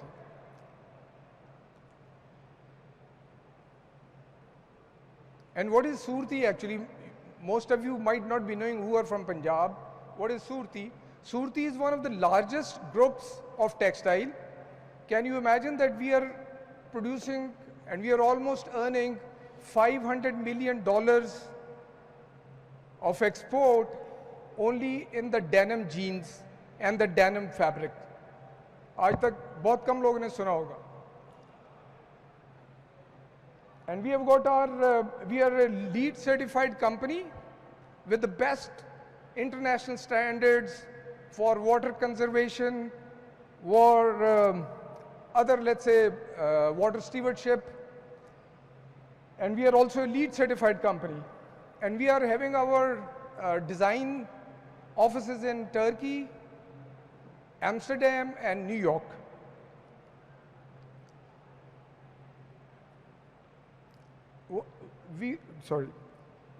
Surti is the first in the region to be certified Alliance for Water Stewardship. Hamari factories, every month we do the water audit of the entire factories, energy audits of the entire factories. Pani ka kuch seepage ya tap leak ho raho, the people at the helm of affairs are asked why it is so. And the story doesn't end here. We also educate our neighbors and other factories and people to conserve on water. And Surti is the first in the world to qualify the zero discharge hazardous material outside. And mind you, 70 to 80% of the water what we use, we recycle. जब हम recycle करते हैं तो हमारा water bill भी कम हो जाता है, energy bill भी कम हो जाता है. So this is now the SOPI is the project, and it's a totally vertically integrated company. वो कैसे? हम अपना cotton produce कर रहे हैं. From cotton we produce yarn, and from yarn we do the weaving, we make the fabric, we cut to pack, and we make the garment also. SOCI is our way of giving back to the people of Pakistan, especially those who most deserve it, our farmers. We do that. Transitioning them a healthier and more lucrative form of farming, that is the organic. बाहर अगर आप जाएं तो एक normal जो denim jeans है, this is for $40 to $50. और अगर आप organic cotton के label वाली jeans देखेंगे, so that will be for 80 to 90, double the price है. So in Balochistan, what is the impact? What is the impact? These are the 1,000 farmers almost, or 7,000 acres of land we are cultivating. And we are producing almost 2,000 metric ton of organic cotton, or the brands like Zara Man, Inditex, or we can say Mosumaduti and Bestseller, they are our brand partners in this journey. We started this journey in 2015, and now in 2024, we have almost got 3 crops of cotton, organic cotton. 1000 farmers कहना तो बड़ा आसान है, but 1000 farmer means that we have transformed the 1000 families. We have transformed 1000 families, their generations. They have gone into education, we are providing them health facility also, and we have also gone for farmer premium. What is farmer premium? We buy 1000-2000 रुपया पर मन उनसे ज़्यादा extra दे के खरीद रहे हैं. We provide them the premium, ताकि उनको ये फील ना हो कि we are, because organic cotton means that cotton without urea, without pesticide. We use biofertilizer and biopesticide. And it's we do the free training, worry-free access to GMO, non-GMO seed. हम उनको seed भी मुफ्त provide करते हैं. आपको पता है कि हम स्मॉल और मीडियम साइज फार्मर को टारगेट करते हैं, जिसकी 7 एकड़ 8 एकड़ ज़मीन है, उसको हम authenticated, verified, non GMO organic seed देते हैं, free of cost.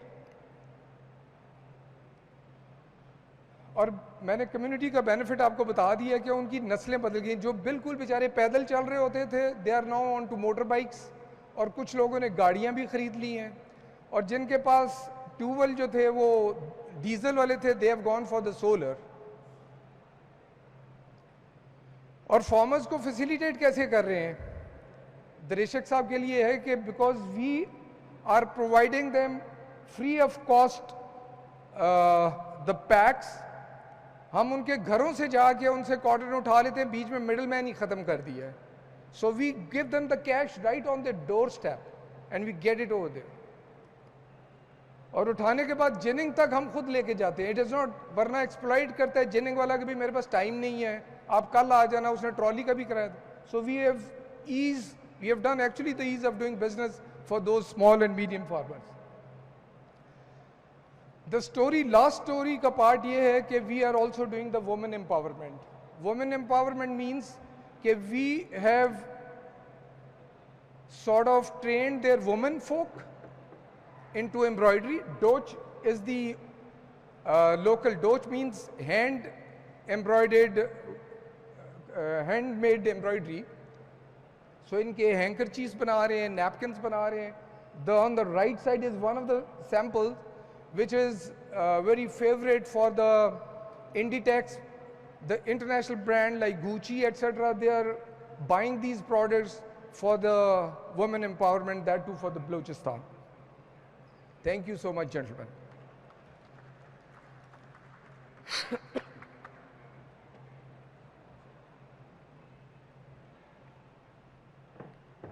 Thank you, Brigadier Zahiruddin Babar.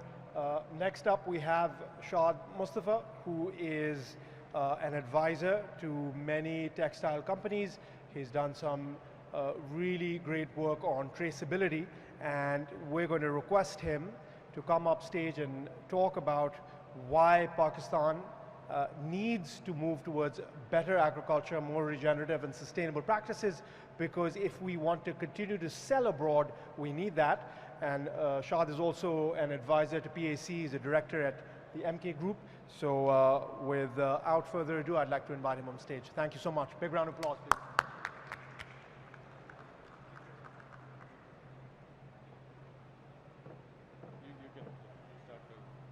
Assalamu alaikum, everyone.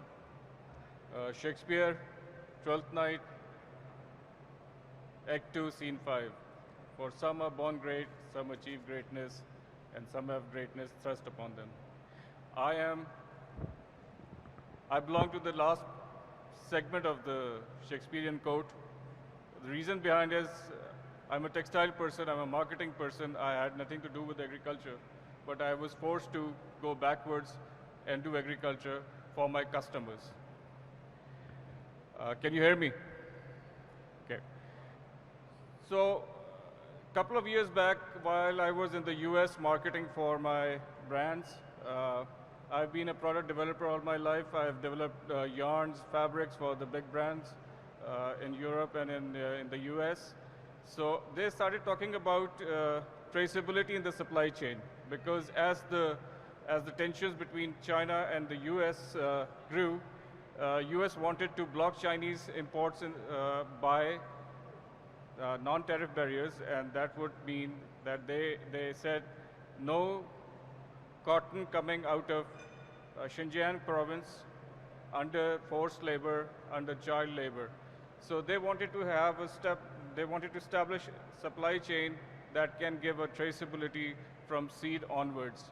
So we did a project with the help of PAC. I'm so thankful to Kazim, Arif Saab, and the rest of the team, that we were able to pull through the first project based upon traceable cotton, and we delivered it to our partners, the suppliers of those brands. Could you please start? Yeah.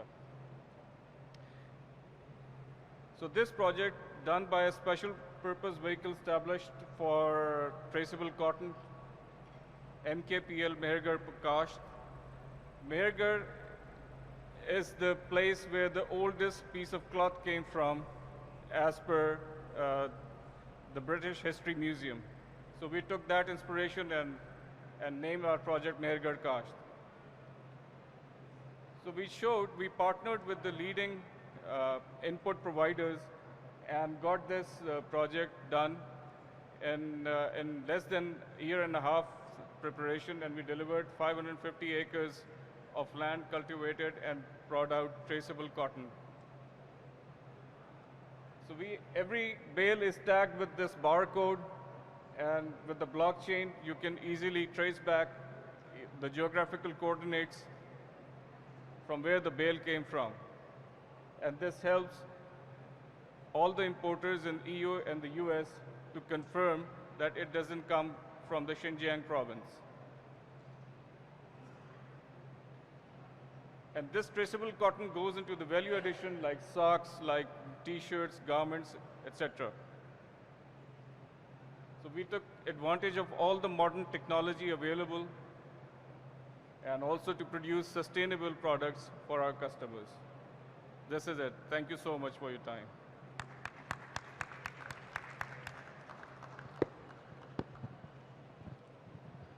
Thank you so much, Shah Saab. And with that, we conclude all the presentations. But as promised, I'm going to open this up for questions and would love to hear from you. I see a hand up already, so let's have the gentleman over there ask the first question. Is there a person with a mic going around? If not,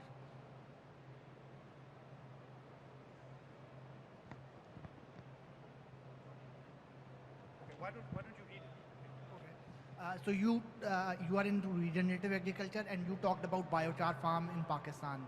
I want both of you to comment on crop burning and its potential with respect to biochar and micro-power grids. Micro-power grids. Micro-power grids. Can we keep this Sam, you want to go first?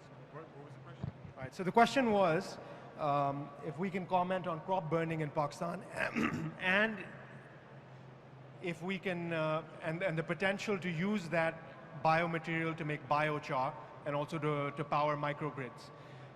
So I guess I'll answer that first because, it's a very Pakistan-specific question, or also India-specific. So in this part of the world, there's a lot of burning that happens of crop residues. It happens to some extent in sugarcane, although that's reduced significantly, but rice is really the big one. And we see that. And the reason for that, as many of you here would know, is because farmers want to very quickly, they don't have a use for that straw, they very quickly want to get rid of it and plant the next crop, which is wheat. It's an enormous resource, and this is one of the worst things that we do. It's terrible for soil. When you burn off soil, you're sort of really destroying at least some microbial life, and you're wasting this very valuable resource. And that straw can be used for a lot of things. It can be used to make biochar, which is very stable. It's an IPCC, UN IPCC recognized tool for fighting climate change because biochar is very stable. It stays in the soil for hundreds to thousands of years. And if you sort of add nutrients and microbes to it, it's a very good fertilizer as well. The other thing you can do is you can take that straw and either use it as mulch, or what you can do is you can take that straw and make compost out of it. So again, lots of uses within a regenerative system for that straw. In fact, in a regenerative system, we almost never have enough biomass, especially in countries such as ours. You almost never have enough biomass or biomaterials that you can use for so many things, for vermicompost or compost, for biochar, for mulching purposes. And with mulching, you can dramatically reduce your water need by 40% even, right? Imagine reducing water usage by 40%. It's a really big deal.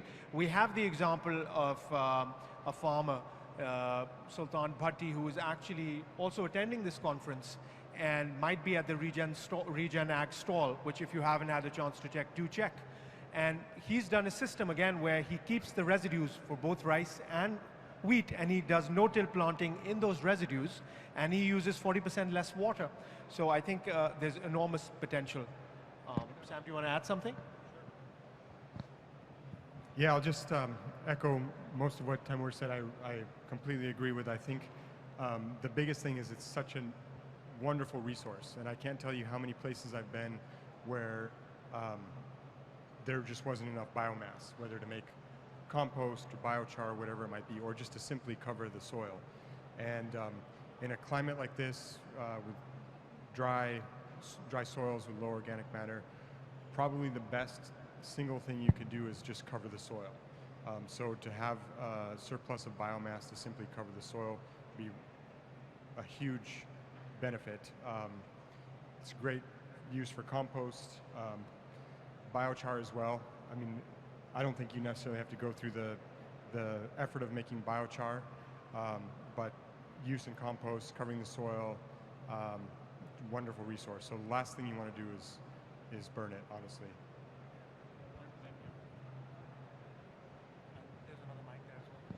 Any other questions? I see a gentleman in the back, if we can have the mic to him. I saw Sean earlier with a mic.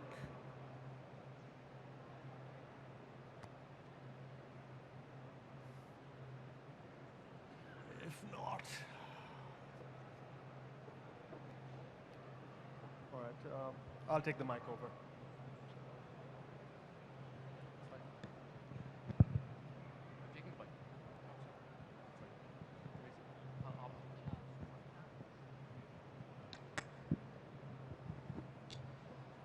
Yes, my name is Mahmood Ahmed.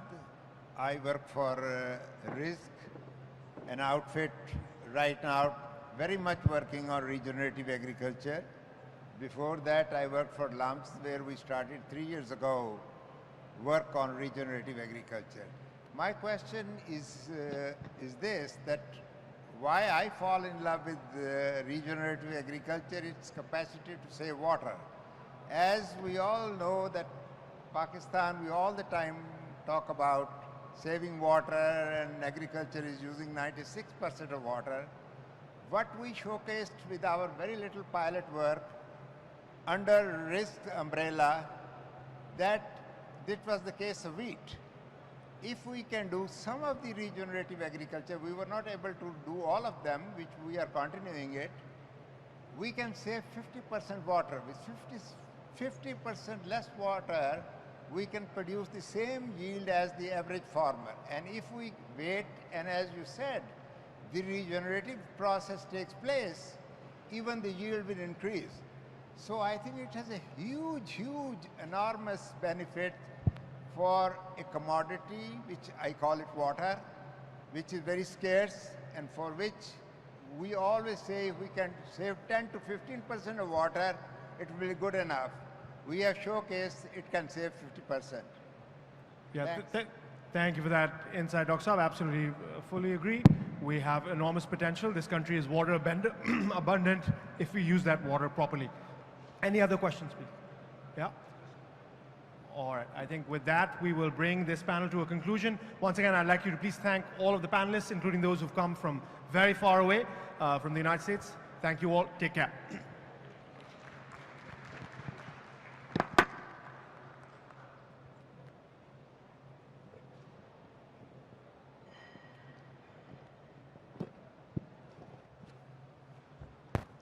Thank you, gentlemen.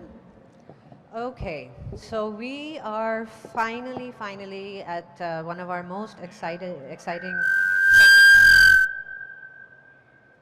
sessions that we had planned for today. I think a lot of you know what this is about. So without wasting any more time, I am going to announce and start now our competition of PAC, which we are calling Zarzarat. This is supported by the Bank of Punjab with AF Ferguson and Co. as the knowledge partners, for which I request Pakistan Agriculture Coalition's convener, Mr. Rashid Anwar, to come to the stage and introduce the concept behind the Zarzarat competition. Mr. Rashid Anwar, please come to the stage.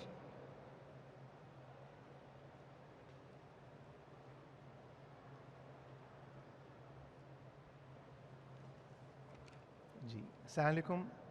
Thank you, ladies and gentlemen, for coming here to attend what we hope is going to be the inaugural session of Zarzarat.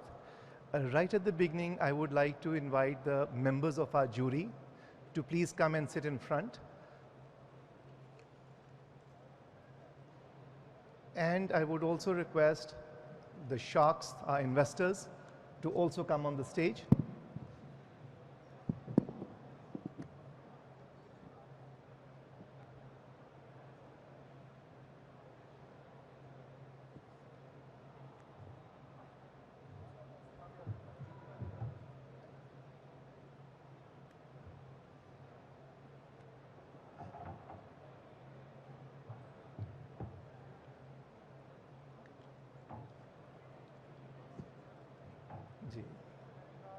We at PAC have always believed that the transformation of Pakistan's agriculture will start when our farmers stop being farmers and they become businessmen.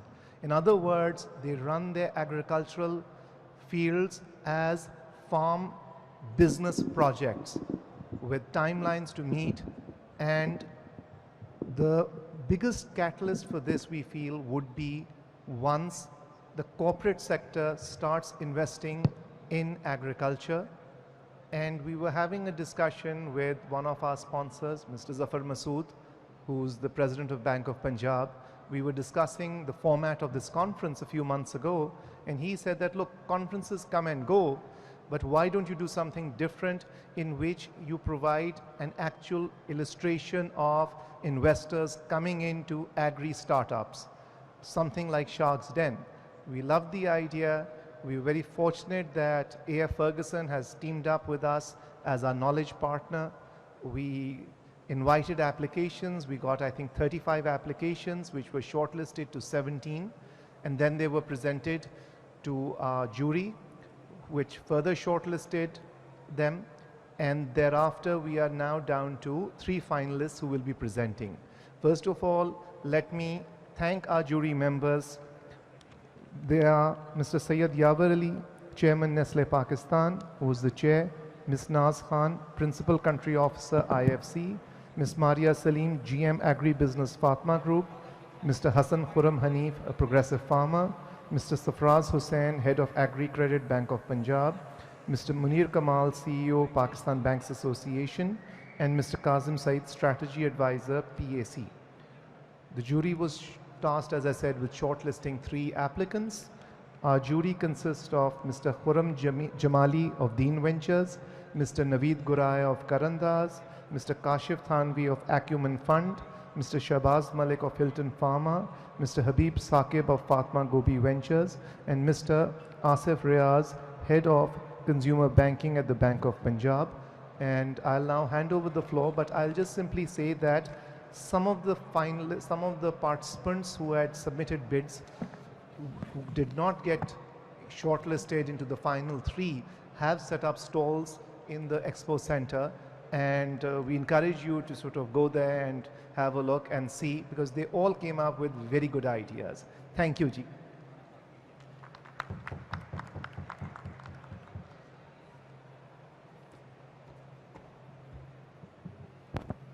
Thank you, Rashid Saab.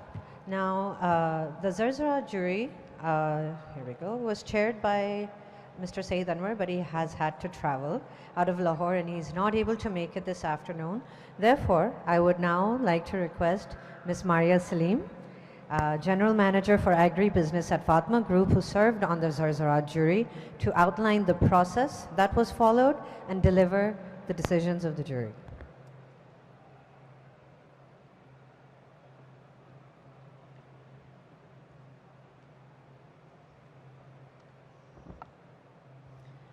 Assalamu alaikum. We, the Zarzarat jury, are delighted to see the corporate sector step up to develop agriculture from Pakistan Agriculture Coalition's platform. And I'm grateful to the Bank of Punjab for their sponsorship for the first Zarzarat competition. This initiative is supported by AF Ferguson and Co., a member firm for the PwC network, as the knowledge partner, and we thank them for their valuable contribution to help streamline Zarzarat's journey and in creating a seamlessly transparent process to shortlist applicants for today's investment pinch. We are immensely grateful to these team jury members, each comprising highly respectable and proficient luminaries with enriched experience who have taken out their time to assess and shortlist the finalists for today.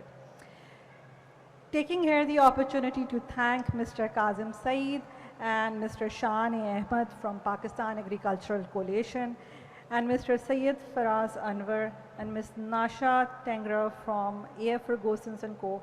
for their extensive efforts and valuable contribution. We've received an overwhelming response in the pioneering round with 35 applicants from all over Pakistan, each creating niche interventions with a relatively different model. Transparency and objectivity have been ensured at all levels. With the support of our knowledge partner, AF Ferguson & Co., each applicant has been evaluated for their eligibility and shortlisted for the jury's assessment in view of balanced criteria considering their business model, maturity of the idea, impact of interventions undertaken in Pakistan. Each jury member, in view of their expertise, casted a vote independently to further shortlist candidates considering prospective scale of impact for the solution to our agri sector, innovation and uniqueness of applicants' approach to solve real challenges, strength of their business plan, and forecasted financial indicators. Through this multi-layered, transparent shortlisting process, we are pleased to present 3 finalists for the Zarzarat investment pitch session. The first of all, I will mention Remote Well. It's an IoT device that offers the tube well owner remote wireless switching, scheduling, controlling of tube well water, and ensures the aggregation of real-time sensor data. The second of the shortlisted candidates are Godam Technologies, a network of warehouses across Pakistan empowering farmers to stock their produce during this season and receive financing against it. And the third mention is of Digit Plus, an open loop digital wallet with multilingual interface and diverse transaction capabilities for farmers and agri-businesses. The jury's special mention goes to a company that will not be presenting today, but the jury feels must be highlighted to you and to the investors that are present here. The name is Sprouts Biotech Labs, which offers an affordable, disease-free, climate-resilient, high-yielding banana plant varieties that do not require any additional skills, just compliance to biosafety guidelines.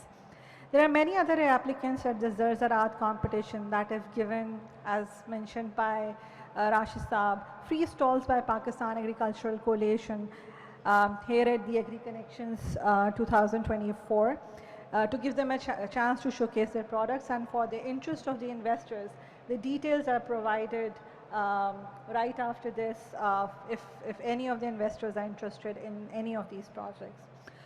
The Zarzarat jury is grateful to all applicants that have participated this year for their efforts and time to prepare submissions and become part of an event conceived to promote agriculture in Pakistan. We hope that these pitches prove to be an interesting learning opportunity for the audience and are the pioneering start to plenty more to come. So thank you so much, and here are the details on the screen for your viewing. Thank you so much.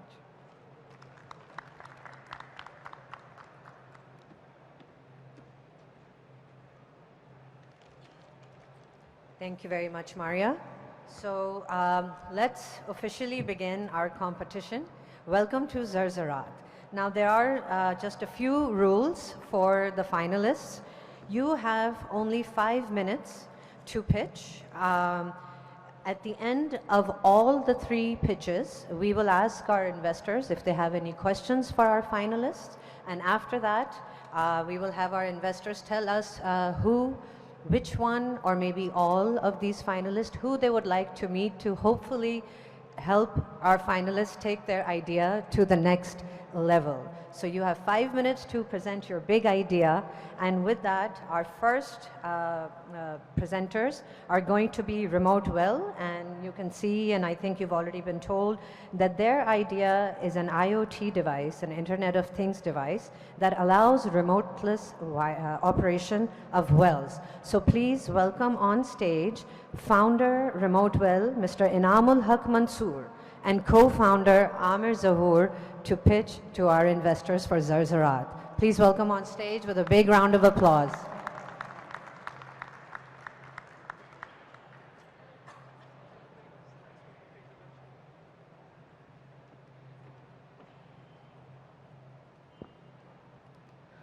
Assalamu alaikum everyone. I am really proud to present on this stage. We are Team Remote Well. As introduction, I am Inam, the founder, and with me Amir is joining as a co-founder.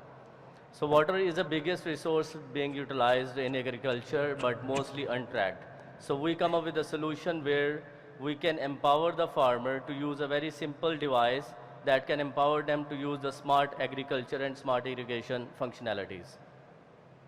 So there is a big market. On one side, you can see there are 1.6 million tube wells in Pakistan. Most of them are electricity based or from the grids or solar. But most of the time, we need the most produced food is by the family farms. And that's a huge market, and the most of the water is being untracked. And we are empowering that to address this huge market with the remote well. So we come up with a solution that is having with the feedback of the farmer, that is having a smart IoT device, that is a small box, that is empowering the conventional tube wells. We are disrupting the system. We are not changing too much into the infrastructure. They just need to install a very simple wire, 6-7 wires, and they have all the system on the very straightforward mobile app and a dashboard where they can track and manage the tube well for all the features.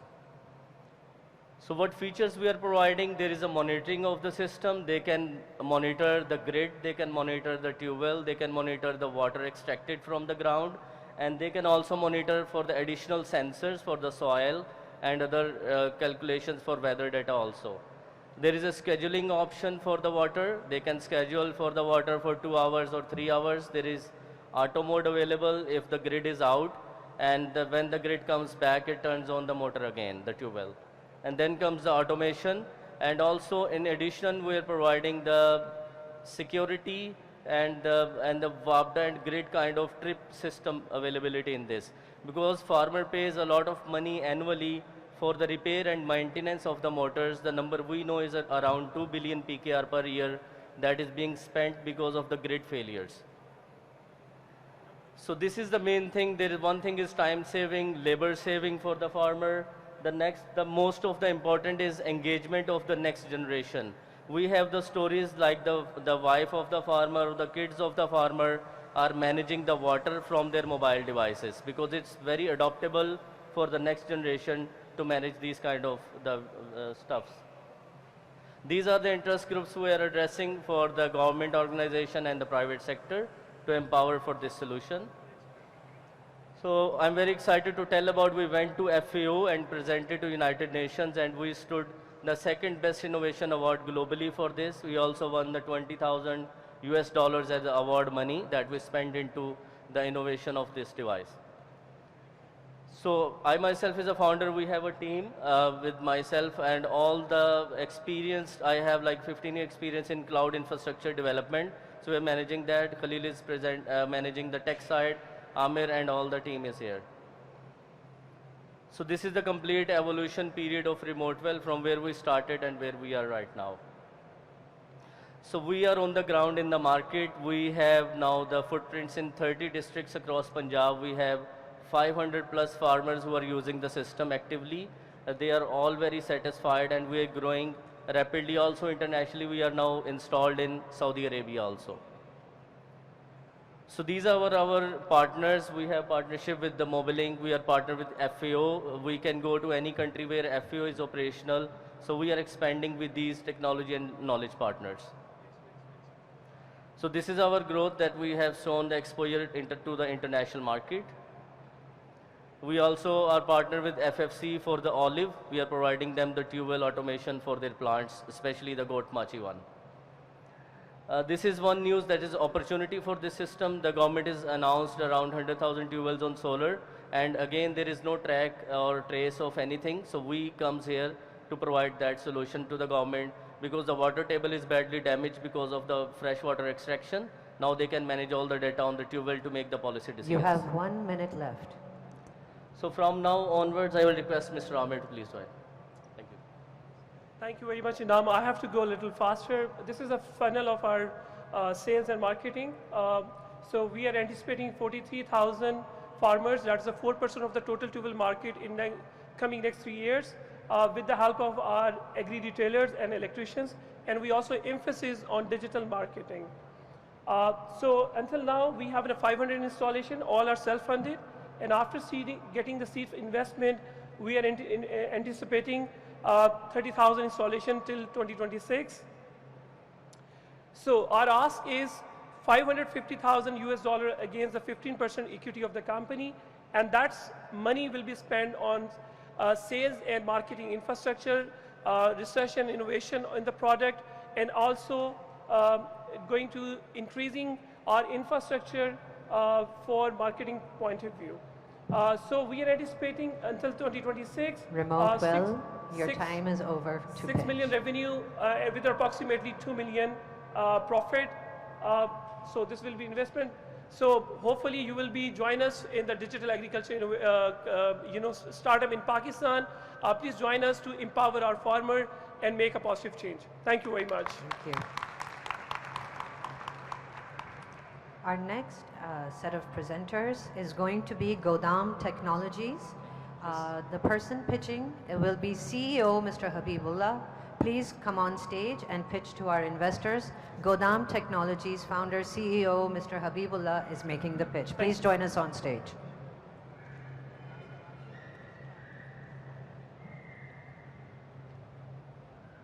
Assalamu alaikum everyone.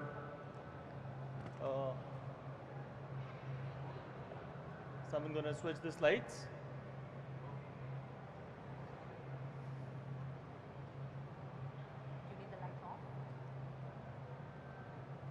Slides are there. Anyone sharing the slides? Okay, perfect.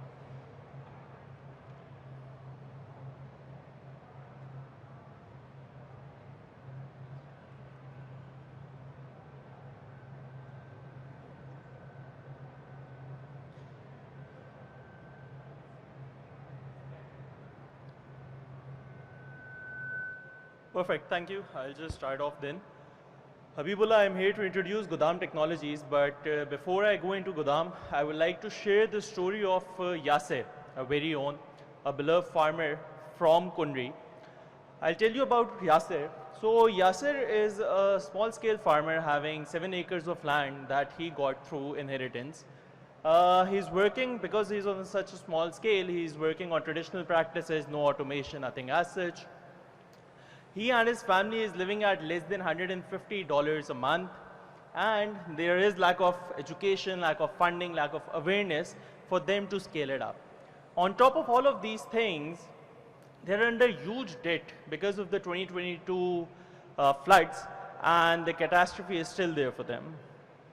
The question then becomes, why is this story important? Why is Yasser important for Pakistan? The answer lies in the fact that Yasser and people like Yasser are 90% of the farmers that are operational in Pakistan.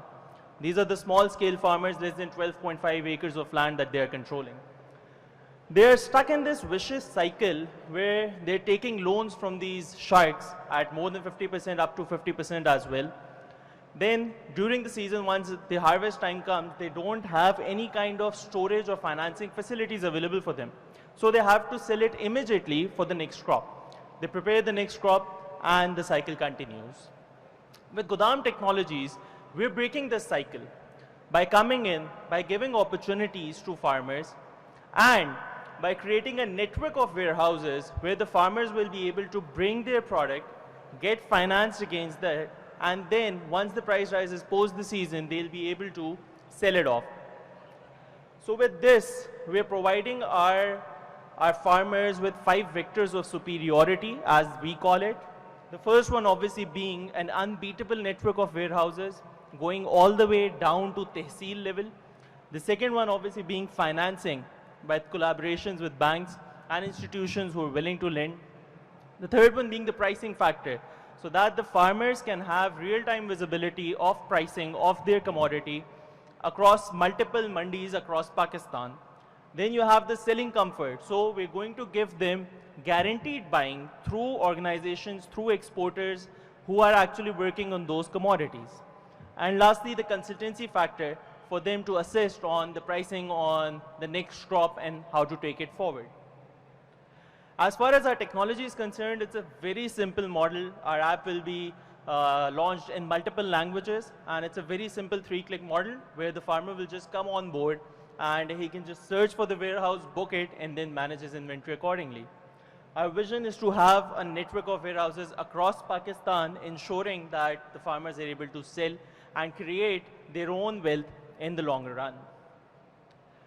If I talk about the unit economics of every Godam that we will be operating, the gross margin stays at more than 32% at this point in time, and after deducting all the assets, amortization, and all such costs. We're raising $1 million, not $100 million, but $1 million for this, and we're raising $1 million that will primarily be utilized on the infrastructure and the tech part. Our team that will be designated to all of these warehouses.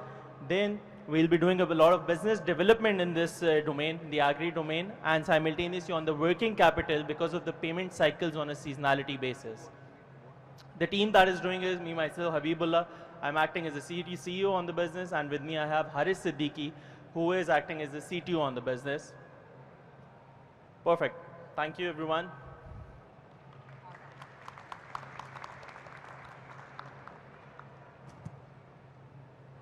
Our third and final company is Digit Plus.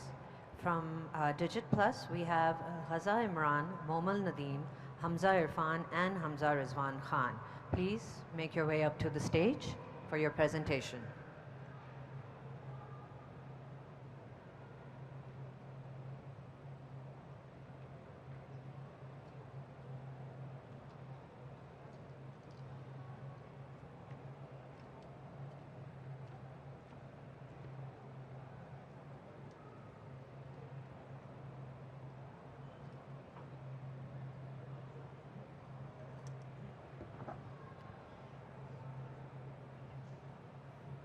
Hello.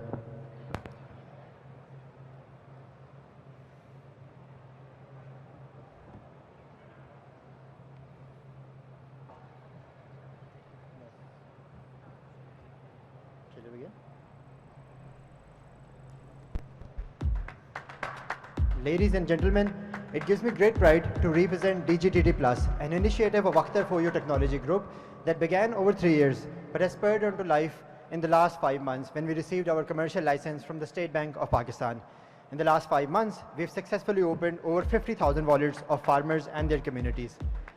Agri-fintech is a very catchy phrase that effortlessly merges agriculture, finance, and technology, but it has its inherent challenges in the socio-economic landscape of Pakistan. These challenges include lack of financial services, middlemen exploitation, costly inputs resulting in high price production, and no access to formal credit. Moving on. These challenges also include delayed crop payments, no digital identity for the farmers, difficulty in obtaining farm-based logistics. But at DGTT, we see these challenges as chances to change. Exactly how? Please one. This is where DGTT Plus comes in to feed the feed the farmers who feed the nation. Moving on. These are the solutions that we've designed for the farmer community. First one being instant payment solutions through which farmers can get their payments on time. Secondly, agri-insurance. We've designed agri-insurance products in a way that we can provide higher value at low cost. Thirdly, we have agri-mall, which is a breakthrough in the agri-fintech industry, where we provide farmers with access to all sort of farm inputs required to build their crops.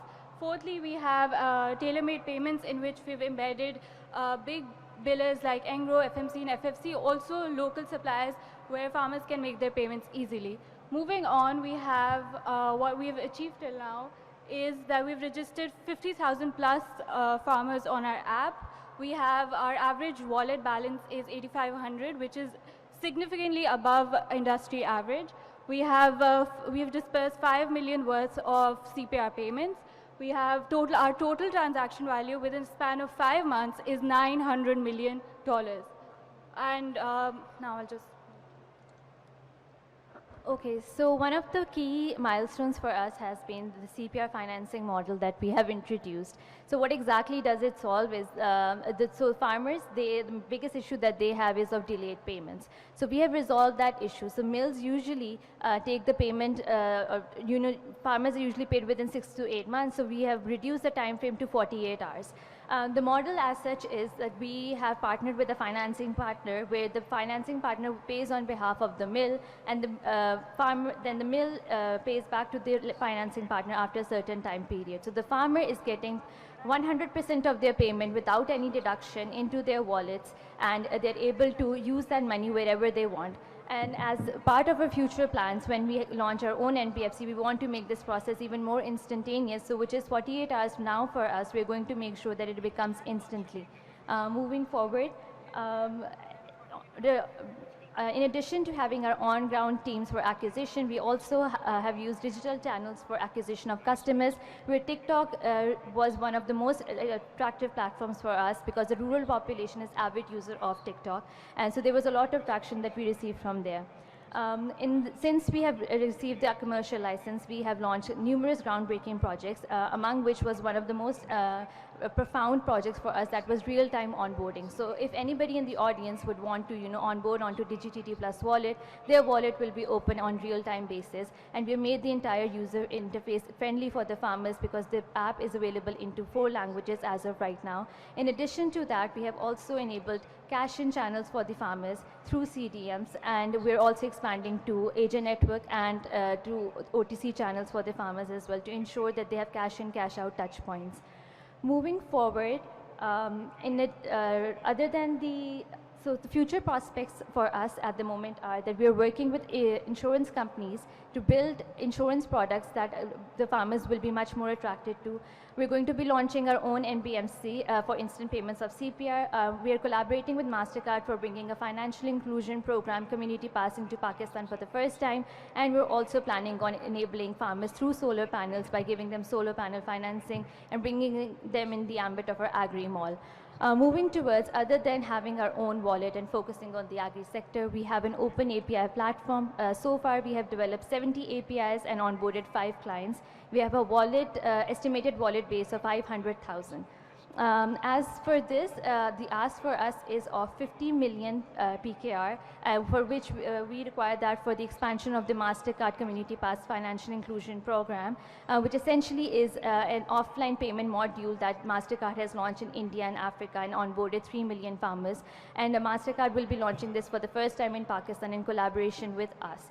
This allows farmers in areas where there's lack of connectivity to be able to use the services or the financial services and bring them into the ambit of the financial ecosystem. Thank you.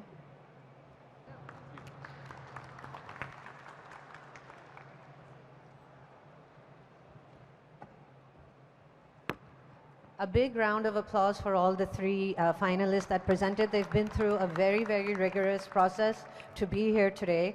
So at this time, we are at the question and answer part of our segment. I'm going to invite Remote Well back up on stage.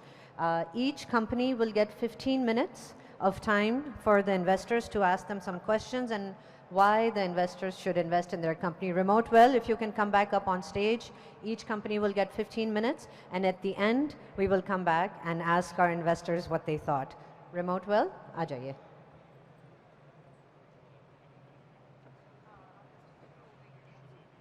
So you have to recall what we tell. Yes. We could ask questions if you remember or not. So we are open for questions. Okay. I hope I'm audible, Amir. Mike, sir. Is it fine now? Little hard to listen. Yes. Yes. So, firstly, I would say for all the three presenters and finalists, it was surely super enlightening for all of us because it's not easy to be an entrepreneur. It's not easy to face these headwinds 24/7, 365 days a year from the clients, from the investors, from the employees. So, to all three of you, keep up the good work. Thank you. All the ideas that were presented here from a Pakistani perspective are real problems. The ideas are definitely relevant to our agri-economy. But one thing that remains important is that how are you going to execute those ideas? What are the strategies and what is the team and what is the technology that is going to implement that? So specific to Remote Well, your product and distribution, the channel constitutes both B2C and B2B. While when I looked at the pipeline, it was essentially focused on the government. Now, my very simple question is, what is your plan to mass market the product amongst the farmers of Pakistan? May I answer? Thank you very much. This is a very valid question because our main primary focus is a family farmer. That's a big numbers actually. And the size of the family farmer is very small. It's 2 acres to the 6 acres hardly. And tubewell is one of the primary for giving the irrigation for them. So until now we have 500 customers. Out of them almost 445 all are family farmers. So we have a footprint in 30 districts of Pakistan, starting from Miawali or Khariyan until go to the Sadqabad. And all are done through digital marketing because initially it's a fear how it's going to behave. But now we have a proven use case. We are also interested with working with government because government have a great impact. Government has announced 100,000 tubewells for the next 3 years to make it convert into solar tubewells, and that's directly addressed with sustainability and the climate action. So we also shape our project in a way we can address directly to the farmers as well as to the government, because in future we are converting into a data company, and that have a data of the soil, your groundwater level, your water quality, the salinity that you're bringing up. So we actually plan the both strategies, B2B and B2C, and that's a more focus of our business expansion plan actually. So, and it's a keep learning process. We are keep trying. और जैसे आपने कहा कि for entrepreneur कमज़ोर दिल हज़रात बिल्कुल इसके पास ना आए. It's a everyday challenge for us. We are backing up ourselves because it's very hard to establish your use case in Pakistan market. It's a very tough and challenging. But once we proven here, we can go any part of the world. Hope it answers your question. So thank you very much. My question is, actually I have 2 questions. One, have you done any comparative study vis-a-vis the international market? I know you have actually shown that you have gone into some international markets as well. But I believe that this kind of technology is already available internationally. So what do you think is the external risk in terms of somebody actually importing this kind of device and throwing a fierce competition to you? That is my first question. Secondly, how do you price this device? And vis-a-vis that cost, you have already covered 30 districts, you have about 500 farmers population. So what do you think is actually the benefit those farmers have actually got in terms of saving the water, in terms of actually reducing their electricity costs? Thank you. So sorry, may I answer? Yeah, just wanted to add one thing to this, that when you talk about potential competitors, or if you have any competitors in Pakistan, do you have any competitive advantage over them? Yes, we have in a slide that we have in another reserved slide, but unfortunately because it's moved on, but I can show you. So our first part of the question is competitors in the international market. So the best part when we went to Food and Agriculture Organization competition, that is the Agriculture Innovation Challenge, hosted by United Nations. So why we are getting the second best innovation award globally? Because it's very cost effective, it's very adoptable. It's not about how much amazing technology we created, it should be very easy, plug and play for the farmer. For in our case, it required 1 minute training for any farmer who never went to the school to adopt and use our system. So that's the best thing, and that's why I think our use case is very quick.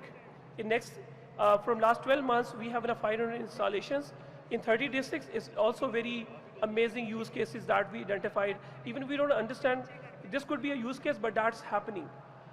So because I have a time constraint, but we have those all covered amazing stories and potential of business in it.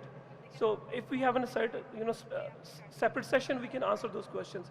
And the second, we have an advantage. Yes, we have an advantage because we make our system very simple, sir. In other systems, it's very complex. Solar, they integrating soil sensor, environmental sensor, agronomy data, satellite data. It becomes so much complex that every normal farmer thinks, oh, this is not my use case. ये पढ़े लिखों का काम है. मेरे जैसा farmer इसको नहीं कर सकता. हमने इसको इतना आसान कर दिया. Everybody can relate its product. हमारे feedback भी इसी तरह के उसमें आ रहे थे. सर इसमें ये है कि the hardware is proprietary and the software also. Everything is in house build. हम वी बोथ आर इंजीनियर्स, सो हमने खुद से उसको डिज़ाइन किया है. हमारा अपना स्किल सेट है. सो उसका जितना भी फर्मवेयर है, उसके सेंसर इंटीग्रेशंस हैं, उसमें क्योंकि प्रोप्राइटरी के ऊपर वी पे द सर्टन लाइसेंस फ़ी. अगर इंटरनेशनली अवेलेबल भी है टू आवर फार्मर, वो रीच करते करते वो थाउजेंड्स ऑफ डॉलर्स में चला जाता है. सो इसलिए हमारे लिए कॉस्ट इफेक्टिव है, because the local production is always cheap. हमारे पास अपना स्किल सेट है, हमारी अपनी नॉलेज इकोनॉमी उसमें यूज़ हो रही है. सो इसलिए we can provide that in very minimal price. For that reason UN ने हमें उसमें सेकंड विनर करार दिया था. Thank you. So the price model is we have a one-time hardware cost that is $135 for the basic variant that I have in my hand, and the best variant is $450. This is a one-time cost, and a monthly subscription cost 450 rupees, $1.50 for all internet data surveys, cloud services, mobile app, and your agri services. So 450 रुपए में एक farmer को पूरे महीने का access मिलता है. ROI इतना क्विक है, अगर 3 किलोमीटर उसके घर से उसका ट्यूबवेल है तो 100 रुपए का तेल उसका आने जाने का लग जाता है. So the farmer are very intelligent because he want to get his low hanging fruit quickly, but we are now integrating more and more value into it. First of all, love your attitude. I think you're absolutely right. As a entrepreneur, you not only face skeptics every day, but at the same time, from our side, we want to encourage, but at the same time, we have to be ruthless in asking whether it's sustainable or not. Now, with that in mind, there is a suggestion. Please do consider looking at the micro solar systems that have been installed and how they've been successful or failed, because your distribution is so wide, and I want to understand that when it's installed and there is something that goes wrong with thousands of sites, how would you maintain your proprietary software and the hardware, and how would you ensure that they keep paying you? So for solar, sir, we have another variant जिसमें हम लोग solar में empower कर रहे हैं. We have the grid functionality, we have the solar functionality, and we have the mixing functionality also. If the solar is 30% available, we share 70% WAPDA. Solar is 100% available, we quit the WAPDA. So after that, अगर data की बात करें, so we can manage all the solar tubewells at one place on one dashboard to for any kind of usage statics के उसने कितना पानी extract किया है, कितने यूनिट उसने जनरेट किए हैं, और उसमें पॉलिसी डिसीजंस के अंदर you can have all the data for all the places जहाँ पे वो सोलर इंस्टॉलेशंस आप लोग कर रहे हैं. You still have about 4 more minutes left for more questions and answers. Okay, sir. Assalamu alaikum. Walaikum assalam. Bhai, sabse pehle to thank you so much. You guys are the fresh of breath here in the entrepreneurship in Thank you, sir. Pakistan. Thank you A so big much. round of applause. Thank you. This country had gone into the abyss that we are only thinking of conventional businesses, so welcome to the real world, Thank you, sir. like we Thank say in the Matrix. My question to you guys is, every technology has got a shelf life. This could have a shelf life of a year, 2 years, 3 years. So when you're asking for investment, that is not in the product. We are investing into the company. So what's your sustenance model, not out of this product only? How is your R&D on other products? That's my question. I love if you can rephrase your question. What is your R&D pipeline in other products? Because if this product fails, Okay, sir. we all remember BlackBerry, right? Sir. So we cannot be bigger than BlackBerry. So what's your plan later on yes. if this product goes south? Sir, so sir, we started with the very simple smart switching, scheduling, maintenance, protection with electrical grid. And now we are empowering for the solar. We have the VFD integrations for solar devices. Now we also created the blending where you can mix the solar with WAPDA. And also we are integrating with the sensors for the ground data. And also for the ground data for the audio copters, for kind of flying imagery coming in the system. You're getting the water stress. You're getting about the all the methane level kind of data. And then you decide about your fertilizer. So we are towards those systems for the state-of-the-art agriculture. Also, we are in discussion with the Earth Daily, that is a Canadian satellite system that is providing 1 meter square satellite accuracy. And we will be providing all the fertilizer information, crop growth information, also the water stress information. So our system can automatically water all the land and check from the satellite and make it sure it is like empowering all that. This is the whole ecosystem we are going towards in the next 6 months to 1 year. हमने इसको step by step रखा है. It's not going to be एकदम इतना मुश्किल कर दें. So the approach is very clear कि हमने इसको जितना ज़्यादा उसके लिए डीप इनसाइड डेटा की शक्ल में उसको इन्फॉर्मेशन अडॉप्टेबल कर सकें. That's the only reason. और सऊदी अरेबिया में भी जो मैंने भी बताया हमारी फर्स्ट 10 डिवाइसेस इंस्टॉल हुई हैं and we got the very good first contact from a Kuson solar company और जो कि रियाद बेस्ड है and we got a first milestone in the sales in term there. So that's a starting कि हमने इसमें continuous R&D process कर रहे हैं ताकि जो यूज़र इसको पहली दफ़ा यूज़ करने लग गया वो उसके नेक्स्ट वेरिएंट की तरफ स्टेप बाय स्टेप मूव कर सके. You have 1 more minute left if somebody has another question. Yep, one question here. Assalamu alaikum. Thank you so much for your presentation. Quick question on your repair and maintenance strategy. आपने जो अभी तक 500 devices हैं उनका मतलब how many have had issues and required repairing? And आपकी strategy क्या है कि देखें अगर farmer के पास पहुंच गया device उसमें कोई मसला आ गया है तो obviously they're not going to continue, right? अगर unless you can take care of it right away. तो उसकी क्या सोचा आपने उसके बारे में? जी जो इनिशियली हमारे पहले वेरिएंट्स थे it has a lot of problems. अल्हम्दुलिल्लाह हमने हर तरीके से डिवाइस दिलाने का तरीका ईजाद किया है और हमारी इस डिवाइस को पता है कि किस किस से आपने करना है. सो फार्मर हेल्प अस. हमारा तकरीबन शुरू का 60 हमारे 5 वेरिएंट्स थे जो एक्सपेरिमेंटल थे. हमने उसको 30 फार्मर्स के साथ कॉन्टीन्यूसली बंद किया और उसको चलाया क्योंकि पाकिस्तान में इलेक्ट्रिसिटी बिल्कुल स्टेबल नहीं है. उसके बहुत सारे तो हमें पता चला कि ये नए फीचर्स हैं जो कस्टमर को चाहिए. सालाना 2 अरब रुपए फार्मर सिर्फ अपनी मोटरें ठीक करवाने पे लगा रहा था. इसमें तीनों प्रोटेक्शन 90% वो प्रोटेक्ट कर रहा है. वो हमारी लर्निंग ही फार्मर के पास जाके हुई. तो शुरू में हमने बहुत किया. अब हमारा 7th वर्जन है इसके अंदर जो कि वेरी स्टेबल. हम इतने कॉन्फिडेंस से लगाने जाते हैं कि हमें पता है कि अब देयर इज नो इशू. लेकिन उससे पहले जो थी it's a keep learning process और जिसने लगवाया उसको हमने फ्री रिप्लेसमेंट दिया. अभी हमारा सपोर्ट एंड सर्विस का डिपार्टमेंट है, ऑन कॉल अवेलेबल है और 6 महीने की वारंटी देते हैं. कोई मसला आ जाए 200-300 रुपया वो हमें शिप कर देता है, हम उसको ठीक करके वापस भेज देते हैं. प्लग एंड प्ले है, नो प्रॉब्लम एट इट. बाकी कम्युनिकेशन के मसले आते हैं. बाज़ दफ़ा से गवर्नमेंट ने डेटा बंद कर दिया, बाज़ दफ़ा उसकी 12 घंटे की लाइट चलेगी, बैटरी आउट ऑफ चार्ज होगी तो उसको एक दफ़ा ऑन करना पड़ता है हार्ड पुश. इसके अलावा और कोई इशू नहीं है. We try our best to be very compatible in local environment. Thank you very much, everyone, and thanks to PAC for a wonderful opportunity to speak in front of everybody. Thank you, sir.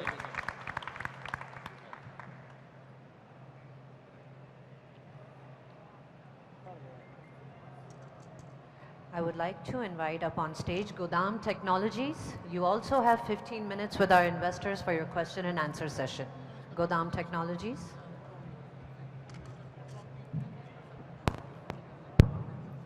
Habib, how are you doing? Alhamdulillah, bataye. Loved your pitch. Thank Very you. passionate. I've got 3 questions, so I'll go a bit slow here. So your business model is a combination of both physical as well as digital play, right? Now, wouldn't you want to test the waters first by focusing on a few specific use cases and then go more aggressive? That's question number 1. The second question is that you had mentioned guaranteed offtake. While the idea is absolutely logical,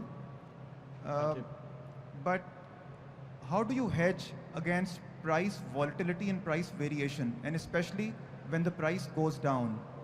And I'll just quote an example of what happened, and you would know it better than us, in the corn market in this season. Exactly. Where the farmer is not even able to cover the cost of storage, the insurance, and the markup. And my third question is, what differentiates you from both the formal as well as the informal competition? Perfect. Fantastic questions. I think 15 minutes शायद इसके लिए चाहिए.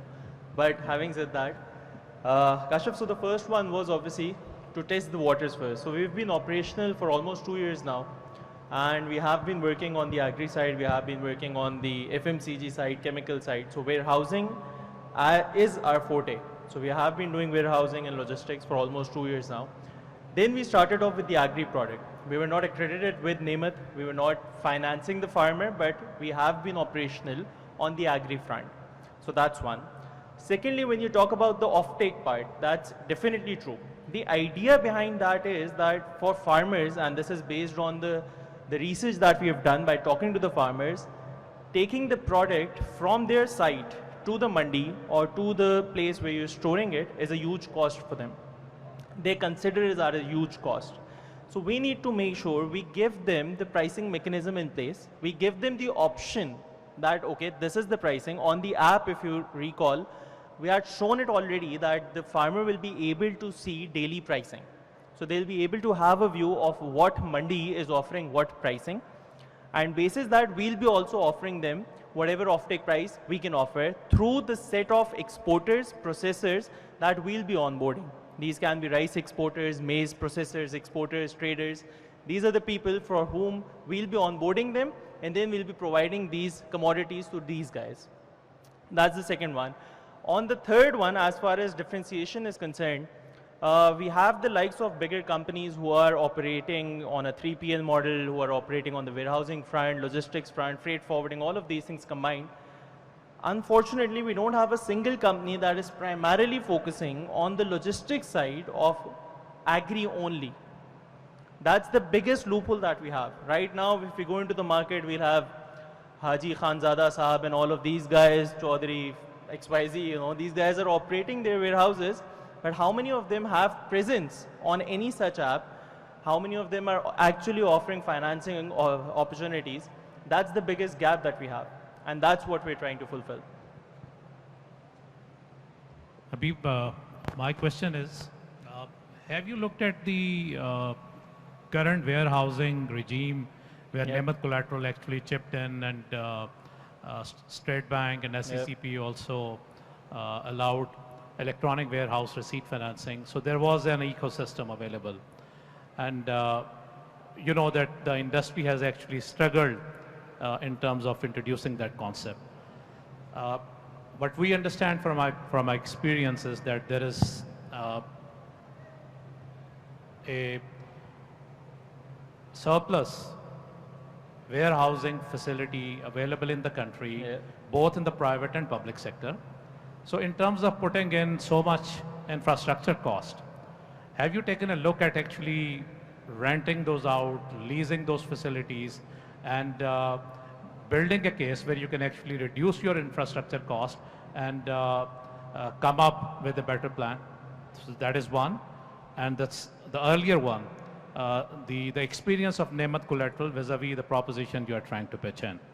Oh. And partially responding to what Kashif Sab asked, the pricing mechanism vis-a-vis, especially when the prices are actually going down, I think you will have to dovetail that mechanism with the market-based rates and mechanism, and that is the only way which can actually save you. Definitely. Thank you. Goes without saying on your comment, but on the other two questions, the first one is just to reiterate, we don't own any warehouses across the country. So we don't have a single warehouse that is on our ownership. We don't own anything. We don't construct anything on our own. These are warehousing sites that are already available across the country. What we're doing is we're just onboarding them on our platform, and as per the criteria of Nemat, जो आपको थोड़े बहुत शायद fixes करने पड़े उसको uplift करने के लिए, for example, having exhausts in place, having pallets in place, and all of these things, having locks that have trackers in them so that you can have real-time tracking. These are the things that we're going to do. So we're not going to invest anything in terms of capex on the warehouse itself. We're just going to uplift if needed. That's it, right? So that's one. Secondly, as far as the pricing is concerned, I totally agree with you. I think that's a critical factor, and it goes without saying that we'll have to digitize a lot of mandis as well to ensure that the pricing element is there and it's accurate for everyone. Thank you. Question. मुझे ये समझाएं कि आपका revenue model electronic warehouse receipt में तो समझ आता है कि there is a receipt against which the bank finances and therefore the farmer has the ability to keep it in the warehouse for a while. आपके case में if you don't have an EWR facility, then who is paying you and how does the farmer benefit other than being out of pocket and hoping कि future में कीमत ज़्यादा मिल जाएगी? Perfect. So there are two ways to go around it. The first one is that our sites will be accredited with Nemat. So the financing option will be there. जो हमारी site होगी वो Nemat accredit करेगा, उसके बाद ही हम उसको आगे process कर पाएंगे. So the farmers will be able to get the financing aspect. Apart from that, and this is again a demand that comes from the market, a lot of people don't want financing. They just want storage spaces. Post-harvest losses are real. We're facing 18% post-harvest losses across the country, which turns out to be more than $5 billion.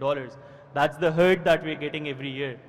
So basis that, there is a requirement available right now for storage spaces alone. If you just forget about the financing aspect for a minute, the storage spaces are still required. So these are the two different models that we're catering to, and we're offering both of these services.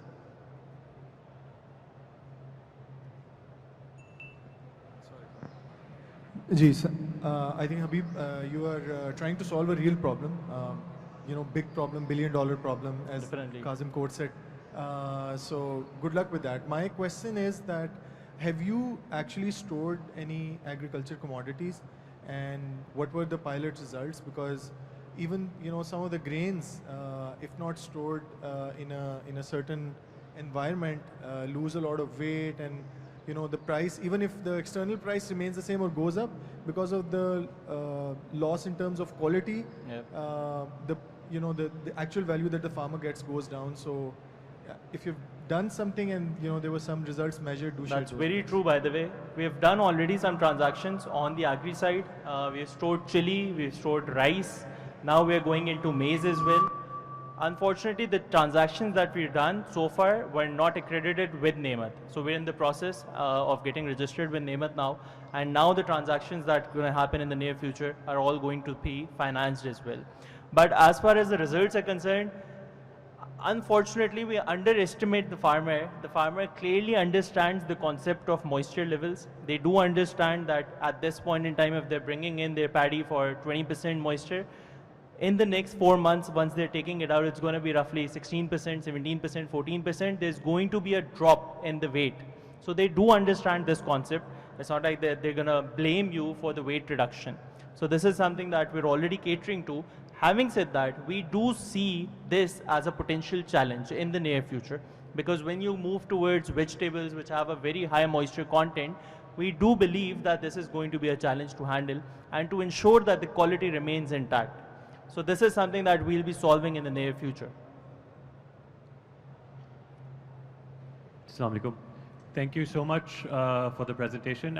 Quick question on the digital aspect of your model. कि आपके जो current users हैं, उनमें से कितने are actually using the digital app to onboard or book or review? Percentage-wise, absolute terms, either one. So all of our users are registered on the network. But if you were to ask me, did they register themselves? The answer is no. We have to help them, we have to guide them, we have to nurture them through the process so that they can actually come on board and they can actually take that first transaction in place. Once you have told them how it's done, then it's an auto process. Then you just need to have a customer services team in place who will be responding to their queries, which is again available on the app itself. But having said that, I believe they need to be guided and nurtured for the first transaction. So when you already need a customer services team to support them, nurture them, why have an app? Why not just have a team? Because initially you have to. I cannot personally expect them to learn them on their own, to do transactions on their own. Moving forward, obviously, when you do certain integrations on the app, on input financing, if it comes to that and all of these stuff, then obviously you'll have to make it automated enough. But right now, in the initial phases, when this is also a new thing for the farmer as well, you have to guide them through it. Any more questions, guys? We still have 4 more minutes if anybody has any more questions. So Habib has some more questions. Sure. Have you thought about the grains, particularly say if these are the grains, the testing facility, the kind of lab you're going to put in, and how will you tackle 2 problems? One is co-mingling of stock, and 2, if you are going to actually also allow wheat storages, so how will you handle that? Thank you for asking this one. So as far as the co-mingling is concerned and the lab properties are concerned, you need a very basic lab structure. You don't need a full-fledged lab in the first phase to actually get the product checked. The quality control can be managed with a very basic structure in place. Simultaneously, we try to go for warehouses that are already part of any, let's say, organization, feed mill, and such spaces where you have a lab up and running. So that saves you a lot of cost in case if you need to go for anything which is more technical than, let's say, a moisture check or stuff like that. Secondly, coming towards the wheat aspect, we honestly would love to store wheat. This is something that, this is honestly something which I've been answering to a lot of people on my stall who are coming in and they're saying, "Hum kya wheat pani mein baha dein, hum kya kare?" You know, so this is actually a huge concern and we would love to address it right now. But right now, in the current circumstances, we cannot store wheat because of, obviously, the government permissions and all of that stuff. We cannot do it, but we would love to do it once it happens. And I personally believe that if you guys can push this mandate forward to the government, that they can approve the storage of wheat, because we're sharing all kind of data. We're sharing exact location, we're sharing the exact quantity. Everything is transparent for the government to see. So there's no idea of hoarding in this. So yeah. So one more question. Actually, it's more of a suggestion. I went to your website and I looked at the services that you're offering, and in that there were multiple options of bonded warehouse and regular warehouse, cold storage warehouse, and a whole lot of commodities. So I think it's echoing one of the other questions as well from the investors. Focus is a great thing in life, but have you picked up a single product or a single model that you're going to make successful before you go into all the other things that are going to dilute your attention? For us, that commodity right now is maize. We start off with that. The season is about to start next month only. So we start off with maize as the single commodity on which we're going to conduct all the trials. And then we take it forward to paddy once the season starts. And simultaneously, we'll be working on more commodities then. Anybody have any more questions for Habib? No? We good? Okay. Thank you so much, Habib. Thank you. CEO and founder of Godam Technologies. Now, I would like to invite the entire team of Digit Plus up on stage for their 15-minute question and answer session. Ghaza Imran, Momin Nadeem, Hamza Irfan, and Hamza Rizwan Khan. Assalamu alaikum, everyone. Walaikum salam. Thank you, folks, for the presentation. My question is simple. With the license that you have, what are the different revenue streams that are going to help you really make money? it's not really related to the license that we have. It's just simple payments.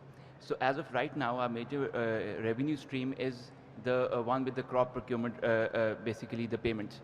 So as of right now, we are basically processing payment for a sugar company, sugar mill, and we are basically tied up with a third-party financing platform. They are providing the finances, we are providing the whole processing of the payments, and we have processed 500 million worth of financing as of right now, and we are moving on towards 1 billion.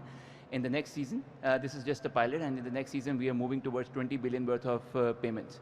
So we earn about 1% in the whole processing of the payment. No, we charge processing fees.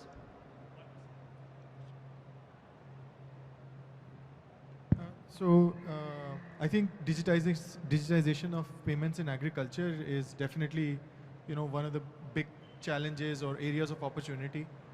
We know that the agri-economy is not digitized, and it's good to see more and more efforts being made by startups like yours to do this.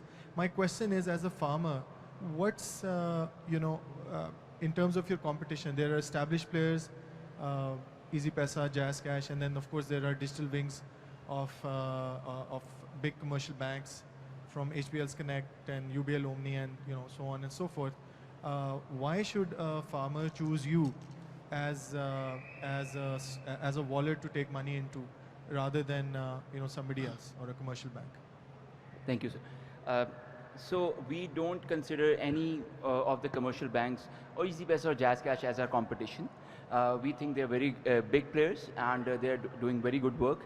But what we are doing, we are focusing entirely on the farmers. I'll explain you with an example. So the onboarding of any farmer is not like... I'm sorry to interrupt.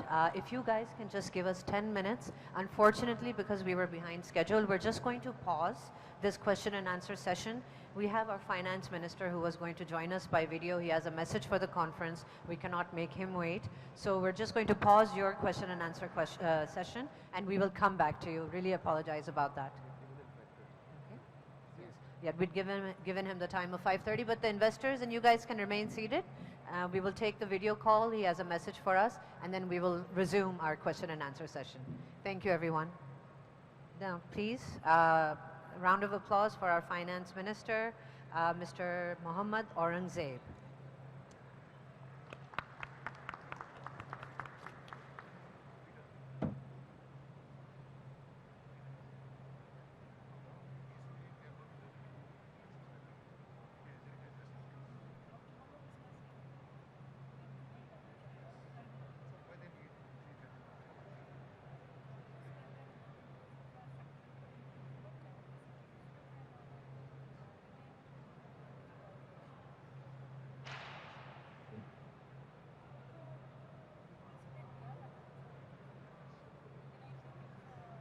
Hello, can you hear me?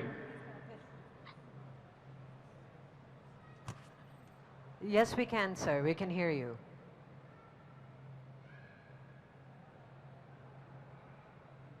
Hello? Are you with us? We can hear you, sir. Can you hear me on the other end? Yes, we can. Can you hear us?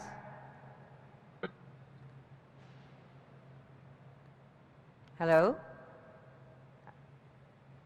Thank you very much. So my apologies. I know I was scheduled to be I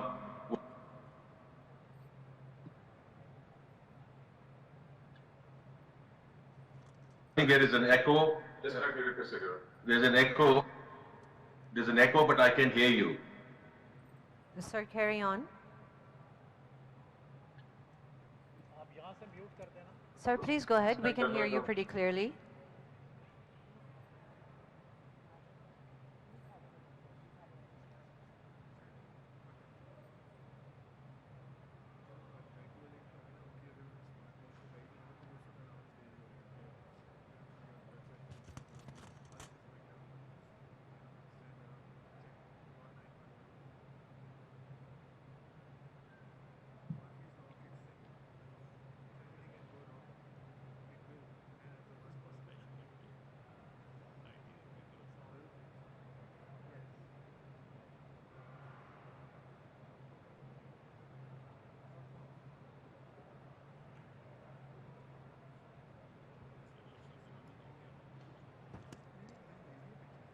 Everybody, if you can just bear with us, we're just having a little bit of a technical difficulty. I think we're about to get him back online.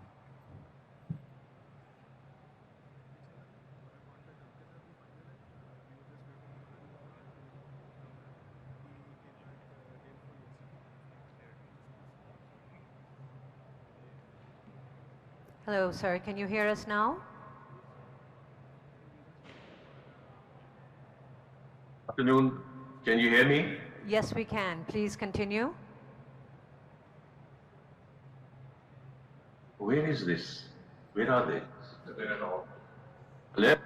Hello, sir. Yes, I can hear you. Okay. Am I audible? Yes, you are very audible. Please go ahead. Apologize for that inconvenience. Okay. Yes. Please continue.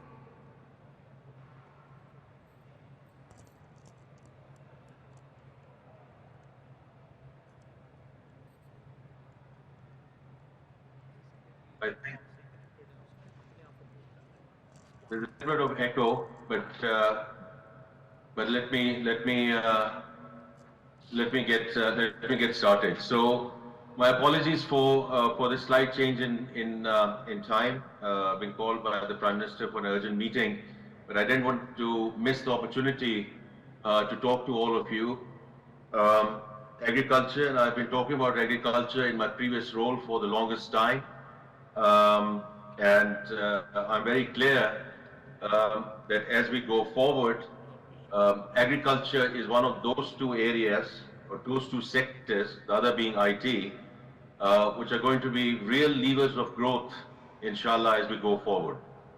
And, you know, I'm just now talking about even the latest statistics. If you see the Q2 number for GDP growth for this fiscal year, the headline number is not a great number. But if you look at the agriculture GDP growth, it's at 5%. So it's on the back of, obviously, you know it better than I, in terms of the bumper crops. And there's no reason why we cannot continue to do and repeat the same performance, if not better, as we go into the next fiscal year. The other thing is, you know, the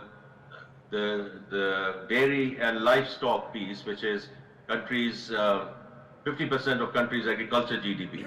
And I think an equal amount of emphasis needs to go there. And, you know, we don't even have to get to the yields of Netherlands or Denmark, but if we start moving in the right direction, you know, it can again give us a real fillip with respect to the growth in the agriculture GDP. And the second thing I just want to mention is कि बहुत लोग बात करते हैं कि, you know, we're going to go into IMF program, and, you know, IMF program is all about stabilization. Yes, to a certain extent it is, but agriculture and IT are two sectors which have nothing to do with the fund program. There's no external borrowing. It's everything is in our control, everything. Between the government in terms of providing the policy framework, all of you as practitioners, the banks, and there are a number of banks which are now stepping up in a big way in terms of taking the agriculture financing along. And in fact, I was with the governor and with the CEOs of the banks a few weeks back in Karachi, and I specifically requested them to really up the game in terms of agriculture financing. And let's not get into all of that discussion where we, you know, get commodity finance included as part of the agriculture lending. I think it's fine in terms of the headline numbers, but let's get real, right? Let's get real in terms of a lot of stuff which is beginning to happen in terms of, you know, innovation. Electronic warehouse receipt financing is a good way forward.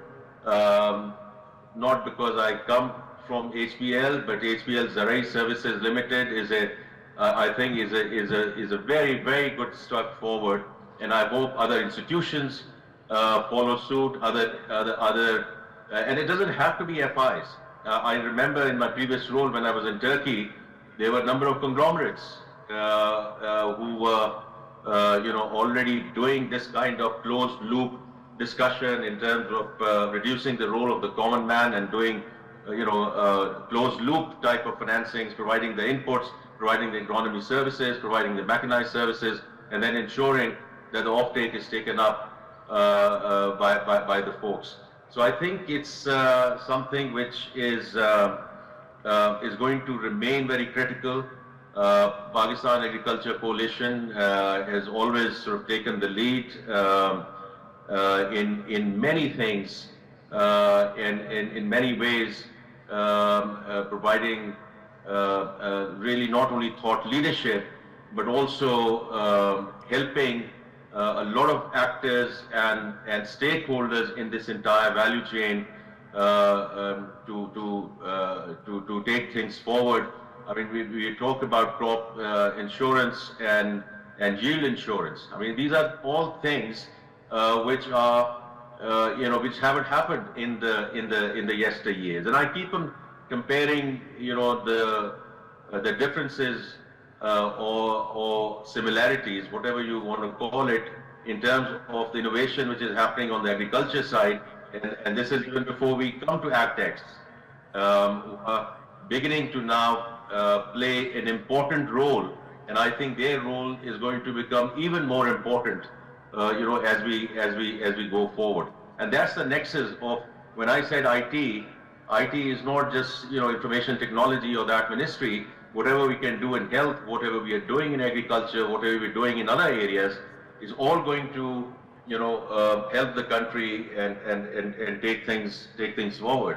I mean, this year the bumper rice crop, I mean, not only is important for the country, but it has brought in additional $1.5 billion of FX earnings. And you just put it in that context, the whole country is talking about the IMF board meeting on the 29th, where inshallah we will get another $1.1 billion as part of the 9-month SBA. But you put it in then comparison with just the stuff that we received in terms of FX earnings just from rice. And a similar discussion is on the information technology side. This year, the software exports are going to touch about $3.3 billion. And this is roughly $1 billion ahead of where we were at this time last year. So listen, whatever I can do in my personal capacity, whatever Ministry of Finance can do overall, we all believe in this equation. In fact, in an earlier meeting, I was there with the Prime Minister and the Danish ambassador, and again we requested him that all we are very respectful and grateful to the Danish government for everything that they've done with us in terms of their grants, in terms of flood assistance. But where we really need their help is technology transfer, and Denmark, Netherlands, all of them, they can really help us as we go forward. And as I mentioned earlier, I'm just going to maybe just give 30 seconds of where we are in the economy. We are in a much better shape, and all of you who have been on ground compared to where we were this time last year. All macro indicators are looking up. The fiscal position is in a good place. We have a primary surplus. The current account deficit, as you know, in March we had a surplus, but we will come below $1 billion in current account deficit for this fiscal year. The FX reserves, which had gone down to $3.4 billion, which is equivalent to about 15 days of import cover, are now $8 billion, and this is after the Eurobond repayment of $1 billion last week. And we are hoping and expecting that by the time we end June and this fiscal year, we'll be anywhere between $9 to $10 billion in FX reserves, which is close to 2 months of import cover. The stock market story, you know well, it is a data point, but it's an important data point because for the first time, we're seeing foreign buying coming into the market. I was with the institutional investors in Washington last week, and we can see even on the fixed income side, some of those that interest coming back in. So where we are is been ushered in through the 9-month SPA, which we have now successfully concluded, and we have talked to the IMF so that we can go into a larger and extended facility for two reasons. One, essentially to bring more permanence in this macroeconomic stability, and secondly, to start executing structural reforms, which all of you know well. I mean, these are areas which are well known in terms of increasing our tax base,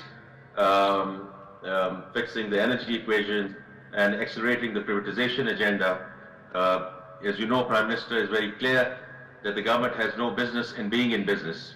So all we need to do through the government is provide policy framework, policy continuity, and it's really the private sector which has to lead the country, and inshallah it would. So then we are talking about road to markets as to why 24th program is going to be the last program. There we have to move towards export-led growth, and that's where agriculture is going to become even more critical for the country as part of that equation. The second is foreign direct investment, and you have seen the appetite which has been announced by Saudi Arabia.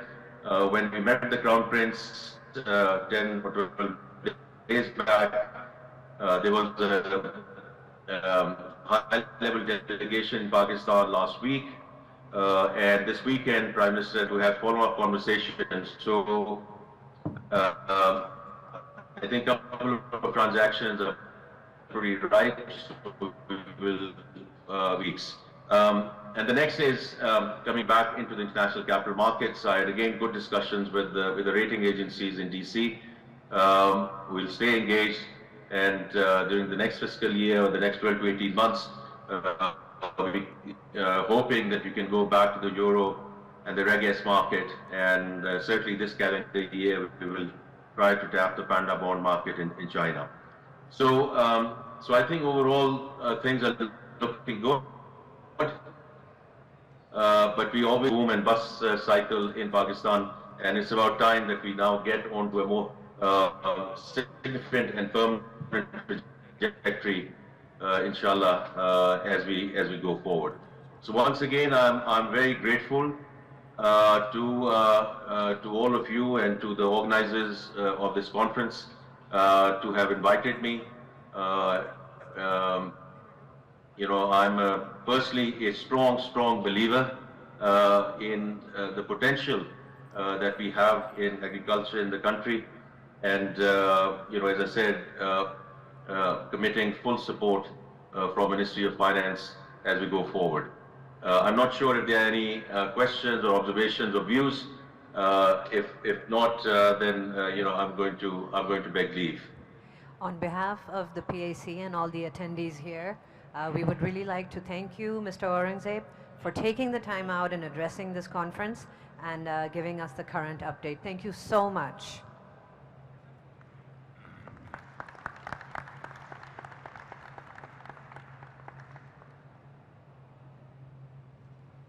We can now resume our Zarzarat segment. Digit Plus still had about 11 minutes left on their question and answer session, so please come back up on stage and you guys can continue. Investors, your questions can continue. Thank you. Thank you. So I will answer your question now. So I was telling that EasyBase and JazzCash and other commercial banks are not of any competition to us. We consider them as partners actually. You have to understand that the farmer onboarding is very different than what normal people are, how normal people are being onboarded. So for example, when we were onboarding farmers, the issues we were facing, they don't remember their mother's name, exact mother's name. For example, if their mother's name is Parveen Mukhtar, they would know Parveen Bibi. So when they ask us, when we ask them, what's your mother's name? They say Parveen Bibi, rejected. So how we design the journey is that now we provide an LOV, a list of variables. So now they choose the right name. So this has made us 80% of our the wallets a success. In the industry, it's about 30%, 30 to 40%.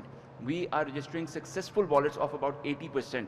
So that's a win that we have over EasyPaisa and JazzCash. EasyPaisa and JazzCash is an app for all. It's an app for you, for me, for everyone here.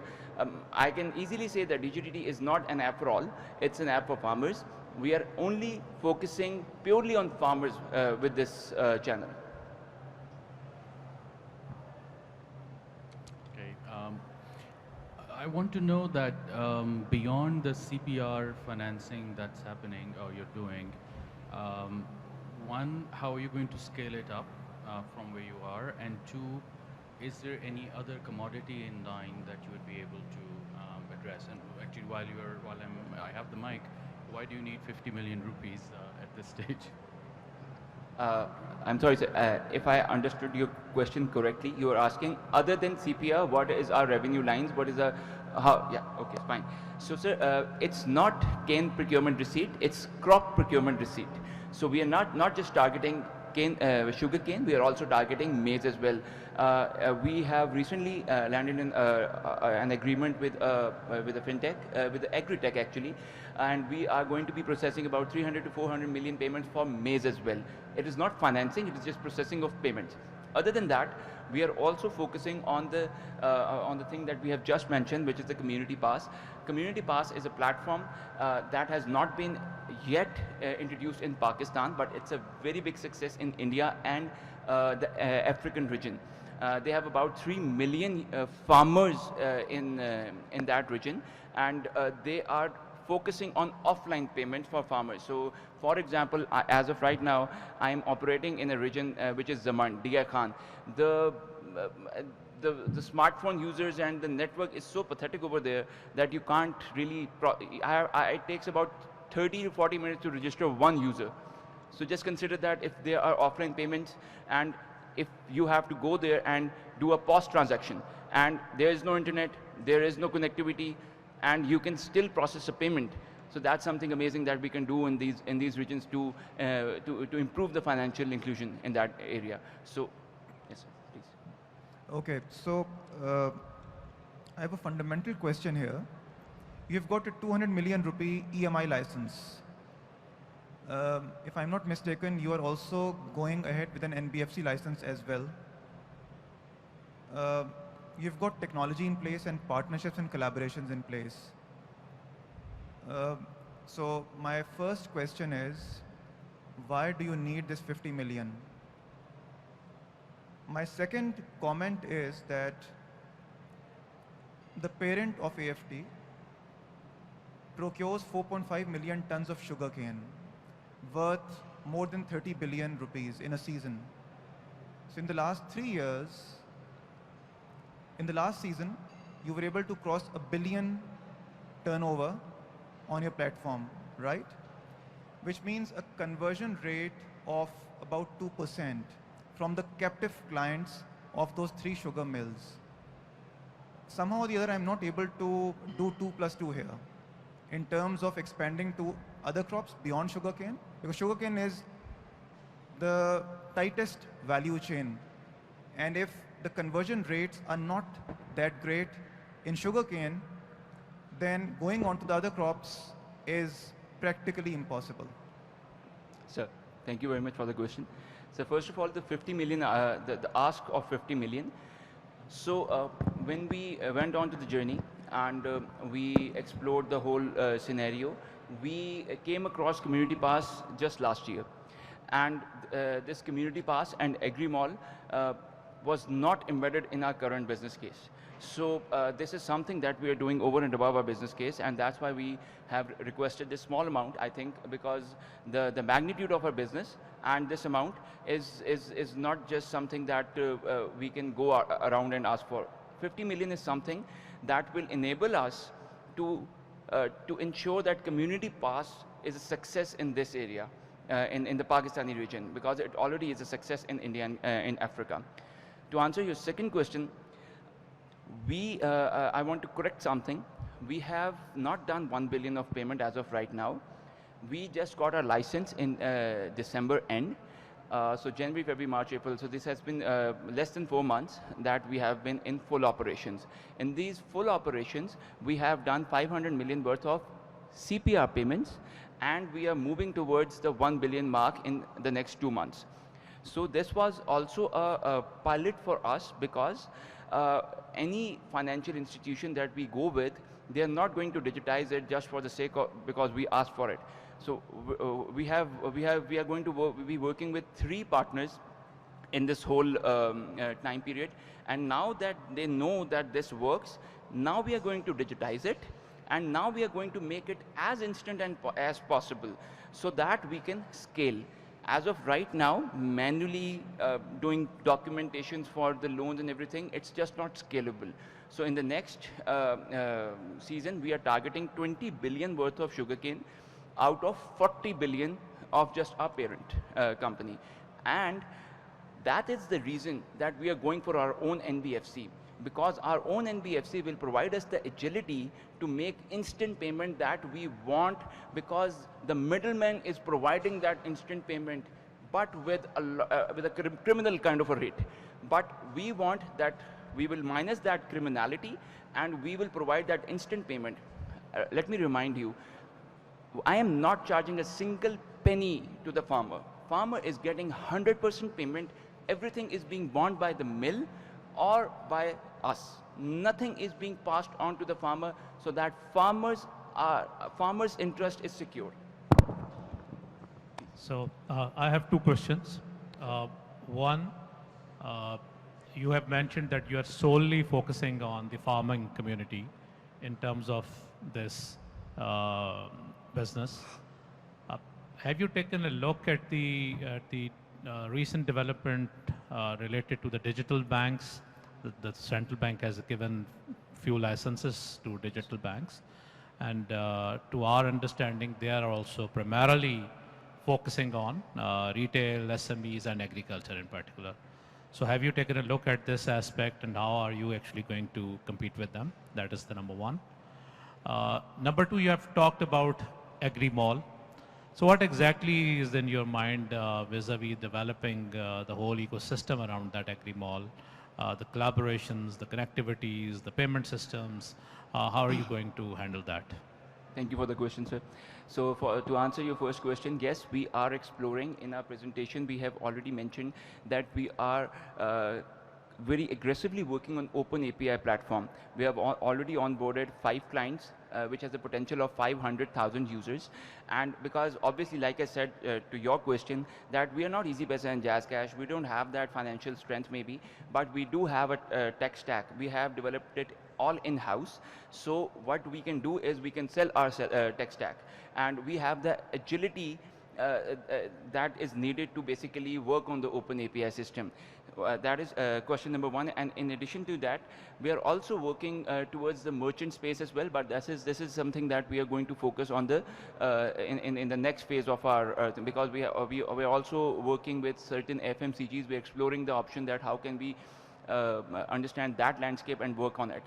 Can you please repeat the second question? That was related to the agri-mall. Yes.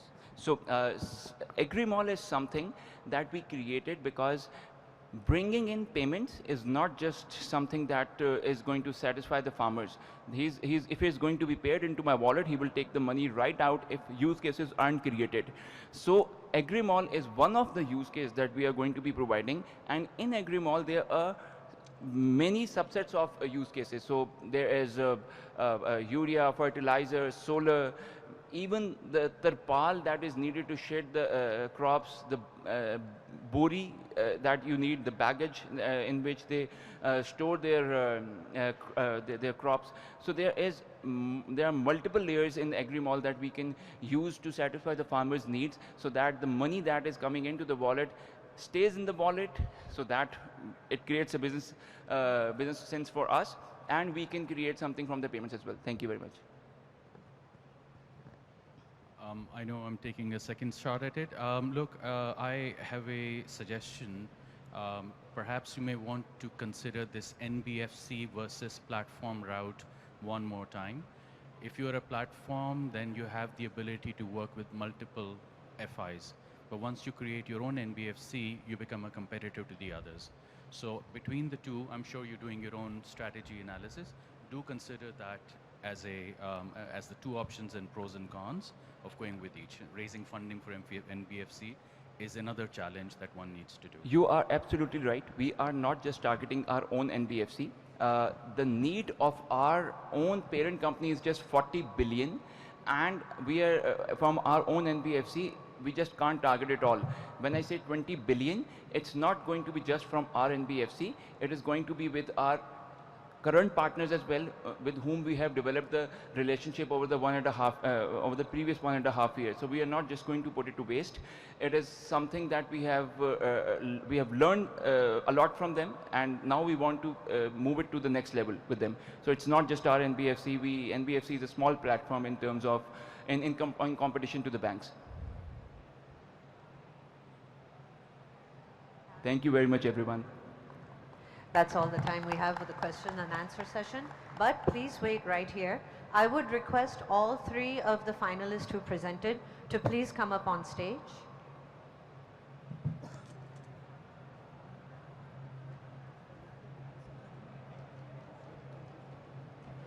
Also, please join us back on stage.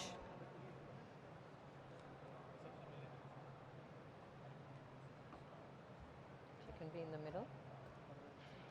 In the center. Remote well.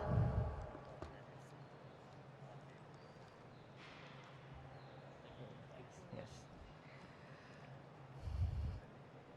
Okay, so this is how we're going to do this. We are going to see which one of you, or maybe all of you, or two of you, the investors would like to invite for a second proper meeting to take it from there. So investors, if we can clear the space from in front of the investors, please. Okay, so we're going to start with Remote Well since they presented first. If the investors could please identify their company and raise their hands if they're interested in a second meeting with Remote Well. One by one, if you can identify yourself and let us know. Okay. So we just had a quick chat amongst the judges, and with Remote Well, we would want to have a follow-up meeting. All the judges. All right, congratulations, Remote Well. Round of applause for Remote Well. Please stay on stage. Okay. That's great news, congratulations. Okay, and now we are going to go to Godam Technologies. Habib, please step up. Judges, investors, have you guys discussed what you want to do? Second meeting, yes or no? Yeah, so we would love to have a meeting, a follow-up meeting with you. Beautiful, beautiful. Congratulations, Habib. Please step back. Thank you, investors. And now for our team for Digit Plus. If I just may say, for Godam Tech, we would want, at Acumen, we would want to kind of connect them with our technical expertise internationally on what they are doing and to improve their business model. That is beautiful. So what the judges are saying, that they would love to connect Godam Technologies to international experts in tech and see if we can improve that as well. That is an added plus there. Now for our Digit Plus team, investors, what do you have to say?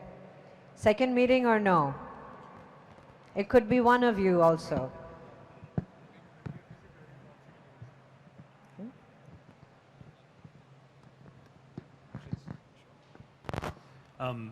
I just want to say, I think there are sort of two paths to growth as a startup, right? As a fellow entrepreneur, there's equity and then there's partnerships, which can generate revenue. So interestingly, 2 out of the 3, including TT Plus, we're already in discussions with to actually partner with to drive revenue. And I think that's one of the best ways that you can prove your business model. So we're excited to continue the discussion on how to partner with you to help you grow and help us grow. Okay. Well, this has really, really turned out to be a very, very fruitful experience by PAC. All 3 of our finalists have a chance to meet with the investors and talk to them and take their ideas, their big ideas, to the next level. And a round of applause for our investors for giving us this time, for giving these companies this time, and a bigger round of applause for these guys. It takes a lot of hard work and frankly, a lot of bravery to come up here and try to sell yourself in an industry, especially if like some of them are already established companies working in the field. So thank you very much. But with that, I would like for you to stay on stage for just 1 second. I'll be right back. Okay, so we have a special announcement for you, and for that, I would like to invite Mr. Zafar Masood of Bank of Punjab to speak to our finalists for today. We have a little bit of a surprise for you guys. Mr. Masood, please join us on stage.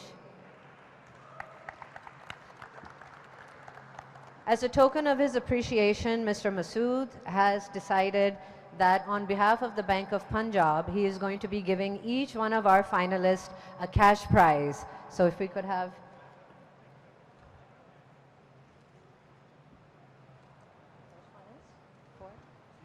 Okay. The first one is for remote well.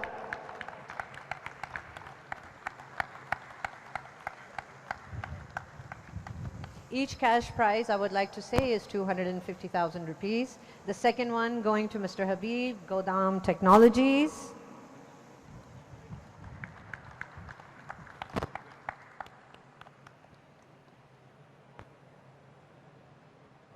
And the third prize goes to our young team at DigiPlus.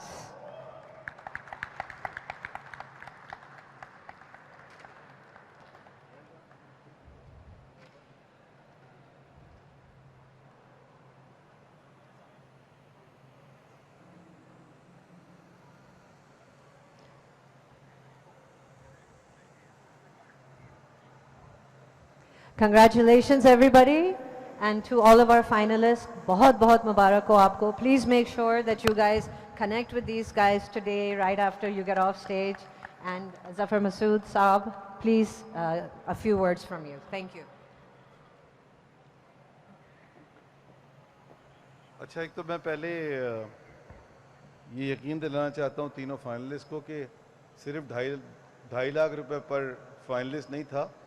We are also looking at how we can help them out in a bigger way for their financing.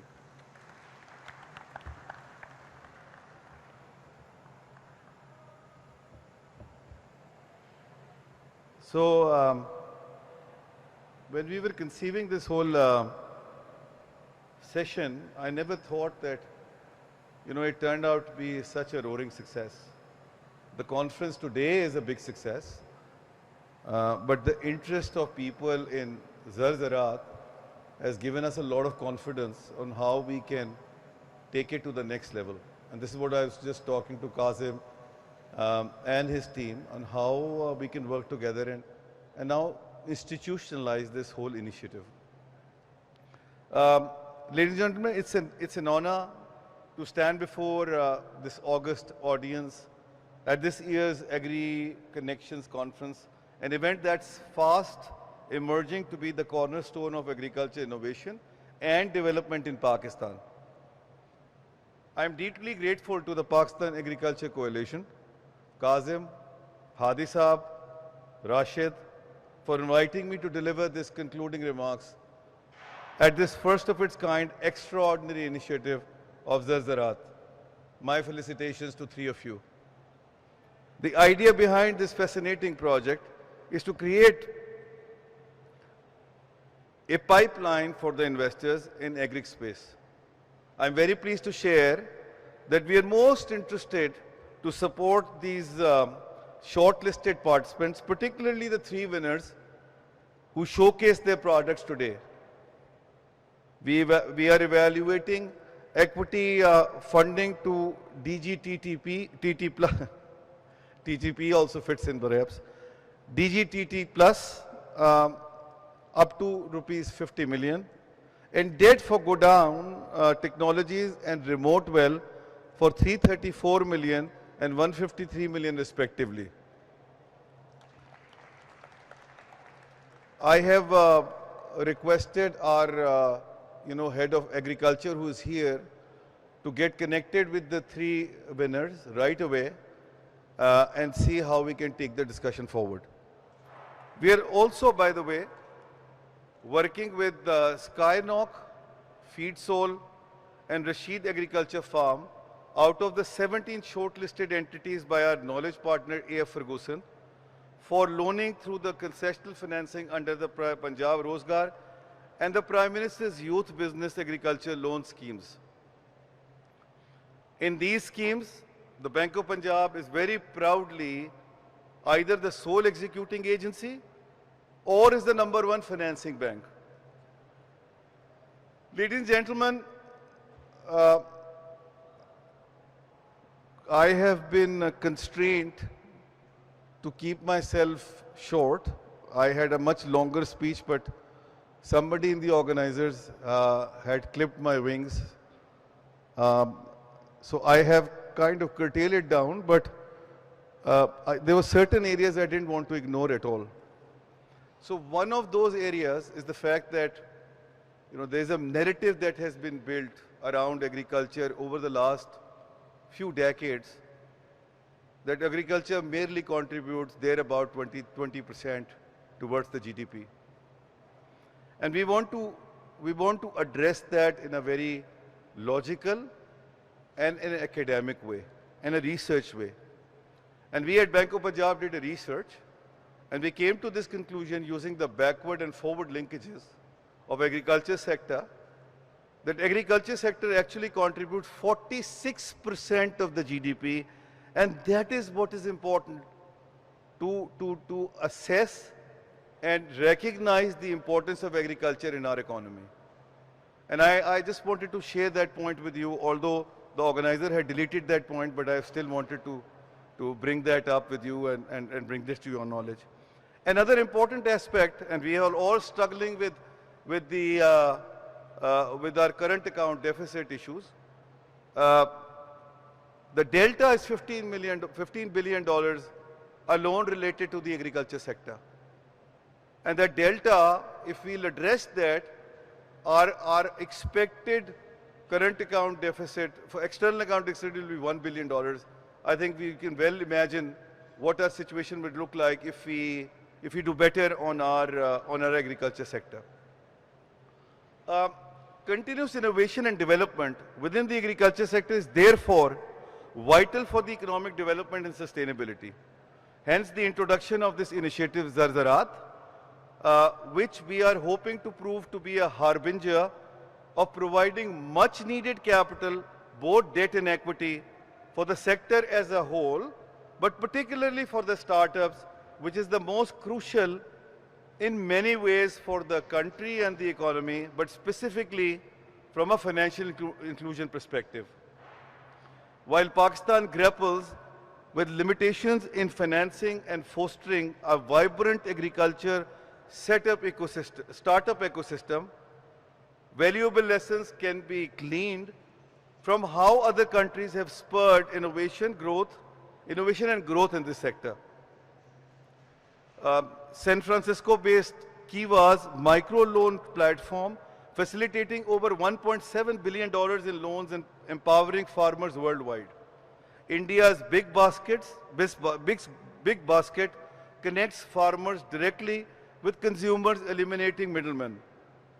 But the most thrilling one for me is Hello Tractor, which tackles the challenge of limited access to machinery for small holder farmers by offering an Uber-like platform in Africa.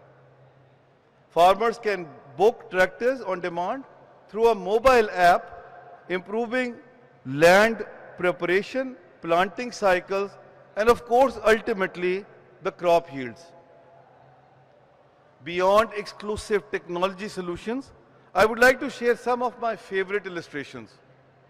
In China, government intervention, and I'm emphasizing again, government interventions, offering grants, subsidies, and tax breaks specifically for startups, and having dedicated agriculture, science and technology parks address the challenge of modernizing the sector while ensuring food security for a large population.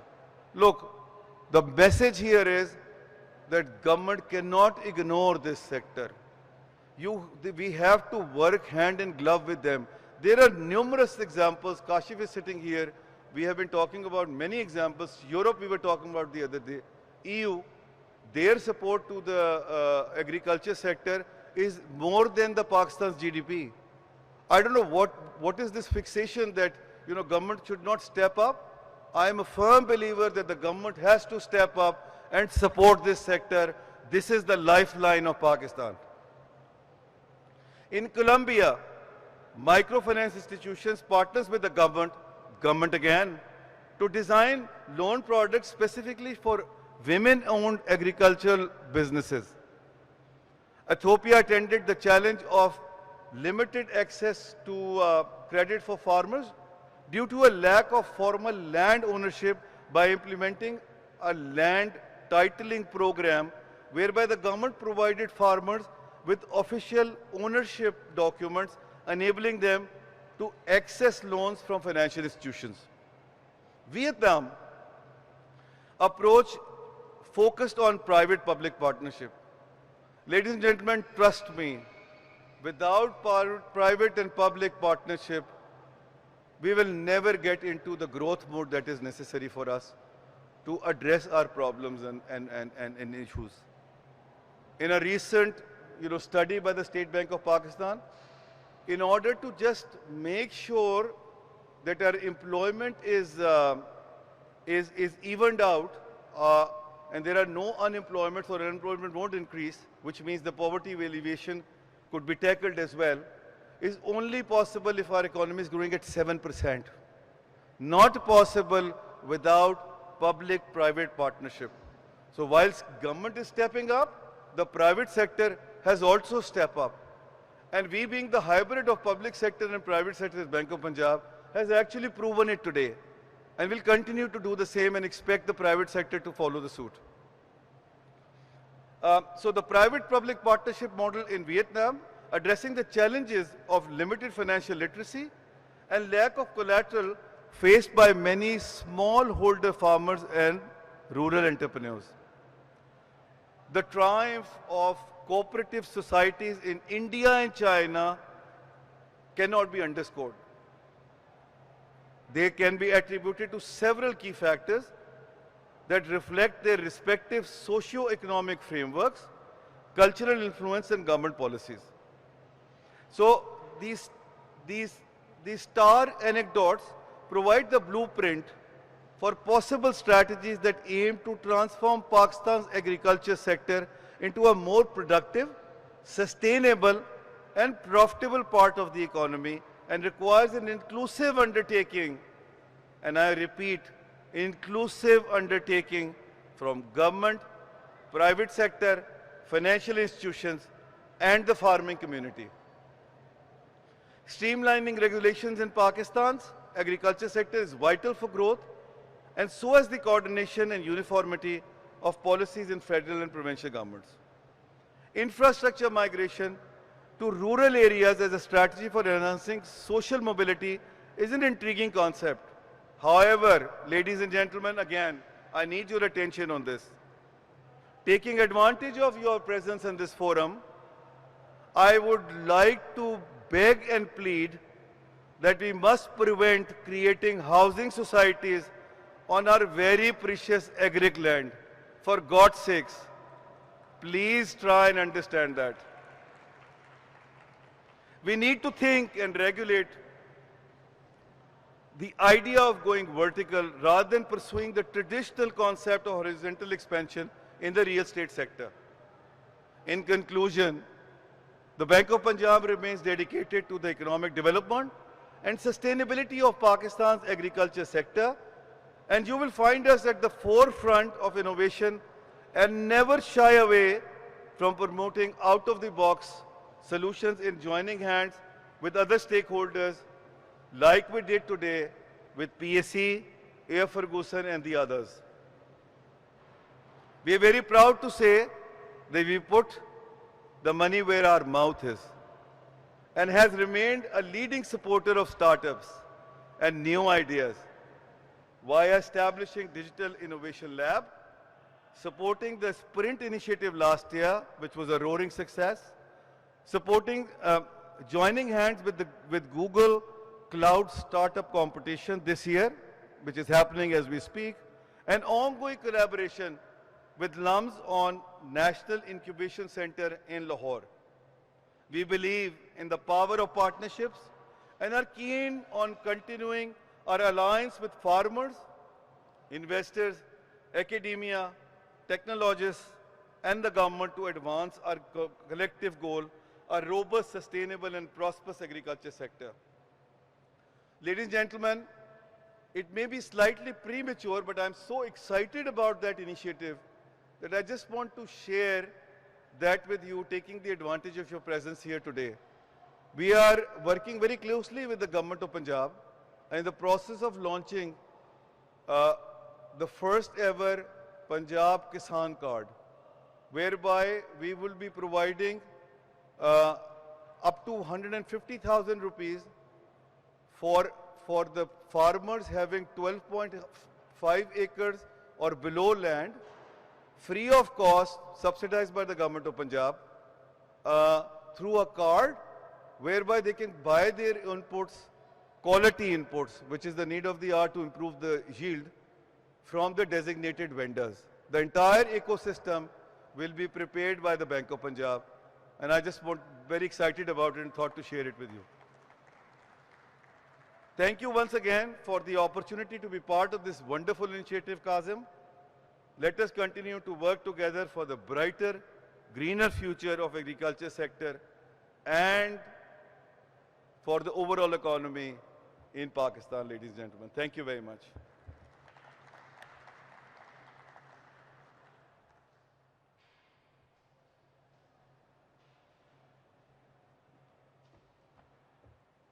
Thank you so much, Zafar Masood Saab, and thank you for joining hands with the PAC for the prizes for our finalists, and then going above and beyond to make a promise here in front of all of us that you are willing to help them along even more.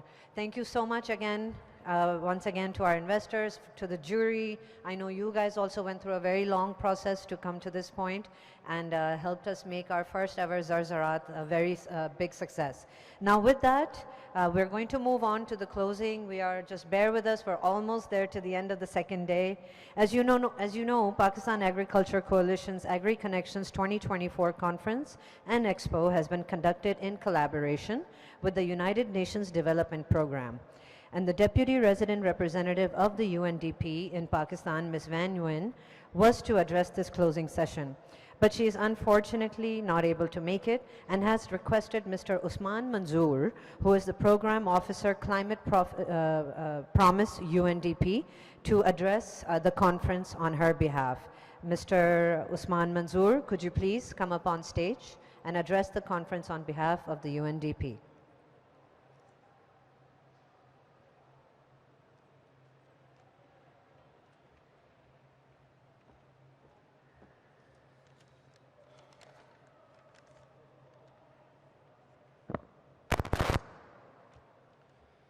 Thank you.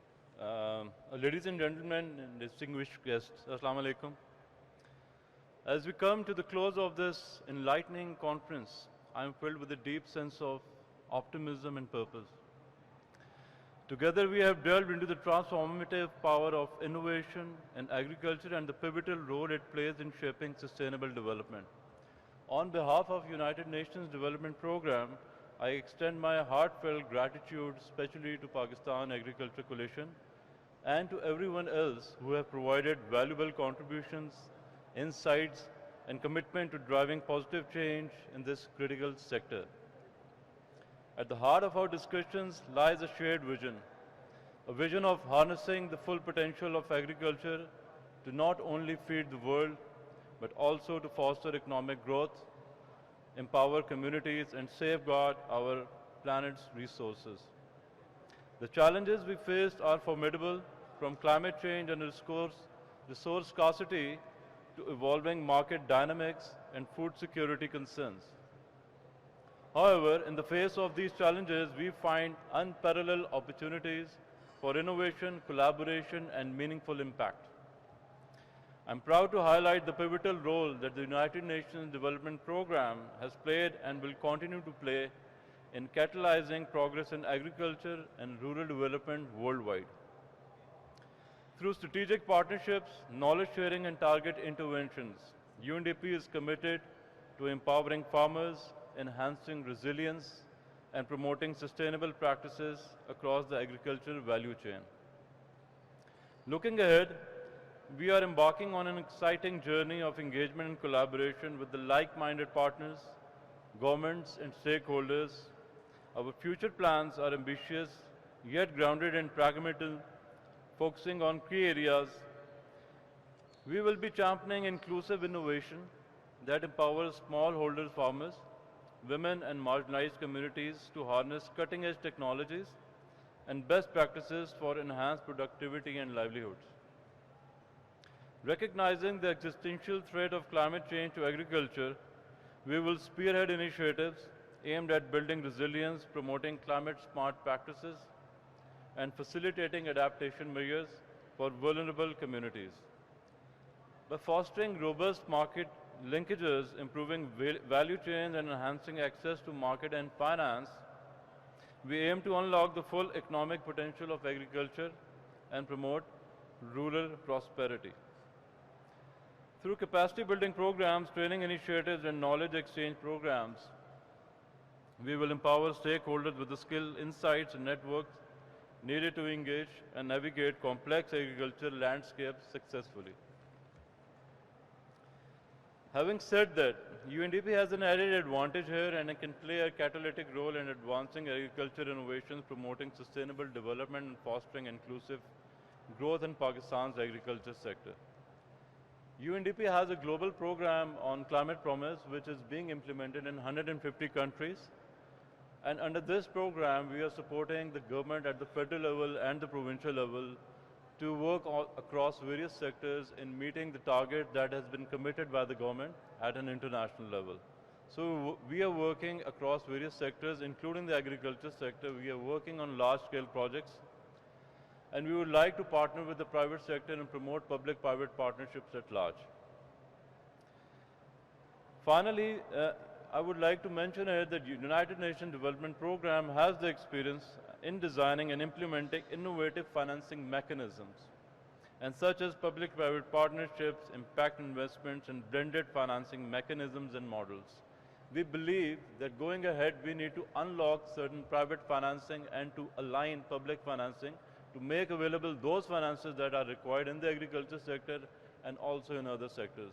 We need to come with some innovative approaches, like we have to work with in sectors where we have to unlock the potential of food, energy, and water nexus, and to work with multiple sectors to come up with greater development projects in Pakistan. In closing, let us carry forward the spirit of collaboration, innovation, and commitment that has defined this conference. Let us be the catalyst of change, champions of progress, and the guardians of our country's agricultural heritage. Thank you once again for your unwavering dedication and passion. The road ahead may be challenging, but with unity and determination, we can cultivate a world where agriculture thrives, community prosper, and sustainability reigns supreme. I thank you all.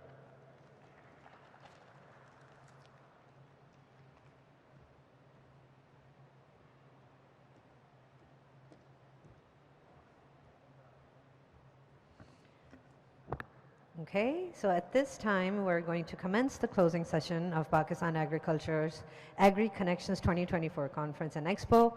I now request PAC's co-founder and conference director for Agri-Connections 2024 to summarize the key messages from this conference.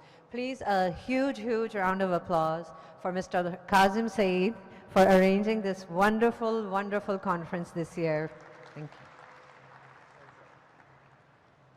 Thank you very much, Zara. You're too kind. Thank you. Assalamu alaikum. I just want to give one more piece of good news to the three fantastic companies that have pitched today. I've just been told by Mr. Naveed Goraya, who's the Chief Investment Officer of Karandas, a Bill and Melinda Gates Foundation entity, that they would like each of you, the three companies, to spend a day with Karandas. Their equity team, their debt team, and their strategy teams will sit down with you and work with you to improve your pitch, etc., and take you to the next stage, hopefully. So big round of applause to you guys again. Thank you.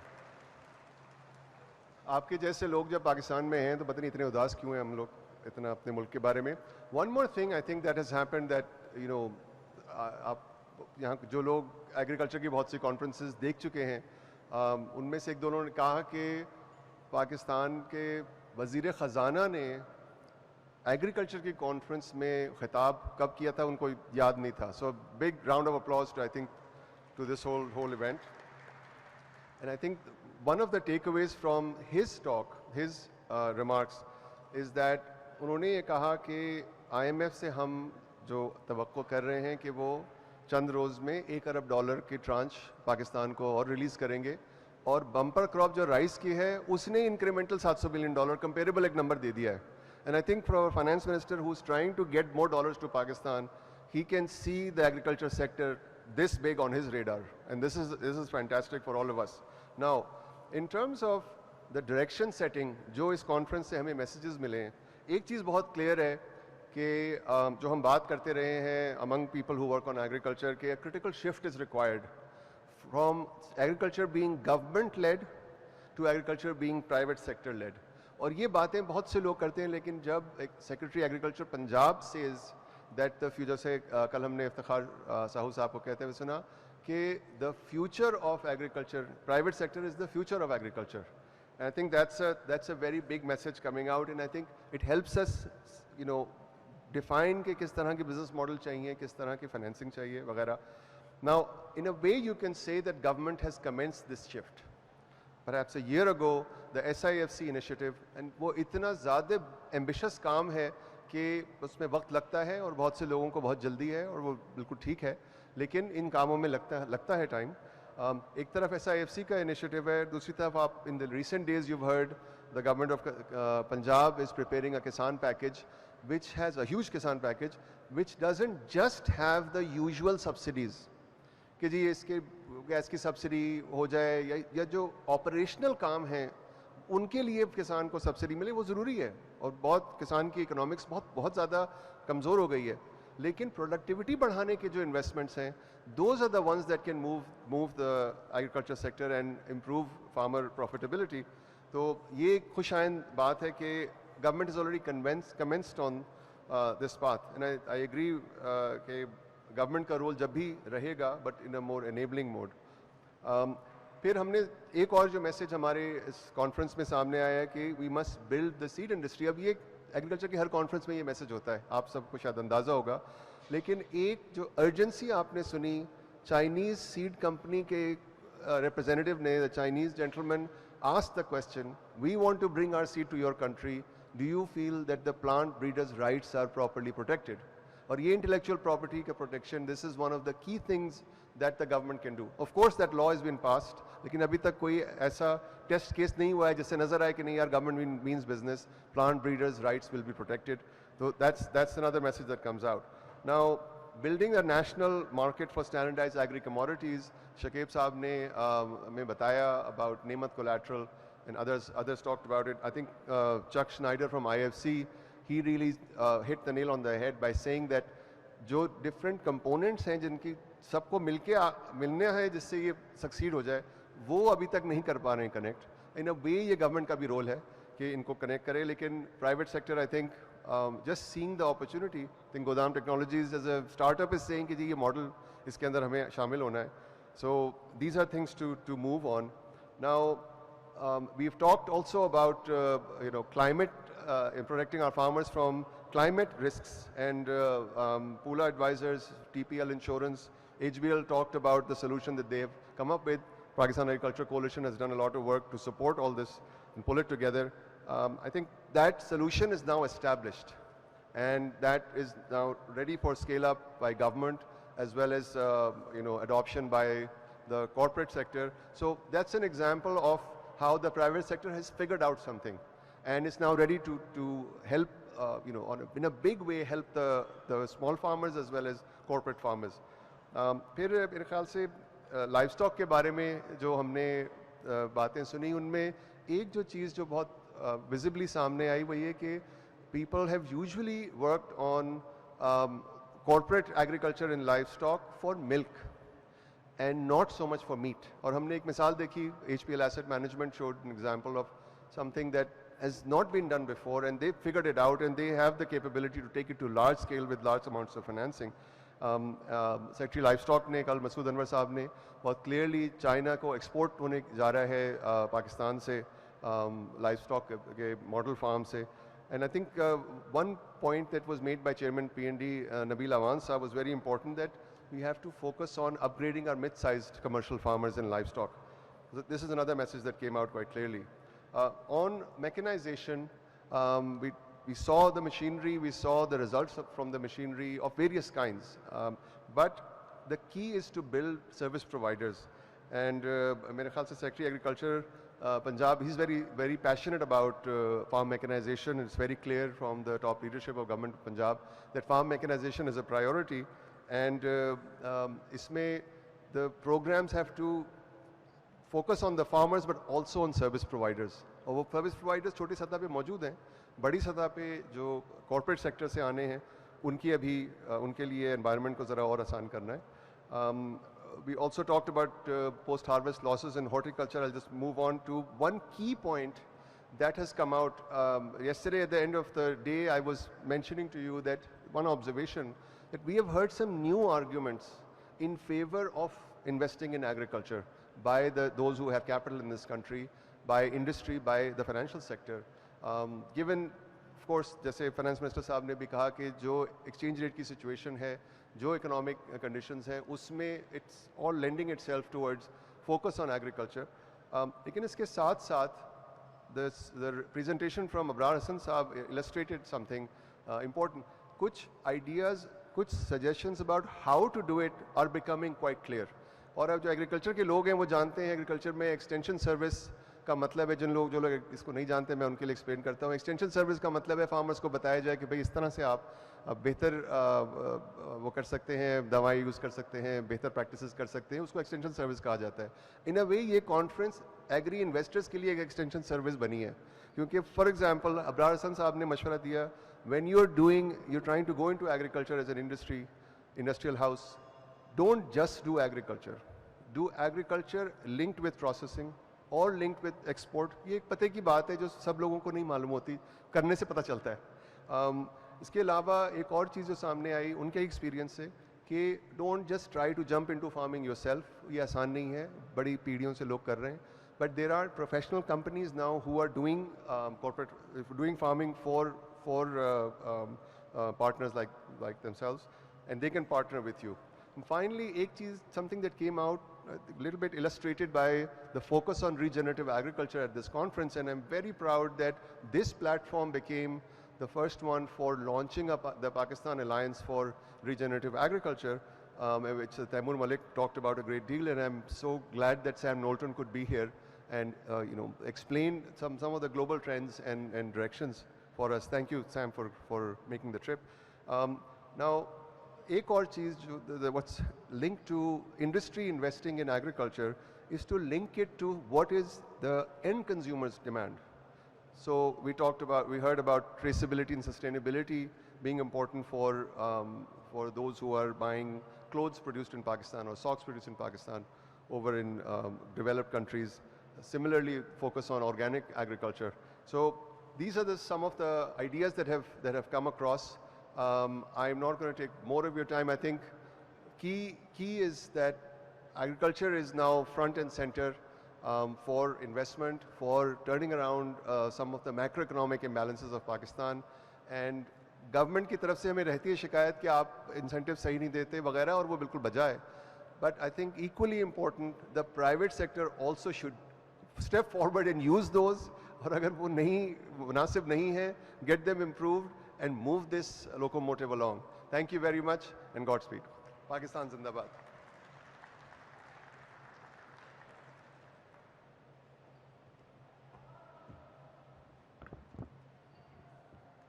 Thank you so much, Kazim Saab. Now we come to the final word of the conference. I would like to invite the chairman of the board of Pakistan Agriculture Coalition, Mr. Hadi Ali Rizvi of PCI Group, to deliver the vote of thanks for Agri Connections 2024. Mr. Hadi Ali Rizvi.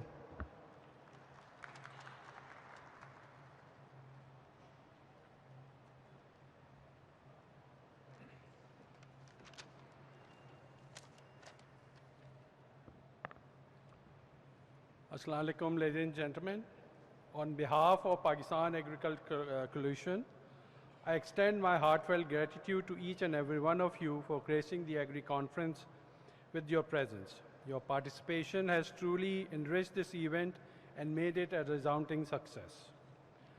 I would like to express our sincere appreciation to all the esteemed business leaders, government functionaries, panel participants, progressive farmers, academia, and representative and experts from agriculture and related industry who have contributed their insight, expertise, and valuable perspective throughout the conference. Your presence has not only added prestige to this gathering, but has also fostered meaningful discussion and collaboration that are vital for the advancement of our agriculture sector. A special word of thanks goes out to all the sponsors and exhibitors who showcased future of corporate innovative farming in Pakistan, state-of-the-art technologies, equipment and solutions that are driving the future of agriculture. Your demonstration have provided invaluable insight into the latest trends and development shaping our industry and have inspired us all to strive for excellence in our respective fields. I must also acknowledge the contribution of the progressive farmers and students who have shared their projects and research findings with us. Your dedication to innovation and sustainability is commendable, and your presentation has served as a source of inspiration for all of us who are committed to the advancement of agriculture. Last but not least, I would like to extend my deepest gratitude to the organizing committee of PAC, Mr. Arif Nadeem, Kazim Saeed, Shan Ahmed, Rabia and Safa, Honorable PAC board members Rashid Anwar, Anjum Ansari Saab, Wahab Saab, and Kashif Thanvi, event manager Osiris, volunteers, sponsors, and all those who have worked tirelessly behind the scene to make this conference a reality. Your hard work, dedication, and attention to details have not gone unnoticed, and it is thanks to your efforts that this event has been such a tremendous success.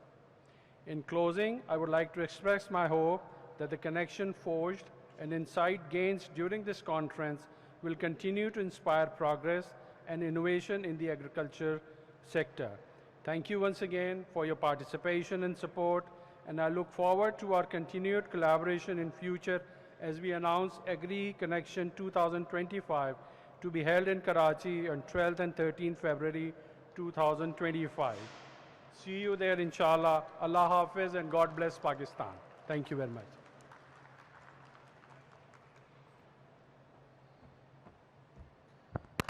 Okay, that's a wrap, everybody. Thank you so much. And like Hadi Saab said, see you next year, Agri 2025. Thank you, everybody who participated, and for being here on both the days, everybody who spoke and took the time out to also share your knowledge with everybody.